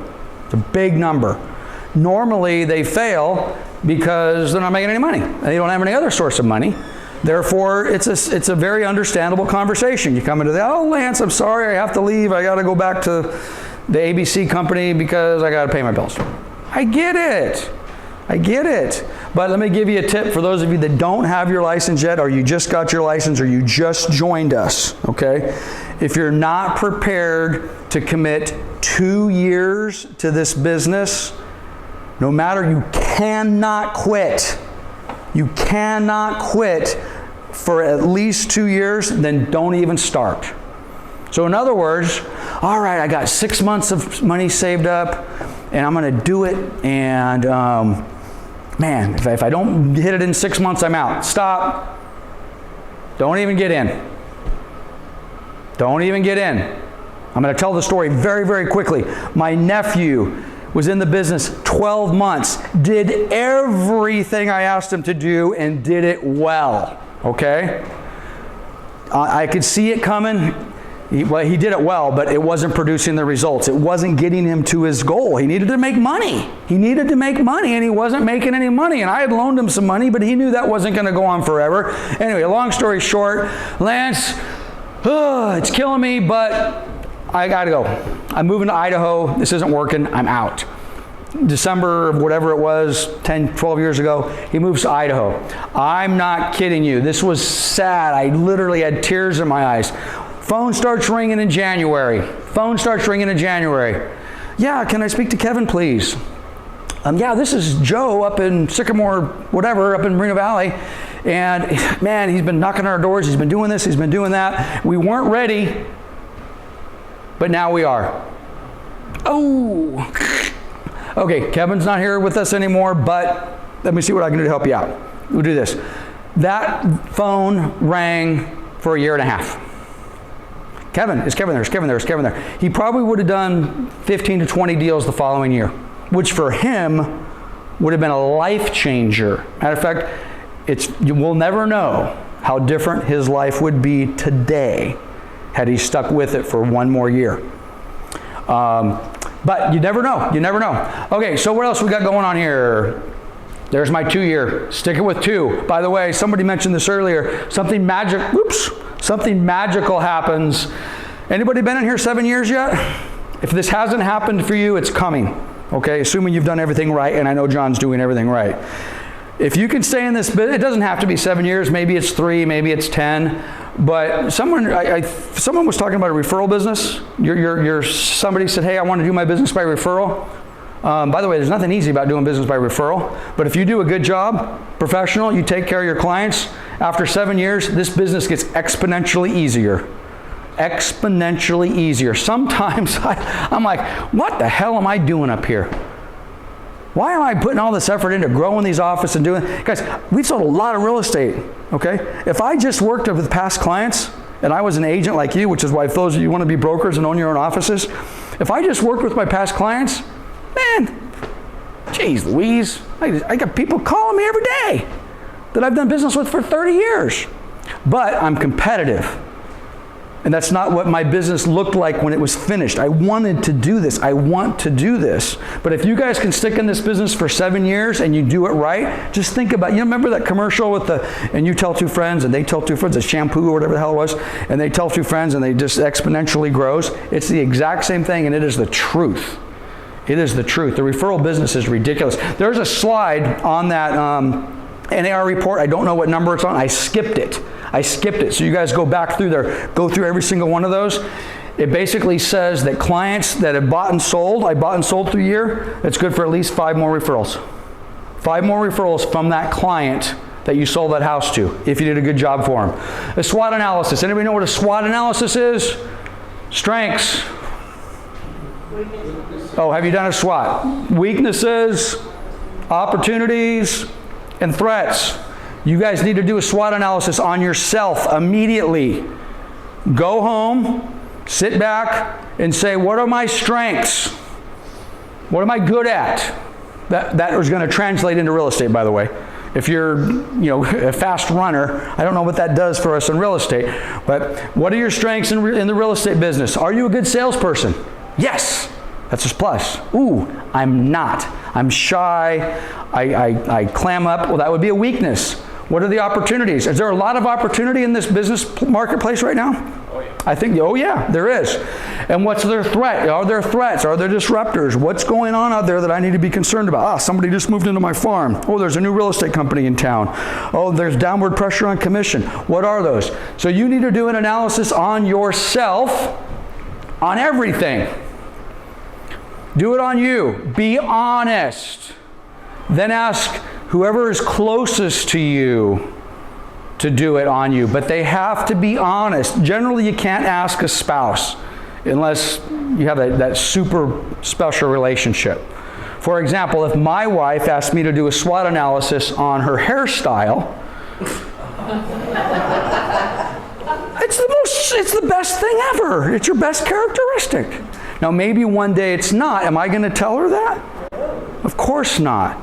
So some people that are that close to you will not tell you what your weaknesses are. So they either need to be brutally honest, and you, by the way, need to tell them, I need to hear this. Drake is great at this. He'll come up after this. That was pretty good, but Christ, Dad, stop that. Okay? He's very honest. He's very honest. I need to hear that. Okay, next time I got to stop that. Got to stop going off on these tangents. I don't listen all the time. But on your team, if you have, I see Randy and Annette are still here. You need to do a SWOT analysis on your lender, on your escrow, on your title, on your mortgage, on everybody around you. You need to do a SWOT analysis on me. So for those of you that don't know me and you're getting to know me today, you're kind of doing a SWOT. I'm giving you a SWOT analysis. Okay, this guy seems pretty good about that. Super annoying with that. Whatever it happens to be. So you need to go through that. Analyze your team. Analyze our company. Analyze Coldwell Banker. And I mean this. Is Coldwell Banker the best company you need to be with? All right? We've been with them for 16 years. We don't have to be in with 16 years. We could go somewhere else. Our analysis says this is where we need to be. Doesn't mean that Keller Williams isn't a fine company. They are. But we love Coldwell Banker. So do your analysis on everybody. And then of course you want to make you adjust accordingly. Do an analysis on I just put your farm. Everything gets analyzed. And of course you want to adjust the things that are tough. On a team, let's again define a team. Who's on your team? Who wants to build a team? We talked about this a little earlier, so I'm not going to repeat myself. I'm not talking about a Chris Leeper Realty Group team. That's a whole different conversation. That is an entirely different business plan. I'm talking about me. I'm talking about Randy. I'm talking about Annette. But by the way, for most of you, before you even think about building a team, you need to have enough business to hire an assistant. Which, by the way, is a huge milestone in your business. And I hope and pray for every single one of you, you reach that milestone. Because what that means, and kind of Chris hit on it a little bit, he's growing, and all of a sudden I'm doing so much business, my service is lacking. Well, you don't generally just jump to a team like he has. You jump to, I think it's time for me to hire an assistant. And you'd be amazed how much more productive a part-time, 4-hour-a-day assistant will make you. Okay, and I would put that at the very, very top. Lance, I've never even sold a house before. I know. One of your goals is I need to hire an assistant as soon as I possibly can, as soon as it fits in the budget. All right? Somebody to do that stuff, that administration stuff. Who's on your team today? Escrow officer, assistant, title rep, title officer, loan rep, processor, under, which by the way, you don't even know who these people are. How many of you in here have met your loan processor or your loan underwriter? I haven't. But I got to tell you, if Randy's on my team, hey dude, your processor up to snuff, your underwriter up to snuff, the person who draws loan documents up to snuff, because he's my face of my team. But there's 15 people behind him, and if any one of those people screw up, you're going to hear from me. How come we can't get loan docs out? Everybody else gets loan docs out in 24 hours. We're waiting on loan docs for 3 days. Yeah, because Sally's out sick and we don't have a backup. I got a weak team. That's not true, by the way. Okay? But we need to know that. You need to go deep on your team. Yeah, Annette is a fantastic title officer, but it doesn't do me any good. Excuse me, title rep. She's the salesperson. She's got the fun job. Okay? The TOs do all the work. Kidding. She's like, what? Okay? But if her title officer behind the scenes has got a problem, that's a problem not only for Annette, it's a problem for us. Okay? So they all have to be great. I got to be on your team. Paul, Norm, Drew, Drake, we're all on your team. Your home inspector, your gardener, we talked about this. Yes, we've lost deals because of a bad pool guy. Don't let that happen. Which, by the way, let me pause here for a second.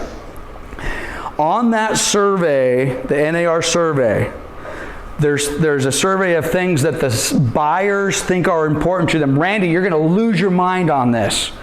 Things that buyers are important to them. One of those things is the pre-qual process and the loan process. It's at 3%. Is that a misunderstanding of how important Randy's job is? A 3%? Now, it doesn't mean that they don't think that the loan itself is important. They have high anxiety about the ability to get the loan. But let's assume that they think, hey, I can get a loan. I have a good job. I have money in the bank. The concern of actually talking to the loan officer is like at 3%. Is that an opportunity for us to sit back and say, oh, no. You've got this miscategorized. You don't have the importance in here. And let me explain why Randy at Summit Funding is an important part of my team. And I'm sorry, but let me tell you why you should not be using your son's cousin's brother from the Baxter party from 4 years ago in San Diego. I know he was wild at the Baxter party, and you guys had a great time. That doesn't mean he can do loans. But Lance, he drives a Ferrari. Real story, guys. Not the Baxter party part, but I had an agent say, he has to be good because the loan officer drives a Ferrari. Drug dealers and athletes drive Ferraris, not loan officers. Yes. Randy is on my team. He is. I wouldn't have a team without Randy. Yep. I'm happy to show properties up in the high desert. Yep. And I didn't know about all their special assessments. Special stuff. And so we have $5,000 a year. So I have to quickly call Randy and say, hey, do I still qualify with $200 a month? That's right. I'm going to write an offer right now. That's right. I get him on a three-way call with my client, and lo and behold, yes, I Boom. qualify with my special. Boom. And by the way, Randy doesn't have to be sitting here, but he values the relationship. Same thing with the net. They value the relationship. This is not a commercial for Randy. This is just, it's the truth. Hey, it's the truth. It's the truth. It needs to be done. Do you have an attorney? Who in here has an attorney? Do you need one? Yes. For those of you that don't have an attorney, you need an attorney. Well, Lance, what do we need an attorney for? I'm not in any legal trouble. This is not for being in legal trouble. You're going to have a client that's going to talk to you, and they're going to say, hey, do you have a trust person or somebody who can help me with the real estate deal or whatever it happens to be? And the reality is, and by the way, this is a fine response. This is a fine response. A lot of you that are new are going to say this a lot, and I don't want to discourage you from not saying this, but actually I don't. But let me talk to my broker and my managers, and I'm sure I can get a great referral for you. That's a good answer, by the way. But you know what a better answer is? Of course I do. Let me text them to you. Let me text you Wayne Tucker's name. Let me text you Renee Abraham's name. Let me text you John Giardinelli's name. Let me text you the 2 other attorneys that I fired. Okay? You need to have these people in your database for a bunch of reasons. One of them is going to be you are going to have clients that are going to ask you, do you have a real estate attorney? You're in the real estate business. If the answer is, that's not a good look. Okay? Oh, do you have somebody who specializes in trusts? Do people selling real estate deal with trusts all the time? Yes. So get yourself in a... Lance, I don't have one. Yes, you do. Wayne Tucker. Okay? Wayne Tucker. He's in Redlands. He's a great guy. Does he do everything? Nope. Refer him to Wayne Tucker. I need help with estates. Fine. There's somebody else in his firm. His firm will send you to somebody else. All right? And by the way, we also want business from these people. Yes, I expect if I'm going to send you business, I want you to send me business from my attorney. How about my accountant? Do you have an accountant? Lance, I don't make enough money to have an accountant. Then fine. You have a new accountant. Okay? His name is Brooke Horspool. I'm about ready to strangle him right now. I'm so upset with him, but I'm still referring you to Brooke. Yes, you need one. I'm not making enough money. It ain't about you. First of all, you're going to be making enough money that you're going to need Brooke. You are going to have clients, and they're going to have a tax question. Well, Lance, if I do a 1031, and I don't understand this, and I don't understand that, and you're going to answer the question, but this is the deal. Let me refer you over to Brooke. Brooke's going to answer these for you because he's actually the professional that does that. And we talked about it, but I'll tell you, I'm going to get a group text going on. I'm going to text you, I'm going to text Brooke, and then he's going to confirm that your 3 rental properties can be exchanged and for this, that. You need to have that. Now again, I don't have one, I'll get it to you. That works in a lot of cases. Not necessary. So get yourself a good tax person. What else do we need? Insurance. Same thing. Lance, who do I get my insurance with? Oh, just whoever you have your car insurance with. Okay, maybe, but get yourself an insurance. This is totally off the point, by the way. For those of you agents that work here, how do you know I've paid our errors and omission insurance? You update it every year. Okay, true, it is. And I know John. John looked. John said, because it expires on this date, I better look. The rest of you didn't. It's posted, it's in the file. You guys can check it out right now. It better be part of your business plan that your broker has errors and omission insurance, because if your transaction goes south and you get sued, you don't want to have that, well, I thought I had a, I thought my broker was paying for, which by the way, this happens all the time. You get in trouble, you're working at ABC Real Estate, the lawsuit comes in, and then the broker comes in and says, oh, I'm really sorry, but we didn't pay our E&O and there's no coverage for this. Happens every day. So guess what you guys need to do? In your business plan, you need to sit back and say, check to make sure that the company's errors and omission insurance is paid. I want a copy of the certificate of insurance, and you want to check it every 12 months. Lance, do I really have to do that? No, but it's probably best practice. Okay? Meeting and events. Does anybody on your business plan have any sort of meetings or events or things that you are going to do to promote your business? Okay, I would suggest you think about what you are going to go to this meeting. Where am I going to spend 6-7 hours of my day? Is this worth my time? And then what meetings are you going to actually put on? What are you going to put on for your client? Are you going to put on a buyer seminar? Are you going to put on a seller seminar? Are you going to do something a little more fun? I want to do a movie night. I'm going to take all my clients and we're going to invite them to the movie theater, or we're going to have a picnic at the park, or we're going to do something on Halloween, or we're going to. So, what events are you going to do to basically market yourself? Okay, I got to tell you, we've been doing this market forecast for 10 years now. This has become a beast. This is a beast, guys. We have, your company you work for right now has the premier economic forecast in the Inland Empire, period. Hands down. Okay? And by the way, you know who told me that? The people who put on the UCR forecast, the people who put on the Greater Inland Empire Chamber of Commerce forecast, they get half the number of people that attend. And they get one speaker. They get Chris. We get 27 speakers that show up. Okay? This started out kind of by accident, and then we said, wait a minute, this is good for, by the way, remember a minute ago I was saying, what am I doing here? Training, business planning? No. Recruiting, retention? Am I in the economic forecast business? No. This is my grammar. I've looked this up. This is correct grammar. Am I in an event putter-oner business? I am not in the event putter-oner business. I said that from the stage. I actually thought that was a word for a second. Yeah, we're event putter-oners.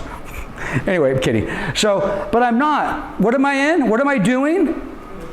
Recruiting, retention, and, which by the way, recruiting and retention for the real estate agents, but also prospecting for buyers and sellers and past clients and tenants and landlords, because we do that too.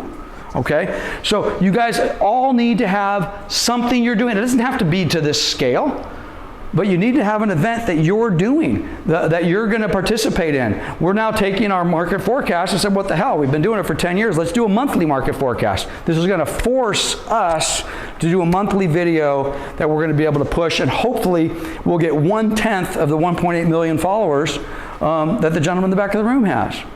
And we're going to start with our monthly market forecast. So you need to get your event. This is an event, by the way. The reality is, I'm happy we got 65, 70 people here. This event should have 600 agents at it. And 500 of the 600 should be with Remax and Keller Williams and all the rest of that. And that's what we're going to do next year. That's our goal. That was the goal for August of 2020, and then COVID killed us. And then let's face it, we just announced this event 2 weeks ago. But next year, this event, the 95.5, which we're branding 95.5, is going to be an industry event. And I want to take all of the market forecast people and I want to bring them over to our business planning event. And I want to teach the Keller Williams agents how to do a business plan. Why? Because I want them to come work here. So you guys need to get yourself some events. Prospecting, dues, what am I going to do? I'm brand new, I don't know what to do. Here's just a list of a few. You need your sphere of influence. I think Alicia was talking about that. Past clients, I don't have any, you will. FSBOs, there are no FSBOs in today's market. There will be at some point in the future, so we'll work on that. Expired listings, there's not any expired listings. There will be, we'll work on that. Cold calls, door knocking, there's just a whole bunch of things. There's 100 more on here I didn't even list. So these things are all things that I want you guys. I don't even have TikTok on here. Guys got 1.8 million followers on TikTok. I don't even have it listed. You know, I better get with it, right? I better modify my business plan. Because I remember Chris Leeper, we were out to dinner at Romano's on the patio a year ago, and you said something, what do you think of this TikTok thing? I'm like, what are you kids up to? You know, well, what these kids are up to is 1.8 million followers. I don't even know what that monetizes out to be, but something tells me it monetizes out. Okay? So you've got to do, by the way, this is your dues. What do I want? I want to make 100,000 bucks. What am I going to do? I'm going to do all of it on social media. That's where my lead source is going to come. I'm going to do all of it on farming.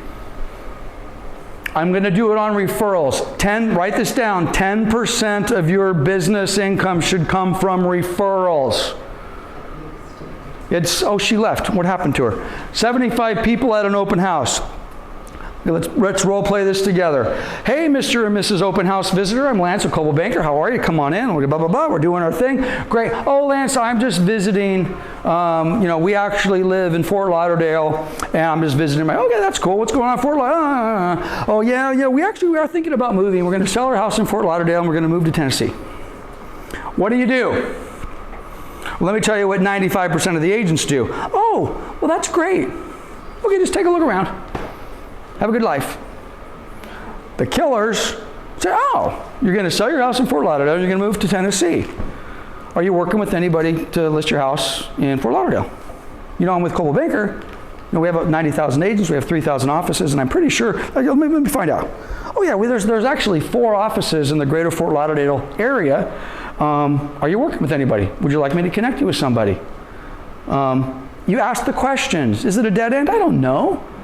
But you ask the question, oh, no, we're not working with anybody, and we are ready to go. Boy, that would be really nice. And by the way, and I've done so little of it today, but you have to bleed Coldwell Banker. It's an amazing thing that happens when you start talking about your brand.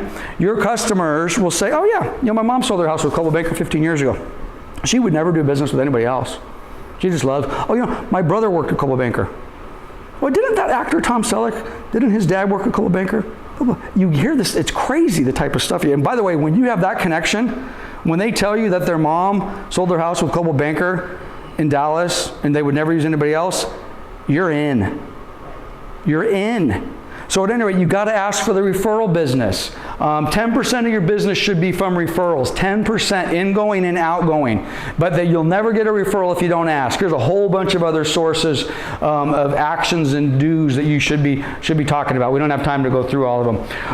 How quickly do you respond to your calls, your text, your emails, your Zillow leads? Let's just stop there. I know the answer to most of you in this room. Not fast enough.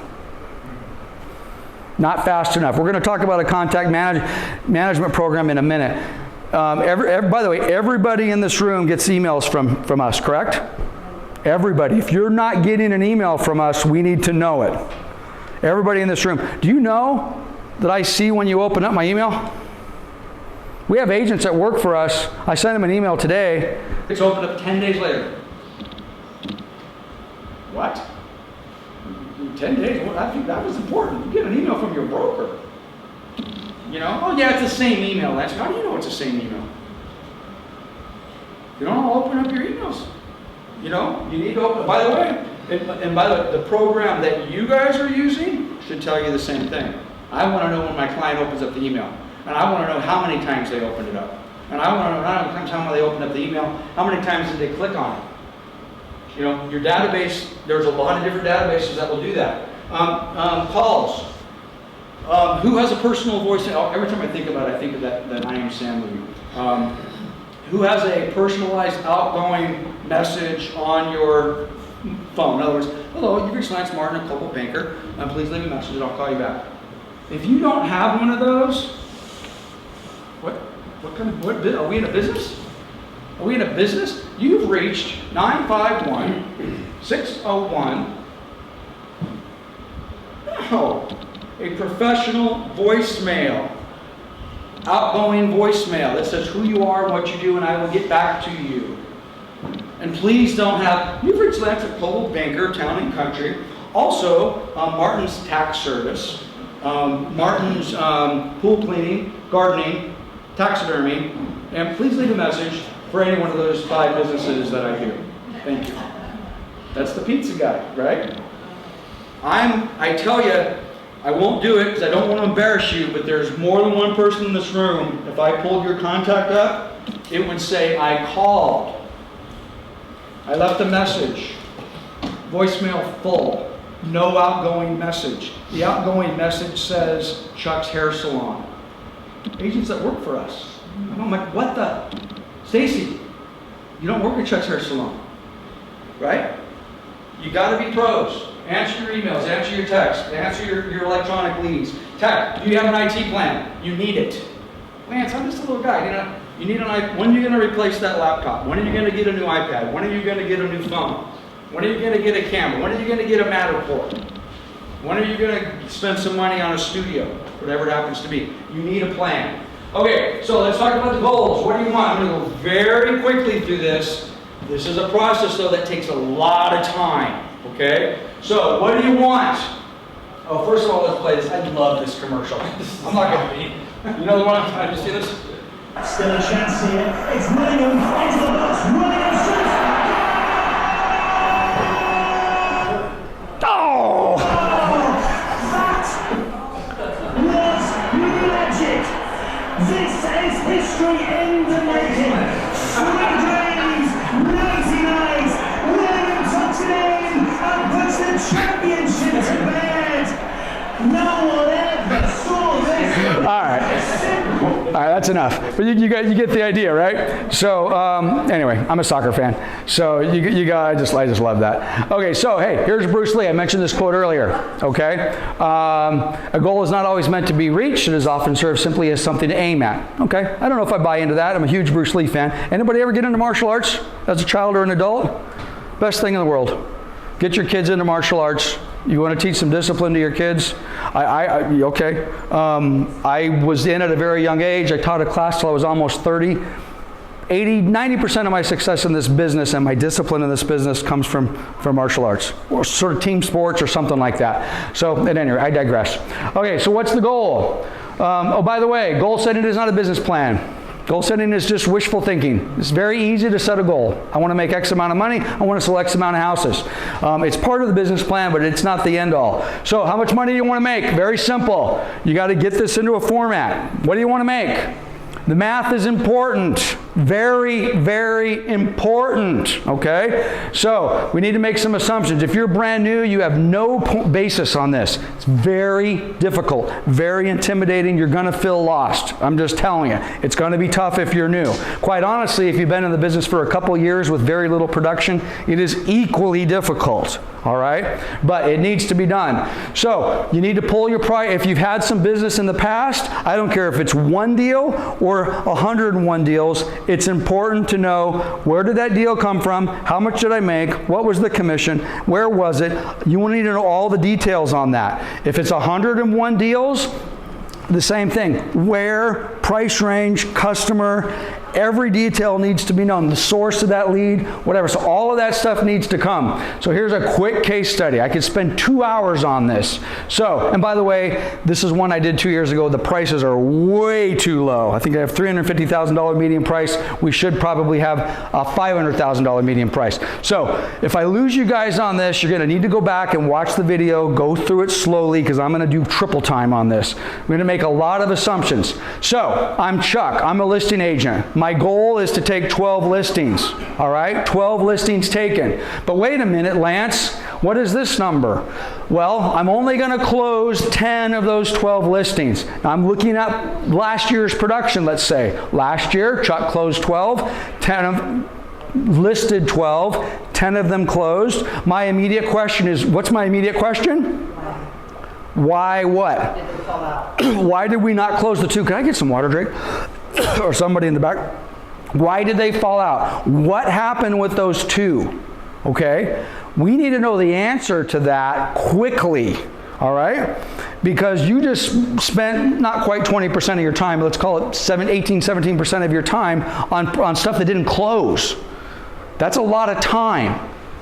Which, by the way, you're not going to sell every listing that closes. So would it be nice to take 12 and close 12? Yes. Is that realistic? Maybe not. You might lose some here and there, but we want to know why. Okay? So didn't close. Thank you. We didn't close 2 of them. I got it in red because it's important. All right? Oops, I skipped over the price. We need to know what the average sales price is. Why? Because if my goal is based on a sales price of $500,000, I'm selling $350,000, well, which it's not. My sales price on this is based on $350,000, which, let's face it, is low. I should have updated these before I did the presentation. But average sales price of $350,000. All right, so basically I closed 10 houses at $350,000. What does that mean? Oh, How many buy sides did I did? Chuck just, and you didn't say this, just go with me on this. Chuck said, I really don't want to work with buyers, but guess what? Even though he doesn't really want to work with buyers, he did, all right? So what did he do? He wrote 12 contracts. He got 9 of them accepted. 3 of them didn't get accepted. Of the 9 that got accepted, 6 of them closed, all right, with an average sales price of $350. We could spend a lot of time analyzing this. Some of you that have had some experience in this room say, I would kill to write 12 contracts and get 9 of them accepted. You know, I love Rachel. She's not here. She had a commitment. She'll be watching this on video. Hey, Rachel, talking about you. She said on the huddle a week ago, how many offers did she say she wrote? Who was on the huddle a week ago? What was it? Like over 100. Over 100. I think it was 115 offers for one client. None of them accepted. Damn is right. Okay. Now that's okay. But let's just. This is so. If I'm Rachel, this is one client. 115 offers written, 0 accepted. Now. We have extraordinary marketplace going on right now. Extraordinary. Very, very difficult if you're representing buyers. Very difficult, okay? That's going to change. But for our sake, let's just suppose, hey, I can write a certain number of offers to get a certain number accepted, which, by the way, the quality of that offer, the lender, everything goes into your business plan. And I got to tell you, I can't say anything bad about Rachel. She's been our #1 agent. She very well may be our #1 agent this year again. I don't know. But I got to tell you, if I'm sitting down doing some business planning and coaching, I'm going to sit back and say, man, that might be a client that we pushed to the back burner for a minute, right? Or maybe I got to get a buyer's agent on that. I cannot be spending that much time on an offer. It's an FHA buyer, which is impossible in this market, et cetera, et cetera, et cetera. But her response back to me, it's hard to argue, Lance, they love me. Yeah. They love me. They're going to do business with me forever and ever and ever and ever. And if it takes 130 offers to get one accepted for one client, she's going to do it. Okay, so at any rate, let's get back to this. So 9 accepted. A third of the offers that got accepted fell out. Whose fault is that, Randy? It's not mine. That wasn't a question. That was a statement. Whose fault is it? Randy's fault. It's all in the inflection. So, but seriously, is it possible that a third of those transactions that didn't close are the lender's fault? Not only is it possible, it's almost assured. It is assured if that lender's not on your team. Guys, there are some of you that are brand new. You realize there's some loan officers that are just getting into this business like right now, okay? And there are loan officers that have the same stats that we just had. They closed a very small number of loans in their period of time. How would you like to be in escrow with that loan officer? I wouldn't.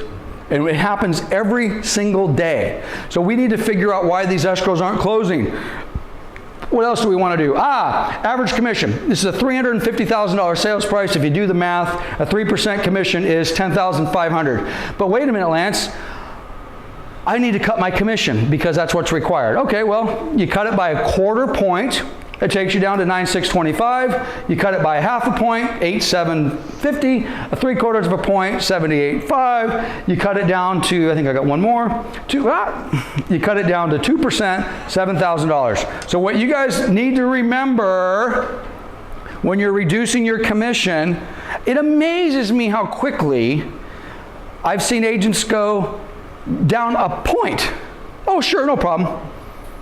I'll cut it a point. So you come down from, I mean, the math is obvious for those of us that know math. From 3 points to 2 points is a third. You just gave away a third of your income.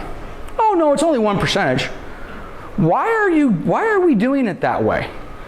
If you're going to reduce your commission, how about you maybe take a different approach? Yeah, okay, I'll tell you what we'll do. I can take I'll take a 5% discount off of the listing side. Not 5 points, 5%. 5% of my 3%. I don't know what the math on that is, but it's not 30. No, we don't know. We'll take off a 1/2 point.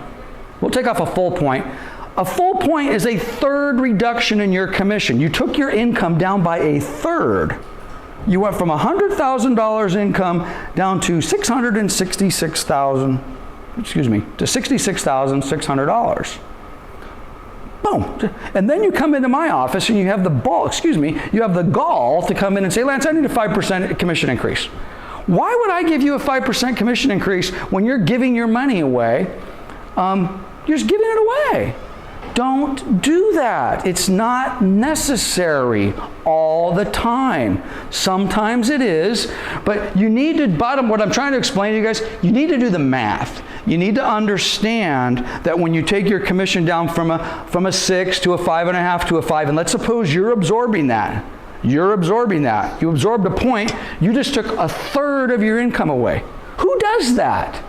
Who, when you go in and you get a discount for anything, do you get a 33% discount? Never. Never. But we do it every day, every single day. So you need to know what the math is. What else we got? Now this is assuming a 70-30 split. I can't remember the last time we hired someone on a 70-30 split.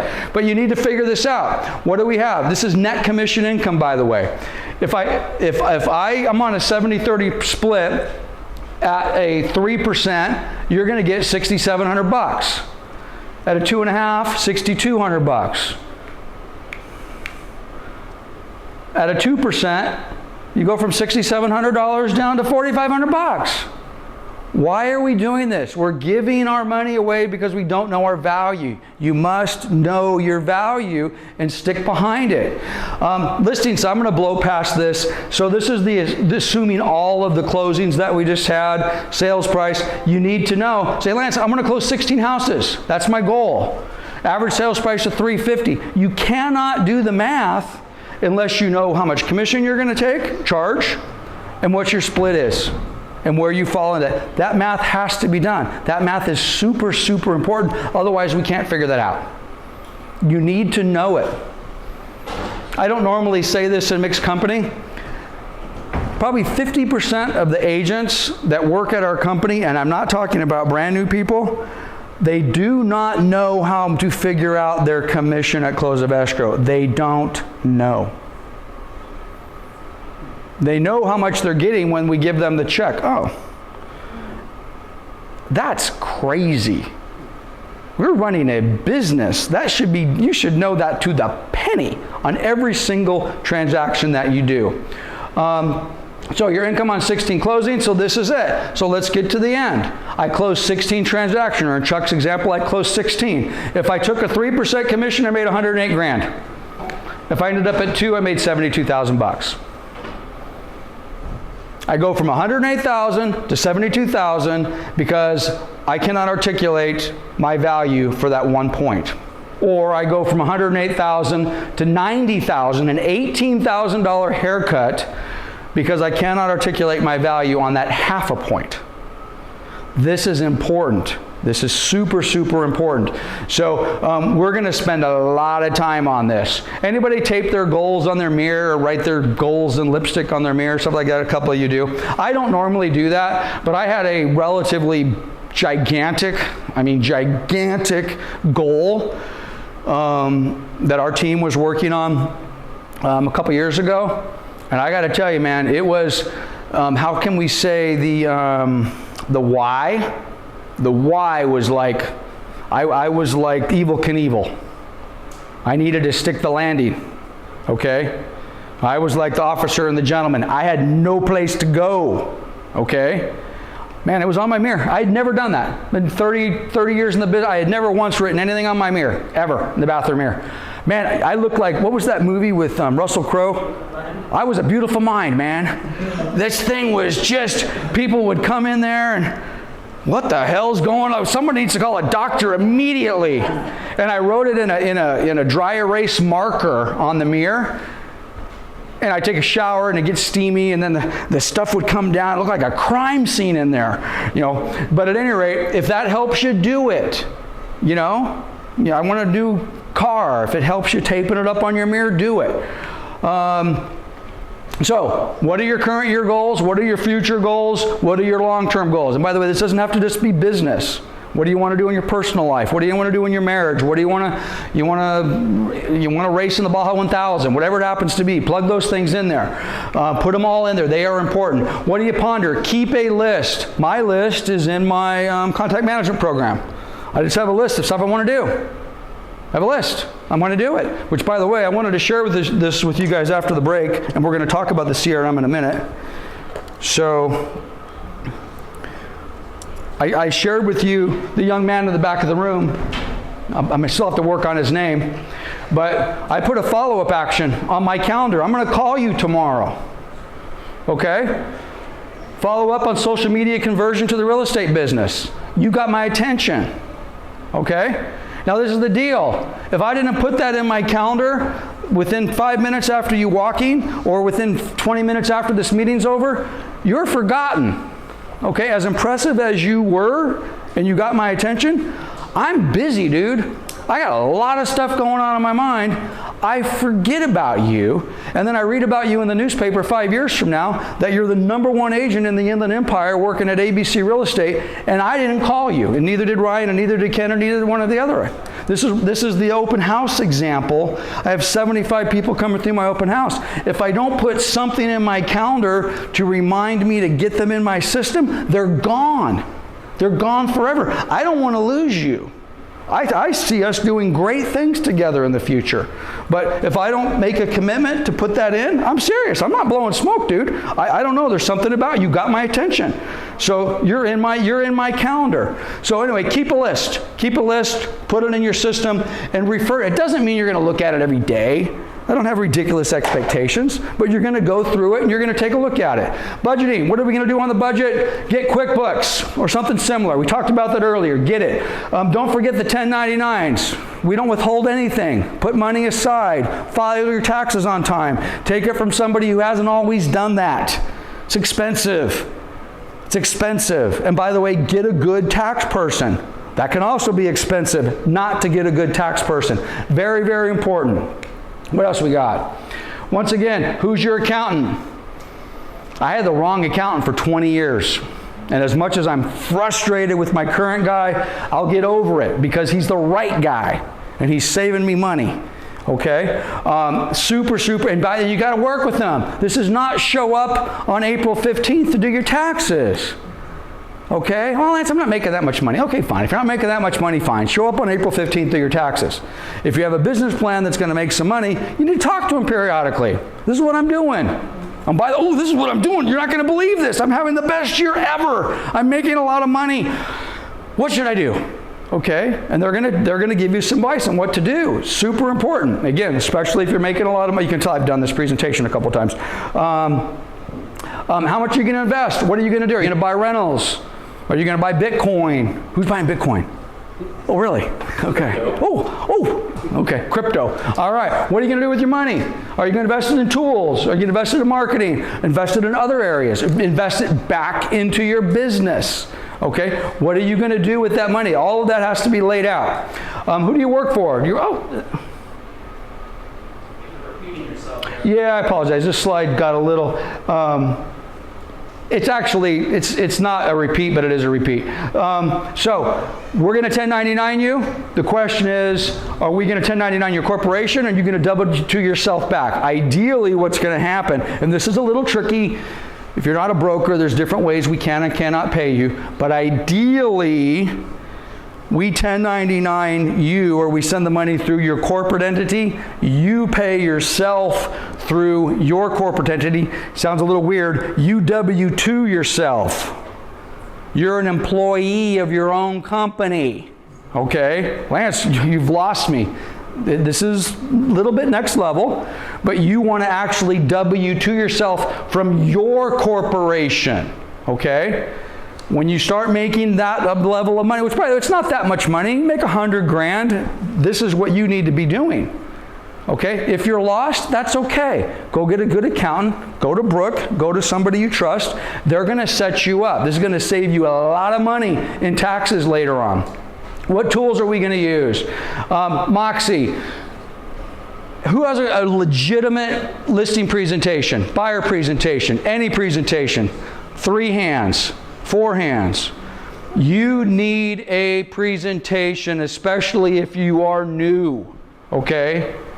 But all of you need a presentation. Lance, I don't do a presentation. I just show up. Rachel said this. Here you go, Rachel, another commercial for you. I just show up at my presentation. True, but, okay? I don't know if she does this or not, but let's suppose when I get on my listing presentation or my buyer presentation or whatever I'm doing, I'm just so good and I'm so natural. I just, blah, comes out beautifully.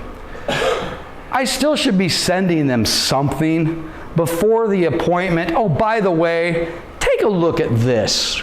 This is who we are. This is what I do. This is my value proposition in writing. Here's a link to my YouTube channel. Here's all of these things that the client may never look at. But when they get the email or when they get the package in the mail and they see the stuff and they're like, oh, wow, I had no idea Lance did all these things. This is really cool. He didn't even mention these things when he showed up the other day. We need presentations, and it needs to be special. It needs to be special. The Moxie presentations are pretty darn cool. Take advantage of them. I was talking to somebody about global luxury. Use global luxury as part of your presentation. Coldwell Banker Global Luxury. You guys are paying franchise fees. Take advantage of Coldwell Banker Global Luxury. There is money there. Lance, I'm only selling, $400,000 houses in Moreno Valley. They're not even I don't care. Make it part of your presentation. Coldwell Banker sells more $1 million houses than anybody. Okay? If I can sell $1 million or $22 million house in Newport Beach, I can sell a $400,000 house in Moreno Valley. Utilize those tools. Take advantage of them. Take advantage of your website. I mentioned this earlier. Everybody in here has a website. Most of you are not taking advantage of your website. Okay? It doesn't take much, but you've got to make it a priority. This is YouTube. This is a video that I shot the other day. This is our YouTube channel. I think right now we have, a whole bunch of content on there. You guys can utilize it. Go get your own YouTube channel. By the way, I'm not even scratching the surface on the tools. I mean, I could do an hour on just the individual tools. Come to our new agent orientation tomorrow at noon. I think tomorrow at noon. Go on Yelp, use the syndicators, Zillow, Realtor.com. Somebody said something to me, I don't know if it's true or not. The quality of leads coming from Realtor.com are better than any other online syndication source. I don't know how you can make that statement, but I need more information on it. So what are the syndicators? Are we going to use a blog? We talked about that earlier. Profile. I use this one. Steve's not here. Can you guys see that picture? Does that guy look like a professional real estate agent or what? That's the most professional real estate headshot. Steve's a great guy. I've known him for 30 years. I look at that picture and I'm like, that guy looks like a real estate professional. Does your picture say that? Does your picture say, I look like a real estate professional? Or does it say, this guy had a hard weekend at Lake Havasu? Right? So, you got to project. You got to project who you are. What do you want to be? Where are you getting your tools from? Are you using LeadRouter? Are you using Zap? I haven't even talked about our new program, Back At You, which we'll save for another day and another time. Are you using Social Ad Engine? I don't think we're ever going to need to use Social Ad Engine anymore because every one of you should be using Back At You, the social media section, within the next couple of weeks. You may never need to use Social Ad Engine. Are you using BrandServe? There are so many cool things on BrandServe. What's BrandServe? We'll talk about it tomorrow. We'll talk about it in the new agent orientation. Tons and tons of tools here. SkySlope, it's a back-end tool. You're going to use it. It's going to make you more efficient. You're going to love it. Personalized everything. Okay? Lance, I need to spend some money. What's the very first thing I need to spend some money on? Okay, I don't know, but whatever it is, it better have your name and phone number on it. Maybe your face. All right? Quite honestly, you want the most bang for your buck? Go out and buy some first-class, beautiful open house signs. Okay? Open house signs with your name, your cell phone number, maybe your picture. Nice first-class open house. Lance, I don't have any listings. Well, when you have 20 signs, you're going to be motivated to go find some listings that you're going to hold open. You want to jumpstart your career from 0 to something, start doing open house signs. Now, if you don't have open house signs, Agents that do would be happy to loan you their open house signs. Great for them, not as great for you. I gotta tell you, this is a true story. I was an open house king. Now back then, I think I had 7 or 8 open house signs. Today, that's almost embarrassing, 7 or 8 open house. Are you kidding me? That doesn't even get me down the street. You know, I got 38 open house signs. I'm coming from 3 miles away, okay? But I had open house signs.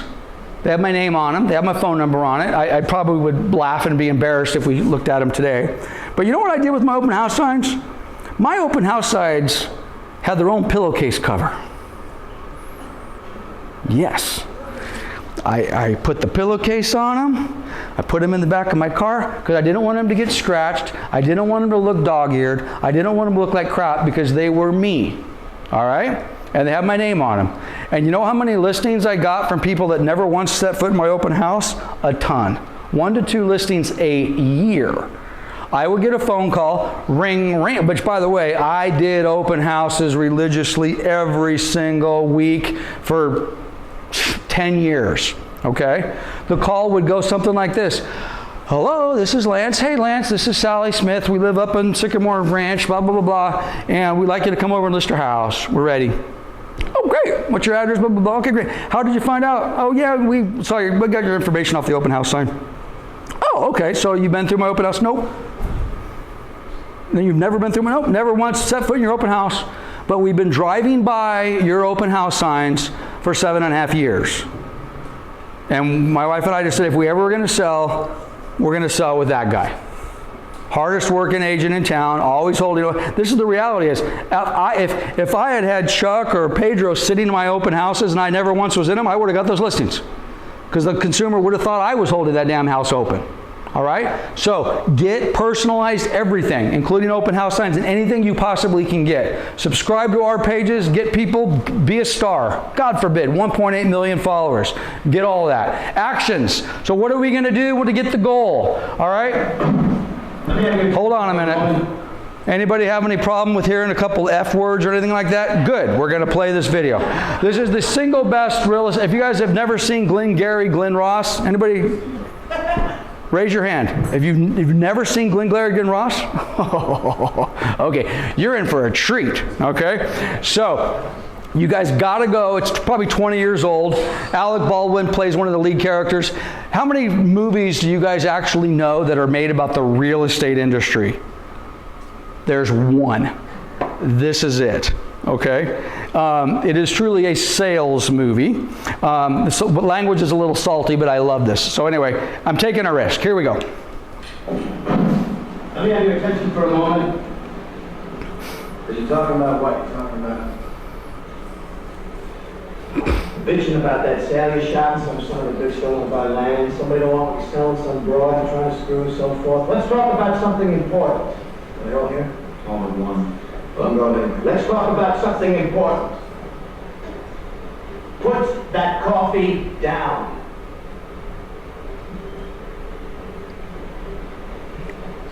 Coffee's for closers only. You think I'm fucking with you? I am not fucking with you. I'm here from downtown. I'm here from Mission Murray. And I'm here on a mission of mercy.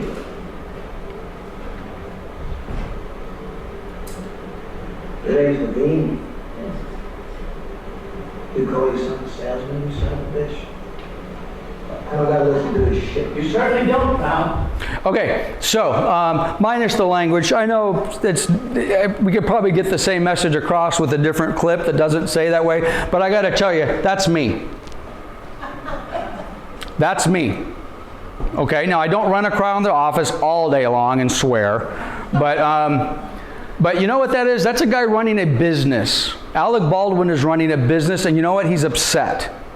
He's pissed off because his salespeople, he's coming there to deliver a message, and they want to drink coffee. I don't have to listen to this guy. Blah, blah. This is our industry, guys. This is our industry. So, is it a little intense? You know, and by the way, he's talking about you call yourself salespeople. It's a sales business. It's a sales aspect to this business. So I would suggest if you're going to run a successful business, you all need a little bit of Alec Baldwin in you, okay? You need some intensity. You need to get upset when things aren't when your team messes up. When my lender doesn't perform, when my title company drops the ball, when my assistant doesn't do what they need to do, because it all comes back to me. And who pays my bills? The only people who are paying my bills are the salespeople, or in this, what I'm producing. And if I'm losing sales, I get a little frustrated. So, I already kind of told you about the fallback position. That was my broker, Gene Bird. I told you I hated him. He was the one that said, no fallback position for you, Lance. You're in the real estate sales. Gene Bird, Alec Baldwin, same person. I think over the years, I've become both of them. I guess that's what happens. I guess what happens, you get a little older, you get a little saltier. So, at any rate, let's keep going. Okay, so what are we going to do action-wise? This is where it happens, guys. Not in a training room, not in setting goals on a piece of paper. It all happens, or not, on what sort of action are you going to do? What are you going to do? What are you going to execute? Drew and Drake and I sit down all the time. We go through our list and we look at something that's important, but we fail to execute. Like, when are we going to execute that plan? So this is where it happens, guys. This is where it happens. So what are you going to do? Again, you can't see it at the bottom, I apologize. A great plan without execution is meaningless. I got a 300-page plan. It's beautiful. It's the best thing you've ever seen. I didn't execute any of it. Doesn't mean squat. Which, by the way, great social media content with no viewers doesn't mean squat. 1.8 million, man. That's what we need. We need content. We need content. Otherwise, it's just meaningless. Okay, so we're going to summarize the day in one slide. Do something. We need to do something. We need to knock on doors. We need to make phone calls. We need to farm. We need to send out. You have to do something. You cannot be paralyzed waking up. I'm new. I don't know what to do. I don't want to call. By the way, cold calling, guys, for most people, including myself, sucks. Okay? Having said that, was I excited making those calls yesterday, Alicia? You sure were. I was. I made 5 or 6 phone calls with Alicia yesterday because you know why I was excited? Because it was my database and I know there's gold in there. And I want to hit a home run because I want to say, hey, look what happens. The very first call, true story or not, we hired Alicia a month ago. I'm showing her how to call through the database. The very first phone call, appointment. Lady has 2 rent. We haven't signed her yet. 1 phone call. I have 70,000 people in my database. Boom. Let's pick that one. I want an appointment. All right? It happens. Is it easy? No, but we have to do something. No hang around the water cooler. Don't play solitaire. Let's do some work. So goals are equal our plan of action. Our plan of action equals execution, and then ultimately execution in theory is going to lead to what we're trying to achieve. It's okay to screw up, okay to fail, not allowed to quit. We must be relentless and avoid complacency. Quite honestly, it's hard to be complacent unless you've actually had some success. That's kind of where the successful people start falling off the side. Hey, I've had some success. I can do this. No big deal. Okay, well, that's a bad attitude. So make sure you avoid that. Okay, everybody know what they're doing tomorrow?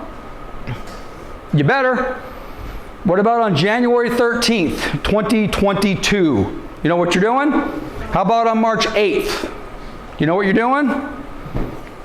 August 3rd, that's coming up. Now, I don't necessarily be able to spit out, but what I want you to do is I want you to go to your calendar and I want you to see what you're doing on any random date. If that date is blank, you got a problem. Okay? Tomorrow, for example, if you go to your calendar, assuming you have one, and there's nothing there, what happens when you wake up tomorrow morning? You got nothing to do. Nah, shit, I'll get into the office when I want. Or maybe I won't. Or my spouse said, hey, you want to go to the beach? Sure, I got nothing to do. Why not? Okay, I want you to consider yourself a bank. If you bank at Wells Fargo, you expect that their office hours are open tomorrow from 9 to 6, right? So when you go there tomorrow at 10, you expect the door to be open. If you went to Wells Fargo tomorrow at 10 o'clock to make a deposit or withdraw and they were closed, would you do business with the bank Wells Fargo? Hell no. You're the exact same thing. All right? And that one of I love this business. I love this business. And one of the reasons I love this business, it is so flexible that we can do, you know, again, follow Wilson and Monica on Facebook, and they're, God, all they do, they don't work at all, man. Cancun and Ensenada, they're down at the winery. I don't know. They're doing all sorts of fun stuff. Okay? Because they've had some success. That doesn't mean they're not working, though. Doesn't mean they're not working. Up early, taking a break, doing this, doing that. But when you're, and I told you how much I love their stuff, and I'm implying that they're goofing off. They ain't goofing off. They're busting their ass. And they've been busting their ass for, how many years you guys been doing this? 30? 97. 97? Okay, 25 years, 24 years? Okay? But you've got to work, and you've got to know when you're working. And if you don't have all this calendar laid out, you are in trouble. You are in trouble. You have to know where you are going to be on any date and any time. And if you wake up and you don't know where you're going to be in trouble. Okay, so I'm moving ahead because what time is it? We're doing okay. We'll get out of here by 4. All right? So, listing appointments. We need listing appointments. I'm going to go very, very fast through this formula. This is a very old school formula. It works very, very well, but you guys need to kind of work through this on your own. I'm going to use one example. How many appointments does it take to get a listing? Someone who's a fairly decent listing agent. Chris, how many appointments, or Stacy, how many appointments do you have to go on to get one listing? 1 for 1, 2 for 1? 7 out of 10? Referrals, so referrals are 1 for 1. That's what you want. Okay, I'm going to give you the example. Let's suppose your closing percentage is for every 10 listing appointments. 10 listing appointments? Are you kidding me? It'll take me 20 years to go on 10 listing appointments. For every 10 listing appointments you go on, you get 7. You have a 70% closing ratio. You need to know that, okay? So in this case, 3 appointments equals 1 listing, all right? I need 12 listings. I need 36 appointments. There you go. Very simple. If that's my ratio, which by the way, that's a horrible ratio, but the more appointments you go on, the better your closing will get. Right? Right. Okay? So we need to figure all of this stuff out. How many of something equals an appointment? How many postcards? Somebody said they were going to send out postcards. And by the way, you can figure this out. How many postcards do I need to send out before someone says, come over and list my house? Or at least come over and give me an analysis. You can figure that out. Does it work every time? No. But let's suppose it's 5,000. Okay? For every 5,000 cards, I get 1 appointment. So we need to know that. If it's 200 of something, then it's an appointment. Then I need to do 7,200 of something to get those 36 appointments. 7,200 what? I don't know. Maybe it's phone calls. Maybe it's phone calls. How many phone calls a day are you making right now? 50? Probably closer to 100. 100 phone calls a day. Okay, that's 500 a week. By my calculations, that's 2,000 a month times 12. He's making 24,000 phone calls a year. Okay, well, in that case, he'd have, if 7,200 was his number, he'd have 3 times as many appointments. He'd have over 100 appointments. So you need to know the math on this sort of stuff. I'm not going to go through this, but this is important. I'm going to go a little faster. I know I'm losing my audience. I said 3:30. Okay, the CRM. So for those of you that are leaving, are missing the most important part of the day. Quite honestly, let me see if I can, this didn't play last time. This is a little cute little video. It's just 10 seconds or so. Good night. Yeah, look, I think we're really going to get together to discuss this. Just let me check my calendar.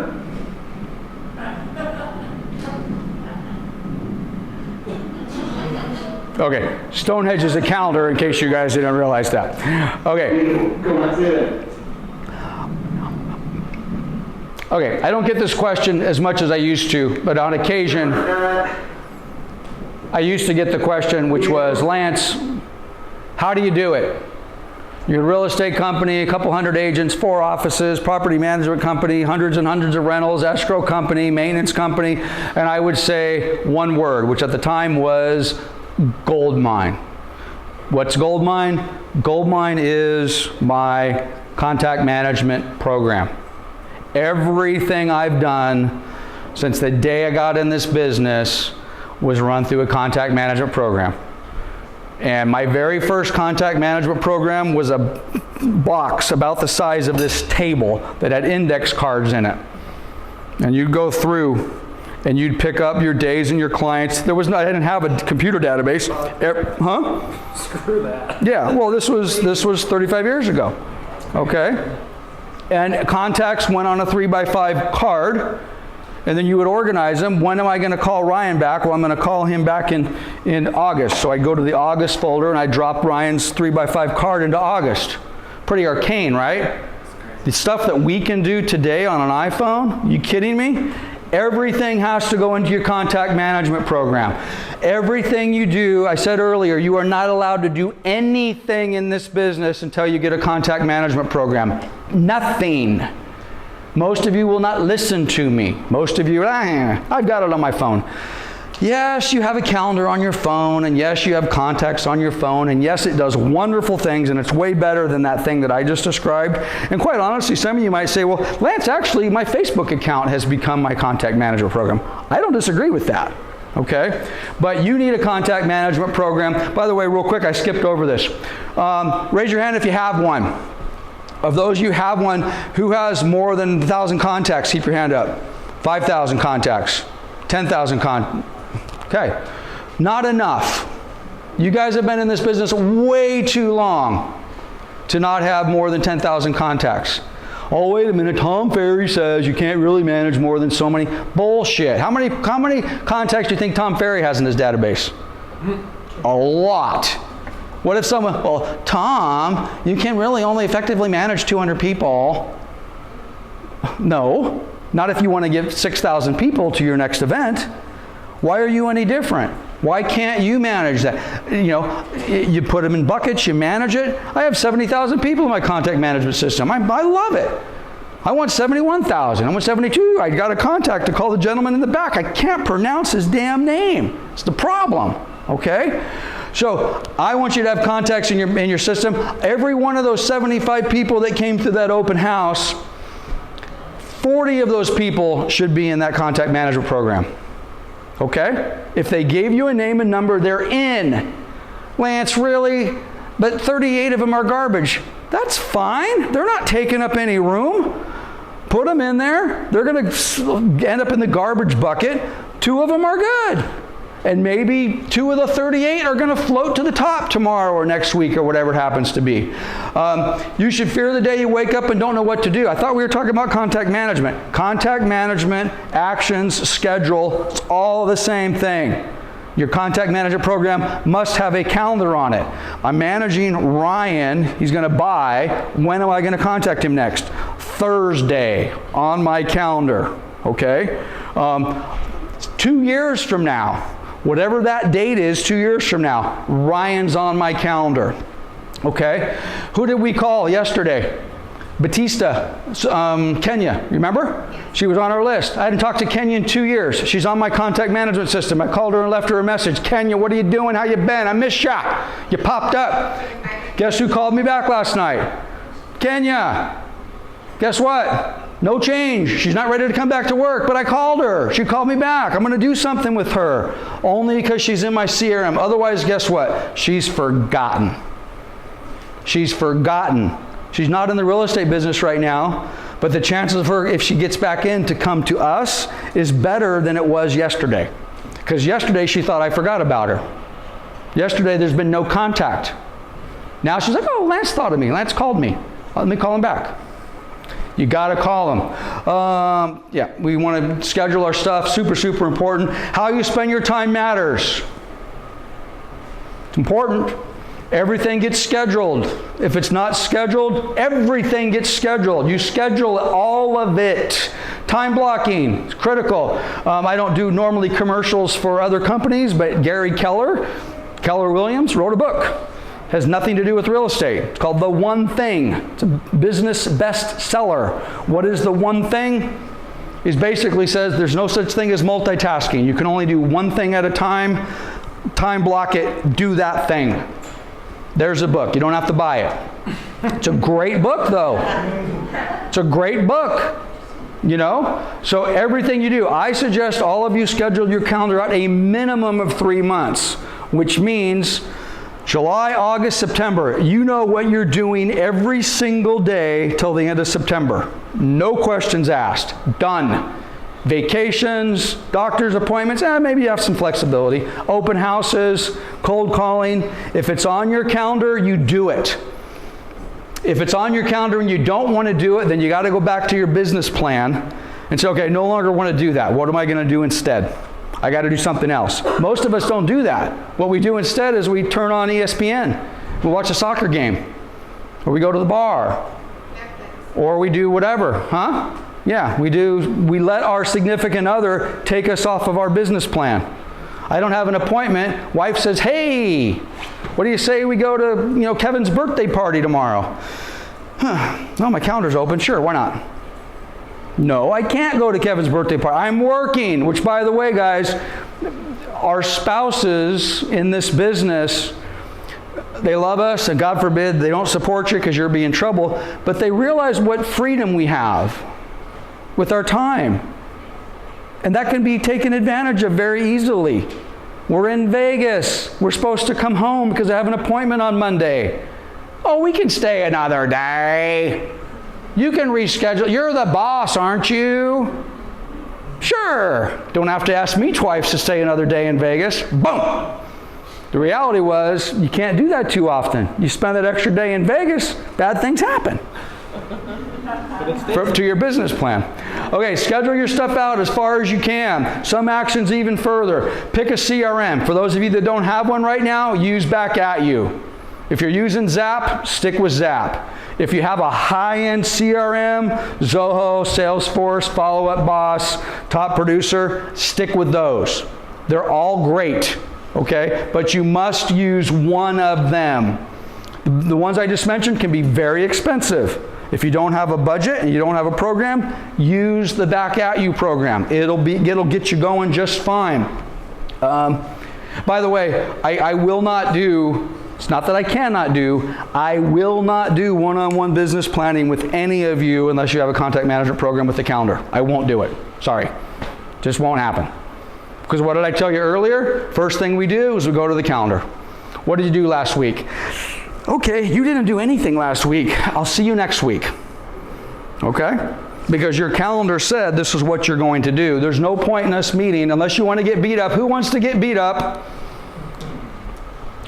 Which, by the way, you want to know how 99% of my business planning sessions end? And I don't mean on day one. I'm doing coaching with you, Gloria, for 6 months. We have an appointment next Thursday. You call me up text me on Thursday. I'm sorry, I got an appointment. I can't make it today. Great, I'll see you next week. Cool. Next week comes, Gloria texts me. Oh, I'm sorry, something's come up. Okay, great, I'll see you next week. Gloria texts me the next week. Oh, I'm sorry. No, Lance, I'm so sorry. I know it's 3 weeks. I said, okay, Gloria, you text me when you're ready. And then what happens to Gloria? She disappears. I've probably had 200 agents. Some of you are in this room that's happened to. Some of you in this room might say, Lance, that's bullshit. You stopped. I stopped your business plan? I didn't stop your business plan. If you want my help and you know what's going on, but by the way, they stopped because I didn't do the actions. It's like going to the gym. I'm supposed to lose 20 pounds. I go to see the coach. He's going to put me on the scale. I gained 2 pounds. Oops, I'm not doing what I'm supposed to do. So guess what I do? I practice pain avoidance. And in that case, the pain avoidance is my coach, my trainer, my broker. So if you have a calendar, which by the way, you schedule an appointment, you fail, that's fine. We'll schedule another appointment. We'll pick you up, we'll dust you off. Okay, when you get a contact manager program, it must be able to import and export. They all do that. That's not a big a deal. It must be web-based. Pretty much they all do that now. You must have multi-user simultaneous access. They don't all do that. Lance, I'm only going to be one person. You're going to get an assistant. You're going to get 2 assistants. You're going to grow. You do not want to be locked into a database that you can't have multi-user simultaneous access. It is a big, big deal. It has to be easy to use. The basics. Put my contacts in there. Pretty straightforward. My activities. I'm calling tomorrow. If you don't get a call from me tomorrow, shame on me. Then you can throw everything I said out the window, okay? If I do not call you tomorrow, then I'm full of crap. You're on my calendar, you're getting a call from me tomorrow. You're on my calendar and workflows. Iran and I were talking, you're looking at a program that has great workflows. If that's the program that has great workflows for you, you're going to stick with it. What's a workflow, Lance? I'm confused. You guys are going to start doing a lot of business, hopefully. Everything needs to be in your contact, and I mean everything. I take a listing. I'm going to go really extreme here. I take a listing. My workflow needs to tell me to double check if that property has a septic tank on it. What? Yes. That is exactly how detailed my CRM is. Every listing I take, there's a little workflow that says, check to see if there's a septic tank. Well, Lance, there's not a septic tank. I know that. Okay, well, I don't, and sometimes I forget. Okay, so, and by the way, why does my workflow say to check to see if there's a septic tank? Because one time I forgot, and it did, and it caused me problems, which cost me money. Okay, so everything goes in your workflows on your CRM. This is Chris as an example. This is just a screenshot of my CRM. I know it's impossible to see, but this is why, if you can see these groups on here, Chris is in my CBTC agents group, my Merino Valley agent staff, Realtor All, REO email list and training class. And actually this is old. This is probably 3 years old. He's in another group. Why is that important? Because I told you I have 70,000 people in my database. If I have 70,000 people in my database, I got to be able to figure out who's who. So whenever I want to know who is my realtor group, click the button. How many people are in our realtor group, Drake? You know? 11,000 and 11,100 and something. Correct answer. What? Yeah. I have 11,000 people in my database that are designated as realtors. Why? Because I've done business with 11,000 different agents. That's how you get in my database. Now, let's say 4,000 of those were imported through the MLS or something like that. But the other ones, we did a transaction with, you know? And I want them to come work at Coldwell Banker Town and Country. They all go in the group. If you look at Chris's, Chris also has 2 contacts on there. 2 actions, manager agent accountability, never complete. If Chris was a buyer or Chris was a seller, it might say, follow up and check in, see what they're doing, okay? Make a phone call, send an email, send a text, activities. I won't show you my entire database, but right now I think we have over 200,000 activities in our database. 130,000 of those have been completed. What? You have 70,000 incomplete actions alone? Yeah. Ryan just told you he's got 4,500. Alicia has another. I have 9,000 incomplete actions. Follow up with agents that we think we want to come work with. Follow up with landlords we want to manage. You should have the same thing. These are the 3,000 people that came through my open house this year. Well, Lance, I don't have emails on all of them. I don't have phone numbers. Okay, you have 3,000 people. You have 800 valid emails, and you have 500 valid cell phone numbers. What are you going to do with them? You're going to text them. You're going to email them. God forbid you're going to call them. Hey, thank you so much. I've lost contact with you. You came through my open house earlier this year. I'm just checking in. I have a new listing around the block. Have you guys bought yet? Or, hey, have you seen interest rates? Or, hey, whatever you think is important. Follow me on TikTok, whatever it happens to be, okay? Calendar, everything gets calendared. Everything gets calendared, okay? Workflows, everything gets workflowed. From the termite report to the septic to calling your seller. You want to, by the way, you want to lose, remember a minute ago I told you about losing a listing? Okay? Have you ever lost a listing? I've lost a listing. No, I've lost a listing. Chuck, thank you so much. Great, blah, blah, blah, blah, blah, blah. For sale sign will be up tomorrow morning. Okay? Well, guess what happened tomorrow morning? This is me teeing up the ball. This is you hitting it out of the park. Let's try it again. Hey, Chuck, we'll have the for sale sign up tomorrow morning. I lost the listing, remember? So what happened tomorrow morning? The sign didn't go up. Chuck calls me when he gets home from work. Dude, you told me there was going to be a for sale sign in my yard this morning. I figured when I got home from work, which by the way, think about this. To us, what is it? What is it to us? To us, it's just a for sale sign. We're putting it up. It's going to get up in the morning. If it didn't get up today, it'll get up tomorrow. Not to the client. The client's coming home from work. The client's excited to turn the corner, see his house with a big, beautiful Coldwell Banker sign. He's been thinking about it all day long. I can't wait. Lance is going to have the sign up in the yard. He turns the corner, and what does he see? He sees my ass being kicked out of that listing. Calls me, you're done. I don't want to, if you can't do the little things, I don't want to trust you with the big things. Yep. I have my for sale sign and post returned to the office. When they used to be Tupper Wheel. Oh, yeah. The photographer didn't make it on that day, and I didn't follow up. And you lost a listing. I got to the office and I see... Oh, the seller brought it? The seller brought it.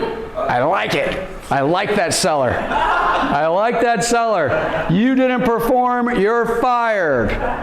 Leap. I hear people make a list of all those listings that they lost to help you get up and get your ass to work. Amen. Amen. Let's play a little bit of Jerry Maguire. I love this. I am out here for you. You don't know what it's like to be me out here for you. Up at dawn, pride swallowing siege that I will never fully tell you about, okay?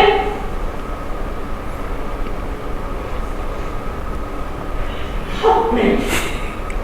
Help me. Help me.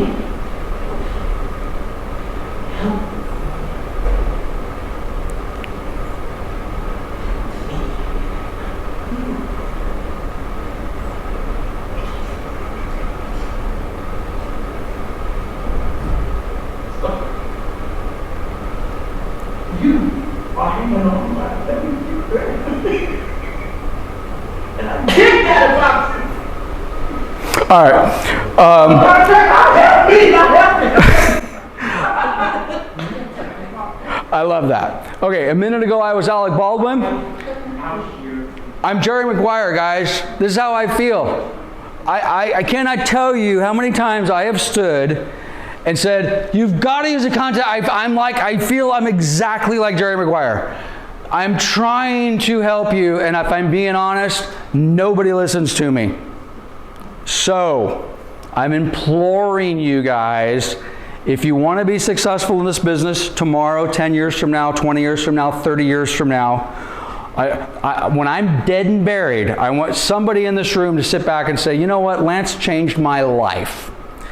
Because I took his advice and I went and got a contact management program and it changed my business. I absolutely believe that's the case, and I also believe the opposite. If you want to wash out in this business and be mediocre, average, or out of the business, then don't get a CRM. It's just that simple. Just don't get it. I am that passionate. I am Jerry Maguire passionate about this. It is mandatory, okay? Oh, Lance, I'm doing fine with that one. You'll do better. Okay, I digress. Let's get out of here. Do your job. What happens? You guys saw the Evel Knievel. Anything bad happen? Well, let me tell you what bad happens to me if you guys don't sell something. Right?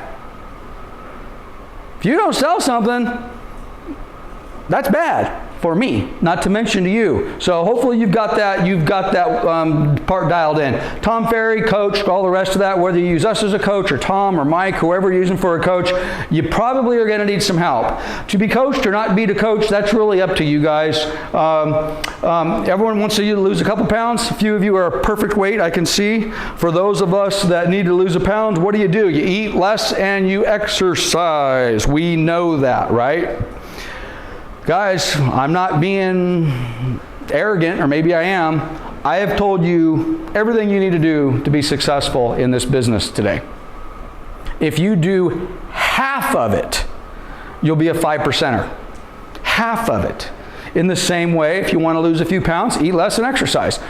Just do what we do. Okay? Now, there's another side to this, which we're going to close on. We'll go past that. Team, I think we can blow past this. We've kind of gone through this. The close. This is the salesman side of this. Now, sometimes my sales side gets a little edgy. Sometimes I swear. Sometimes I get a little animated. It's who I am, okay? You got to take the good, the bad, and the ugly. But who's seen Wolf of Wall Street? There's going to be no raunch or anything like that. I apologize, okay? I apologize for those that want to see the raunchy part of which. Okay, Jordan Belfort, Wolf of Wall Street, Leonardo DiCaprio. If you have not seen the scene of Sell Me This Pen, here it is. We're going to talk about it. Why am I showing you this? This is a sales business, okay? So here's a little bit of salesmanship for you. It might be very difficult to hear. I apologize. Let's see if we can crank it up a bit. And they talk very softly.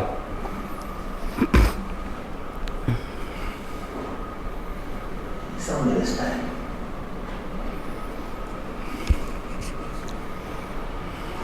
It's an amazing pen. It's for professionals. Sell me this pen. It's a nice pen. You can use the pen to write down thoughts from your life so you can remember. Sell me this pen. Well, this pen works. Okay, so anybody seen that before? All right. The concept of Sell Me This, this is a super, super old sales technique, okay? Most salespeople are atrocious, okay? They're not salespeople, they're order takers, okay? And when I say sales, I mean sales in the best possible light. Not I'm walking onto a car lot and I get attacked and all the rest of that sort of, not sleazy, crappy sales. So the technique that Leonardo DiCaprio was talking about in Sell Me This Pen is a very simple one. And if you guys just can learn this one thing today, when it comes, let's use the example of holding an open house. Okay, we're not going to sell the pen, which by the way, the pen, if you see the whole thing, people think, give me your pen. Okay, so it's like, okay, I want to sell you this pen. So what do normal people do when they want to sell the pen? Describe it. They would describe it. Okay, it's a black pen, it's a Bic, it's got a little clicker, it's got a nice little silver thing on it, it's got blue ink, oh, it's got a nice little comfort grip. So am I selling the pen or am I describing the pen? I'm describing the pen. That's what people do. They describe. You don't have to, I can see the pen. I see it, dude. I see it. So let's take this to an open house, all right? By the way, if you're not holding open houses, you're missing out. But an open house is a nice example. It works for everybody. I am holding an open house. You guys could come in. You are my customer. What do most realtors do? Well, come on in. Welcome. Oh, it's so hot outside. Well, yeah, obviously. They just came from outside. They know that. Hey, and this is the living room. Oh, they've never seen a living room before. We have to tell them what that is. Oh, and it has brand new beige carpet. They can smell and see that the carpet's new. Why don't you come this way to the kitchen? Oh, look at this beautiful granite countertop. They know it's a freaking granite countertop. Let's describe the oak cabinets to them. Let's describe the bathroom. Oh, look at the beautiful Bogner swimming pool. What are we doing? We are describing the house. Wrong. Okay? You got to start asking some questions. Oh, you're looking at houses today. How about an easy one? Are you in the market to buy a pen? Yes. Okay. The answer is he's in the market to buy a pen. Now I got something. Oh, you're out looking at houses today. Are you in the market? Are you thinking about buying a house? Yeah. Yes. The answer was yes, by the way. So now we got something. Oh, really? Cool. Fantastic. We're in Riverside. Are you just driving through, or are you specifically looking in Canyon Crest? I'm looking right here. We saw your open house and we were driving through and we actually really love this area. You love the area? Okay. He's in the market. He loves the area. No, I can go 30 different directions. Oh, hey, I'm Lance. How's it going? Cool. By the way, if you can get 2 answers out of them, you can introduce yourself, all the rest of that. Do you have a house you need to sell first before you can buy this house or a new house? We've already got it on the market. Oh, you got a house on the market. Great. Is it in escrow yet? Yeah. Cool. We need this house now. So you need to go. Yeah. All right. Well, I'll tell you what. I got 2,300 square feet right here. Is this, you think, too big, too small? Just right. Just right. Okay. So again, we could keep going, but it's very simple. Are you in the market for a house? Yes. How soon do you need a house? Apparently pretty quick. And Ryan's throwing me softballs. I got it. But I need it pretty quickly. Okay? Is this the right size house? Yes. Oh, this house has a pool. Are you looking for a house with a pool? Oh, no. Definitely no pools. Okay, so pool's out. So this house isn't going to work for you.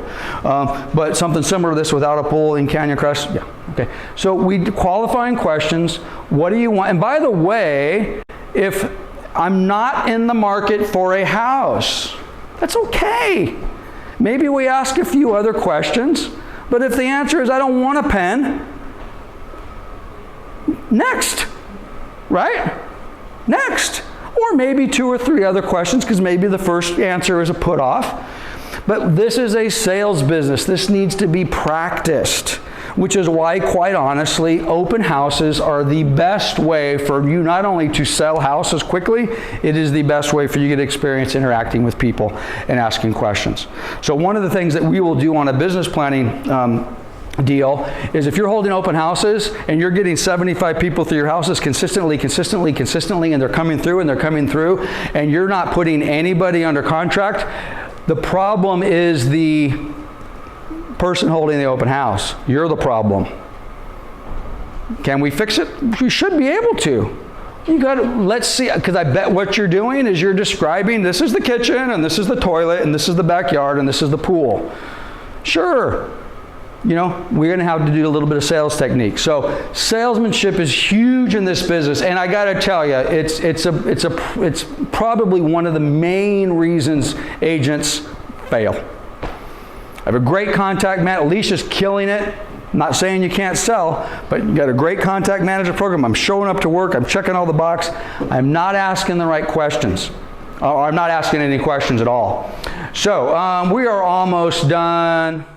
I don't want to play that. Scripts. For those of you that need scripts, there are a gazillion scripts on CBU. More scripts than you know what to do with. I'm not a fan of scripts. You know what cures scripts? Talking to people. Talk to more people, you'll figure it out. Will you embarrass yourself in the beginning? Sure. If you need some scripts, we have tons of them. I'm not going to go through these scripts. They are all on coldwellbanker.com. By the way, actually, let me go back one slide. If you go to the page, which by the way, all these pages are numbered, so if you're keeping notes, page 209, scripts on CBU, you have to have a username and password, so if you're not affiliated with the company, you don't have the access to CBU. But when I get here, there are more scripts than you could possibly know what to do with. So if you need help, what do I say to a FSBO? What do I say at an open house? What do I say when this thing loads up? There's just a bunch of different scripts for different menus. This would be my suggestion. If you need the help, get the script, play with it for a little bit, and then make the phone calls. Stumble on top of your words, and then you'll figure it out. I'm going to blow past this. This is not loading fast enough, and I want to get out of here in the next few minutes. Okay, the close. 2 more slides. Hey, 2 more slides. What are we going to do? What are you going to do? It's time to execute. All right? So, conduct yourself professionally, treat yourself well, deliver a quality customer experience, implement your business plan, and we are good. For those of you that haven't seen Alfred in a while, he's my mascot, my alter ego. So we've got Alfred. We're done. I will go ahead and play this video. I'll turn the volume down. You guys can read it if you want, or you can watch it on your own. But we are done. So, questions, comments. Are we exhausted? Have you had enough? Leap, go. I think you as an example of no reference to this meeting. I know it's a long meeting, but I don't want to wait that you're in a grade. You have changed my life. I appreciate that you put all this stuff on me. But a big part of me in the position I'm in. So, thank you so much. And anybody that's not part of the Coldwell Banker, that's fine. He's a killer. He's a killer. Thank you. Thanks, Lee. I appreciate that. That was very nice. I appreciate that. So, anybody else want to say something nice about me? All right, I know it's been a long day. I do appreciate your time.